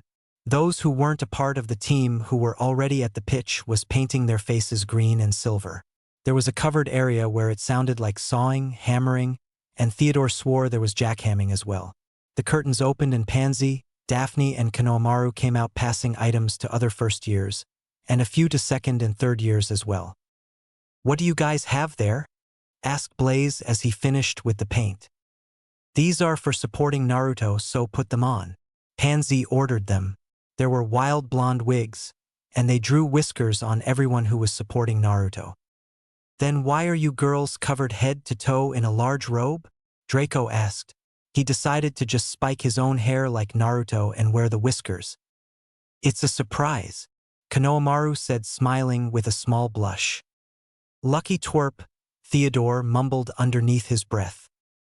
After finishing up, they head outside towards the pitch. It was for once a nice sunny day out, and many of the students and staff were looking forward to enjoying the sun. As they found their rows, the girls and Konohamaru set up their sign ready when Naruto appeared. As the Gryffindor team waited to be announced, Harry was getting nerves for his first match. Scared Potter would ask as he looked over. Yeah. So was I my first match as well. What happened? I don't really remember. Took a bludger to the head. Woke up in the hospital 3 days later. Harry gulped as they were announced. They flew up and around the pitch waving at the crowd. On the other side of the pitch, Naruto and the rest of the Slytherin team waited for their intro. No matter what, Naruto, the moment you find the snitch, grab it. What happens if I find it in pretty fast? Get it anyways. Besides, the shortest game ever played was 30 minutes. And those were professionals. Grab the snitch under that time and you would be scouted by the pros. Flint said as they got on their brooms. As they flew around the pitch, the Slytherins revealed their sign. Ninja them, Naruto. Pansy and Daphne opened their robes to reveal that they were wearing cheerleading outfits. They wore a crop top that was green with a silver snake in the middle to represent Slytherin House. Their skirts were just above their knee and was silver and green. Konohamaru and the girls took out pom-poms and waved them around. Give me a N, Konohamaru shouts. N, the crowd shouts. Give me a I. I. Give me a N. N. Give me a J. J. Give me a A. A. What's that spell? This time Pansy, Daphne, and Konohamaru shout together. The crowd roars, ninja, and they scream for Naruto to ninja the competition. On the other side in the Gryffindor section, Hermione slaps her head in her hand. Naruto waves at them, smiling, seeing them dress up with his hair and whiskers. As the players gathered together waiting for Madame Hooch to start the game, he looks over at Harry and smiles. Hey Harry, you excited? A little you. Yeah, me too. Hooch walks to the chest and stares at the players. I want a nice clean game, she said, and she seemed to be looking directly at the Slytherins. Guess they don't always play by the rules. Well, neither do Shinobi. Shinobi Rule 5. A true shinobi doesn't always follow the rules. As she opened the chest, the bludgers and the snitch flew out. The training snitch they used was at most low chunin speed, while this one was high chunin. Still, Naruto was a umbu, so it might as well have been taking a leisurely stroll around the pitch. As he waited for Madame Hooch to toss up the quaffle, he followed the snitch's trajectory and waited. And the quaffle is up and Gryffindor has it, Lee Jordan announced. Naruto liked Lee. He was a pretty funny guy with some great comebacks. The twins and Naruto would bring Lee into some of their pranks and have him run interference on Filch or the other professors. He could always talk his way out of trouble, which he did at a constant rate, as Naruto would escape silently and the twins would run before they were caught. Oh, foul on Slytherin. You know they should really read a Quidditch rule book for once. Jordan. Sorry, Professor McGonagall. Naruto was enjoying Lee's colorful commentation and watching the players fly around each other. It's been 10 minutes and Harry still hadn't found the snitch. He's been following it the whole game, but didn't want to end it too soon. Though at this rate, he'll be sitting here far longer if this keeps up. Now he is an umbu, so he knows the usefulness behind patience, but he generally isn't very patient. So to save him the boredom, he jumps up and stands on his broom. Oh, it looks like Naruto is about to do something. Good thing too, because Gryffindor is leading by 90 points. Naruto turns to Harry. Hey, did you find the snitch yet? He asked as he waited for the snitch to come into position. No, you? Harry asked, a little worried Naruto might get it before he did. Been following it since its release. But I'm bored of this position, so see ya, he said before he dives off his broom. He dove off his broom. Uzumaki jumped off his broom and diving towards the ground. What is he thinking? Lee yells. He timed it just right. As he was diving, he saw both bludgers hit by the Weasley twins and they were heading right towards him. He smiles and spins around, catching both bludgers in the hook of his ankle and spins once more, kicking them back at them. He hits right on target and the twins fall off their brooms. He maneuvers back into a dive and waited for the snitch to cross his path. Did you see that? Did you all see that? Uzumaki just kicked the bludgers back at the Gryffindor beaters and knocked them off their brooms. That has never been seen before. And Uzumaki goes for another dive. What is he doing? Lee is out of his seat watching Naruto dive. The rest of the audience is looking at him, some screaming for someone to help him and others just staring wide-eyed. Pansy and Daphne scream as they saw Naruto dive off his broom. Konohamaru continues to cheer, yelling, "Ninja time! Ninja time!" He's going to hurt himself.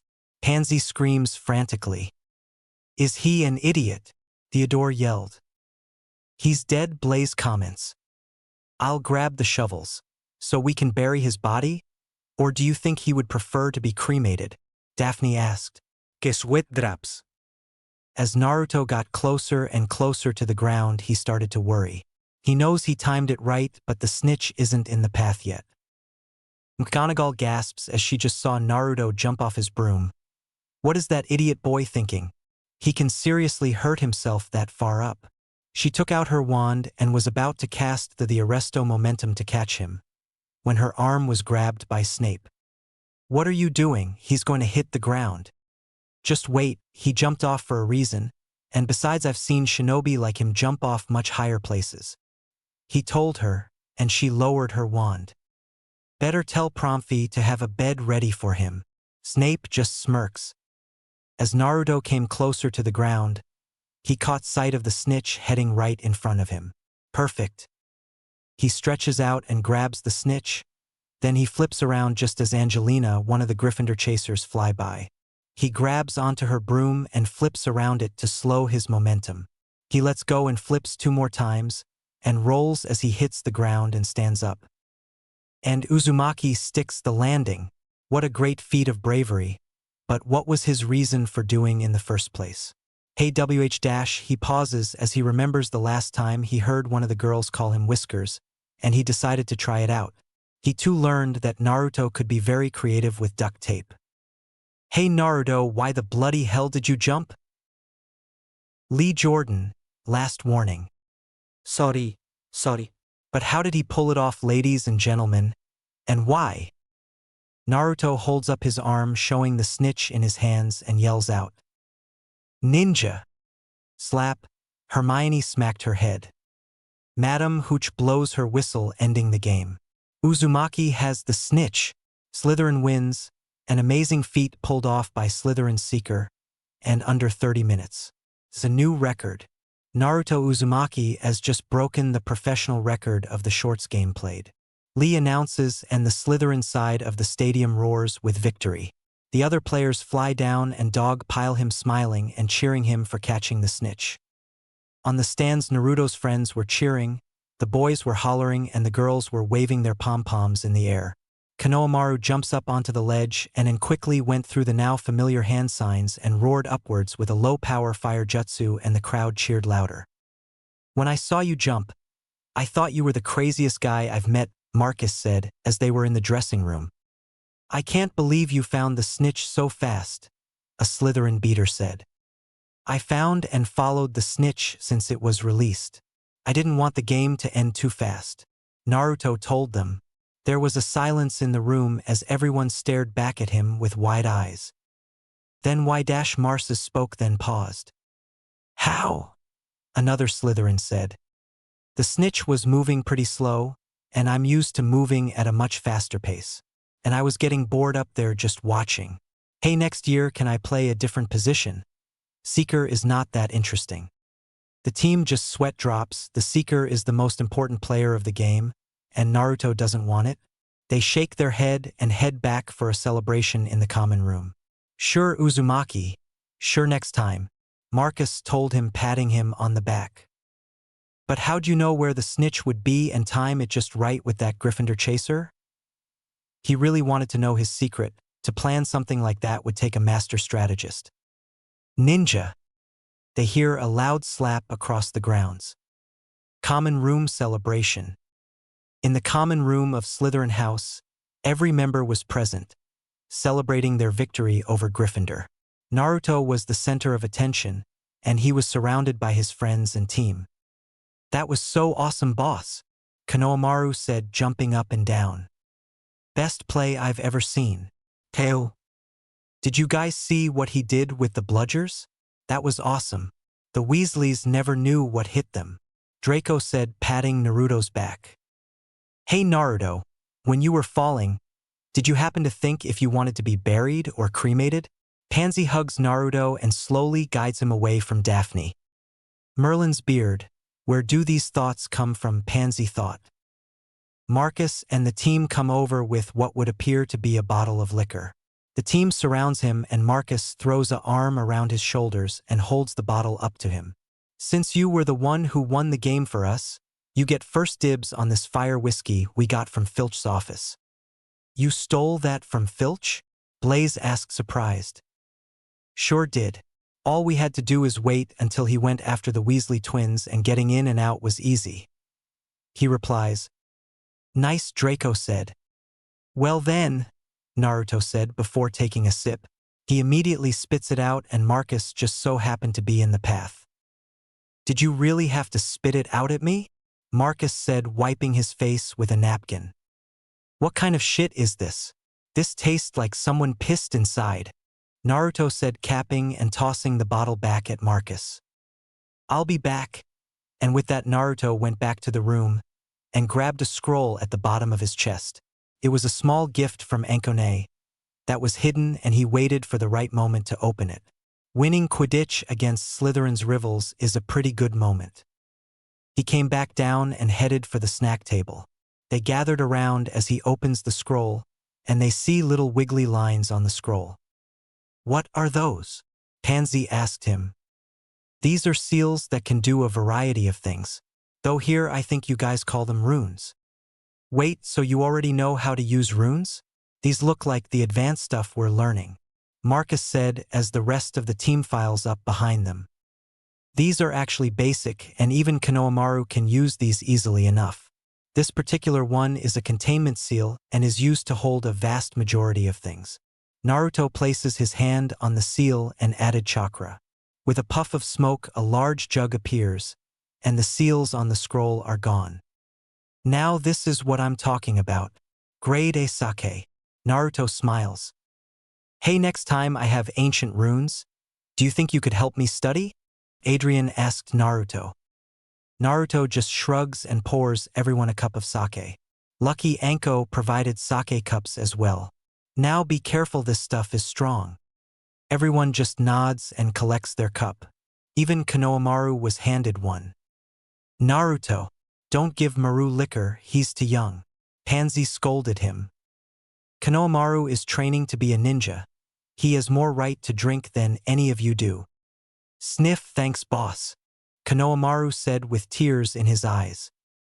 Pansy opened her mouth to say something more when Marcus interrupts her and stands on the table holding up his cup.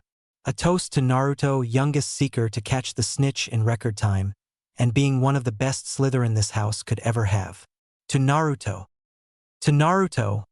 Everyone shouts and drinks. 3 hours later. Naruto sat in an armchair reading his transfiguration book while sipping on his sake. He shakes the jug and felt there was enough in there for a few more cups. He looks up at the sprawl of bodies all over the common room. Every single Slytherin, including Konohamaru, were passed out drunk from his sake. Grade A meant it was good and strong. Ninjas liked it that way because if they drank enough they would forget the horrors they face on a daily basis. It needed to be strong because shinobi have a high metabolism, so they burn of the liquor pretty quick. He saw Pansy and Daphne on the couch curled up next to each other. They were the first to fall. He then turned to Blaze and Theodore, who looked to be passed out on a mountain of bodies. They were rough housing with some of the older students, and they seemed to have one. Draco was next. He was passed out on another armchair with a few older girls curled up on his lap. Who knew that a drunk Draco was such a successful flirt? At a table, Marcus and a few others along with Konohamaru were passed out. They had a drinking contest and Konohamaru won. Even a ninja in training can handle their liquor better than most. With a snort of humor, he comments, "Light weights." Naruto heard Snape walk into the common room and looked around. His face seemed to craze in a frown even more, if that was even possible. He made his way over to Naruto and shoved a passed-out student off the armchair next to him and sat down, turning to Naruto. Naruto holds out a cup of sake and hands it to Snape without a word. With a sniff of his drink, he takes a sip and comments, "Grade A. Must say that you shinobi do know how to make a drink. Last time I had some of this was with your mother. Did she ever get the entire house drunk before?" Snape looks around the room and remembers his school days with Kushina. She brought sake every year, and every year without fail the house would be passed out drunk. And the next morning they would have the most intense hangover ever. He looks over at the jug Naruto was using to pour another glass. "With that much sake, the house will suffer greatly tomorrow. Every year, I should punish everyone, but instead I will not be giving them a potion for their hangovers, and will instruct Madame Pronfi not to assist them either." Naruto saw Snape smirk at him and he smiled back. Never say Naruto would pass up on a good prank, no matter who, friend or foe. The next morning, Naruto sat at the table enjoying his ramen as the rest of the table was filled with moans and still passed out students with their face in their food. Pansy and Daphne were slumped up against him, moaning while holding their heads. Naruto was slowly petting their heads to help relieve some pain. Across the table, Draco, Theo, Blaze, Crab and Goyle were all passed out. Draco had his face in his eggs and sausage. Naruto decided to place a large sausage in his mouth. Konohamaru was like a true shinobi. He bounced back in the morning and was eating his breakfast and poking the guys passed out in their plates. He and Naruto put some of them into awkward situations and sat back down in satisfaction. The rest of the houses were staring at them, wondering why they all looked like they had hangovers. The twins snickered as they saw Naruto and Konohamaru going around the table, changing the unconscious ones into hilarious positions. "Wonder where they found the alcohol?" Fred asked. "Bet Naruto had some stashed away," George answered his brother. "They're underaged, they shouldn't be drinking. They'll ruin their mind," Hermione comments, huffing at the Slytherins. "At least Naruto didn't drink any," Ron said. "No, he did. He's just knows how to hold his liquor," Harry told them. "How do you know that?" Hermione. "He told me before we entered the hall." "But I didn't see him," Hermione said. She looks over at Naruto, and he looked back at her. He smiled at her, making her blush, and he mouthed the word ninja at her. She then sighed and slapped her face. Of course, ninja. Winter. As winter set in at Hogwarts, many of the students were packing up to go home for the holidays. Naruto and Konohamaru were packed and ready to leave for the Malfoys, where he and his friends decided to spend their Christmas. This would be the first time Naruto or Konohamaru were going to have their first Christmas. Naruto would have to ask Mrs. Malfoy if he could go to Diagon Alley to shop for gifts for his friends. As Naruto entered the Great Hall to what for the others, he spotted Hermione talking to Harry and Ron, who seemed to be playing some type of game. He walked up and caught the end of their conversation. "Well, you might not find Nicholas Flamel in the regular section, but what about the restricted section?" Hermione told them. Naruto would need to check up on this Nicholas Flamel person when he got back. "Hey guys, what are you doing for your break?" He spoke, deciding to not let out that he heard their conversation. "Hey Naruto, me and Ron." "Ron and I," Hermione corrected Harry. With an eye roll, "Ron and I are staying because his parents are going to visit his brother Charlie in Romania, and Hermione is heading home." Hermione turns around and smiles at Naruto. "So Naruto, what are you going to do for your holidays?" she asked, a little too enthusiastic. "Well, Draco's parents invited me and Konohamaru over to their place for our first Christmas." "Wait, you never had a Christmas before?" Ron asked. "My home doesn't celebrate it, but we do have a winter solstice." "Well then, while I have you here, Naruto, I got you a little thing for Christmas," Hermione said, holding out a small little box to Naruto. He opens it up and a new wand sheath was displayed. It was a lot nicer than the one he bought, only because Ollivander was pushing to buy an expensive one. So to rub it in his nose, Naruto bought a cheap case that was used. He regretted it afterwards. "Thanks, Mione," he said with a large smile. Hermione could never keep herself from blushing every time he smiled at her. "Oh, and I got you a gift too. Though I'll have to send yours when I buy it later, guys, sorry." Both Harry and Ron nod their head in acceptance, and Naruto handed Hermione a large book. "I took some of Konohamaru's Academy books and translated them to English for you. It has the complete shinobi history and how the countries and villages were created." Hermione lets out a squeal and hugs Naruto tight. "Thank you, thank you, thank you, thank you," she said right before she sat down and began to read. She tuned out everyone, and would most likely not acknowledge anyone until she stopped reading. Which, by the looks of things, it would most likely be until she returns from holidays. Hermione, shouldn't you be heading to the train station?" Ron asked as he reached over to lower her book. As his hand got closer to the book, Hermione suddenly looks up and glares at him. "Touch my book and you won't have that hand to touch yourself with ever again." Ron squeaks and pulled his hand back. Naruto and Harry burst out laughing. "Alright guys, me and Konohamaru need to get going. See you guys after the break." With that, he left them to their devices. Harry just realized something and turned to Hermione. "Hey, why did you correct my pronunciation and didn't correct Naruto?" he asked, only to get no response. He went to lower the book to ask her again when he got her glare. He took back his hand and lowered his head. "Never mind." Naruto and his friends were waiting by the train station to make sure that they brought everything they needed, when Theodore looked over and saw Marcus and a few of the Quidditch team heading over to them. "Hey Naruto, were you going for the holidays?" Marcus asked as they walked up. "Draco and his parents are hosting me and Konohamaru for Christmas," Naruto told him. "Ah, so I guess I'll see you at the yearly Christmas party the Malfoys throw every year." "Yup. I'm excited. It'll be their first Christmas ever," Pansy said enthusiastically. "Really, your first Christmas? Well, expect the best present from me," Marcus said. "Yeah, right. I'm his best mate. If anyone's going to give him the best present, it's going to be me." "Draco, you always give the crappiest presents," Blaze said, rolling his eyes. "Do not, I gave you a broom last year. It was a great broom. It was your old broom, and you didn't tell me that a part of it was broken. I couldn't get too far off the ground, because it kept dropping out from under me.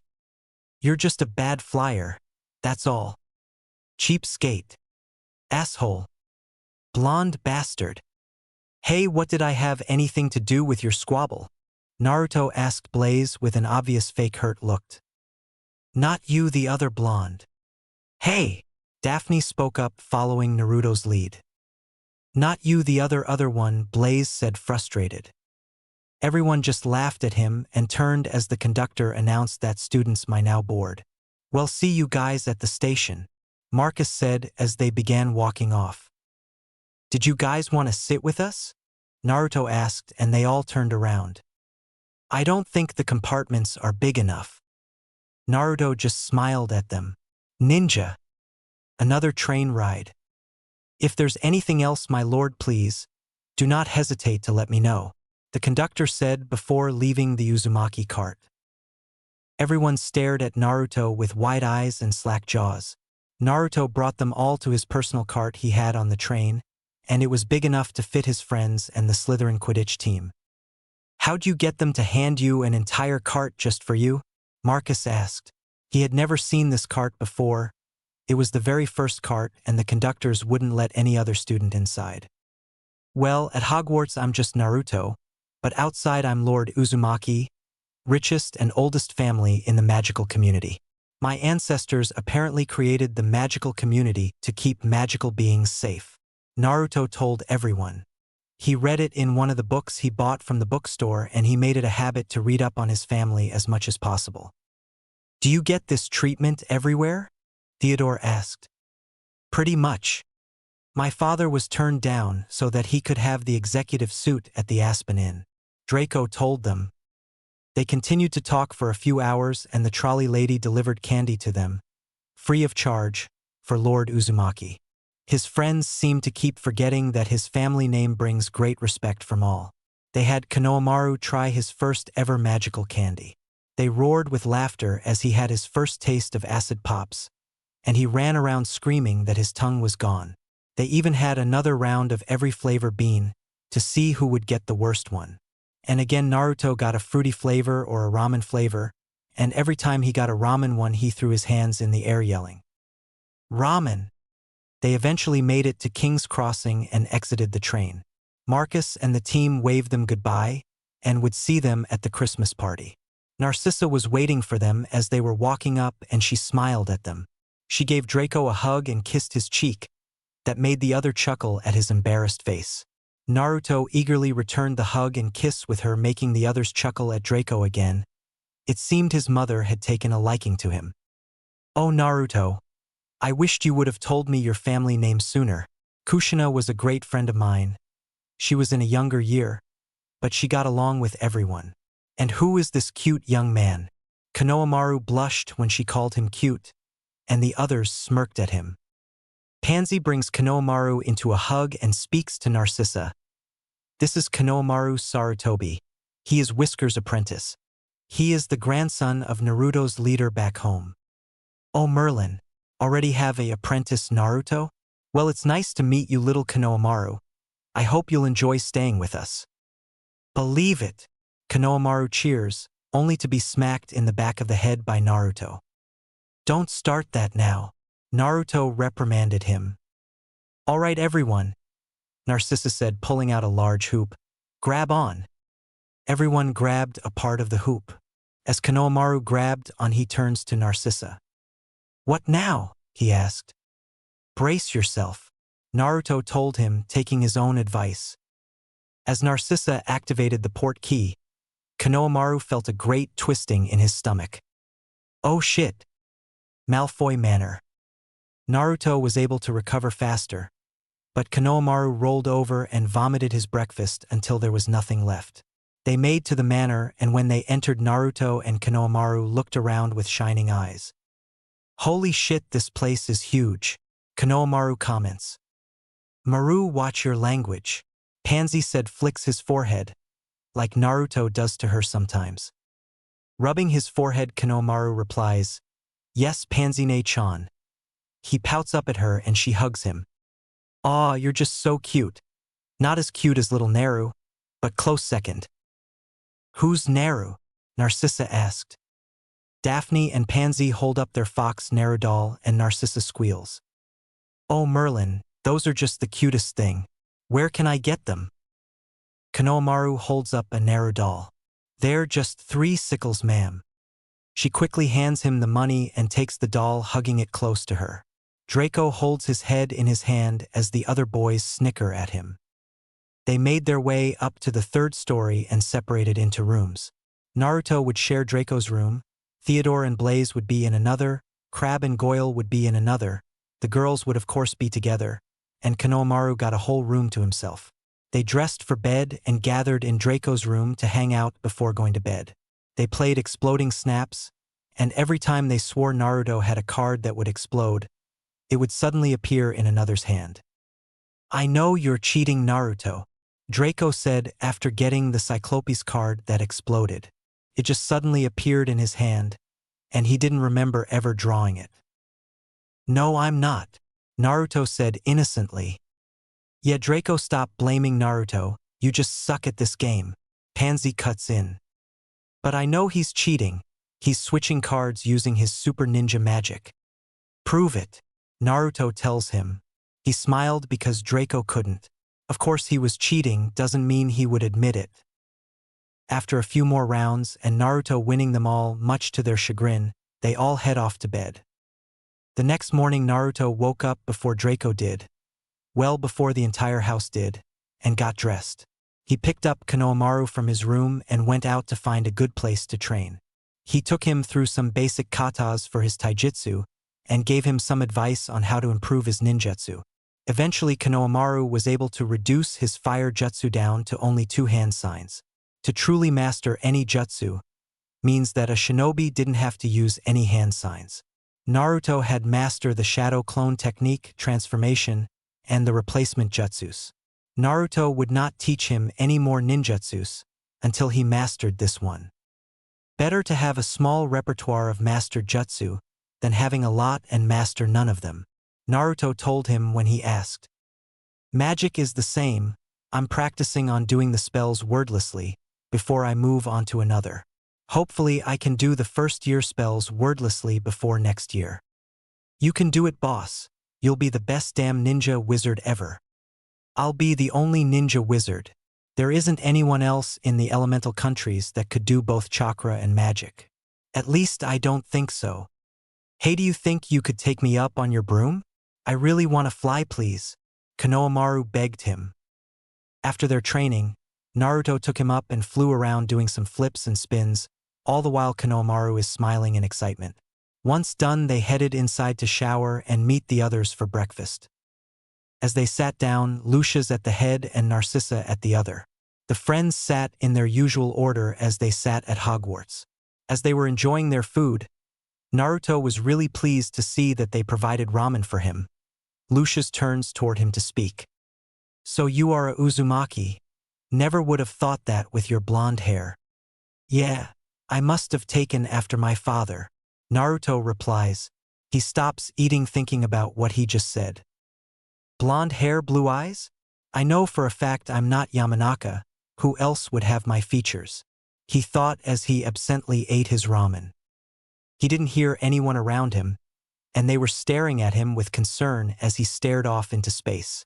He shakes his head, deciding to think about it later. Right now he was with his friends. Later today I will take you all to get some new dress robes for the Christmas party, Narcissa annonce. Everyone nods their head and Naruto looks up. Oh, you don't have to do that. I'm sure I have something in my trunk to wear. Dear, I insist that you get a new robe. You must look your best. The high society of Britain will be in attendance, and they would be very insistent that they meet you. But I insist. She spoke like it wasn't an option. Her eyes narrowed at him and he backed down with a shiver. Yes, ma'am. Never thought I'd see someone cower Naruto so easily, Theodore whispered to Draco. My mother can be scarier than you know who, when she wants to. Even my father backs down, Draco whispers back. Well, I never saw Naruto cower before. I'm so gonna hold it over his head, Theodore chuckles. Only for a muffin beamed him in the head. He looks up at Naruto expecting to see him looking back, but he was just eating his ramen. What to dash, another muffin beams him, and he looks up quickly looking around to see who threw it. Again, no one looks guilty. Bloody ninjas, he growls. No. Just do it. It's perfectly safe. Is this payback for Halloween? Remember you laughed at me in my peril. Naruto, you'll be fine. Just throw some flu powder and say the destination. But what if I catch the flu? Why would I use something named after a cold? You won't catch a cold, and it's called flu, not flu. Right, sorry, watch, we will go first, Draco told Naruto as he and the others grabbed some flu powder and yell out Diagon Alley and disappeared into the green flames. All right, Naruto. Konohamaru, go ahead, Narcissa said behind them. Naruto grabs some flu powder and walks up to the fireplace.